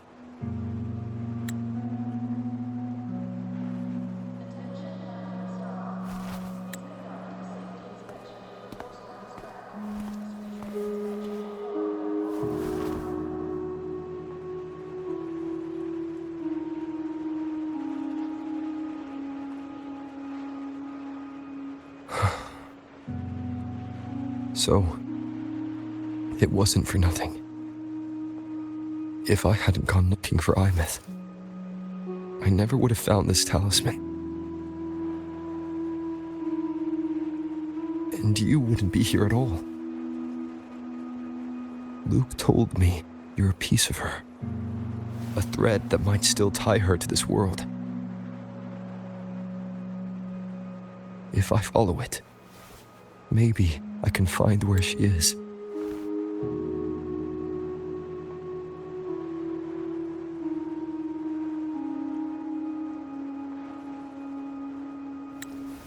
You might have only said that to comfort me.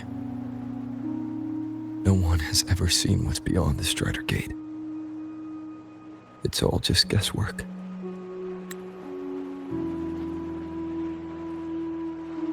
How long has it been for her since she was pulled into that chaos? Is she still alive?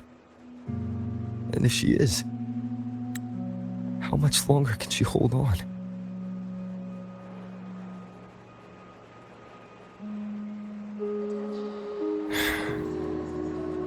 I don't know.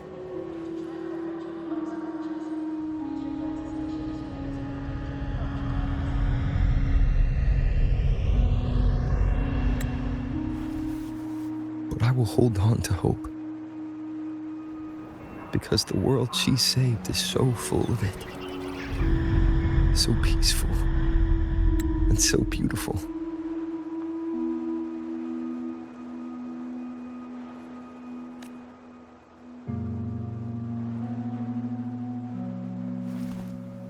It's strange. Seeing Aemeath so quiet like this.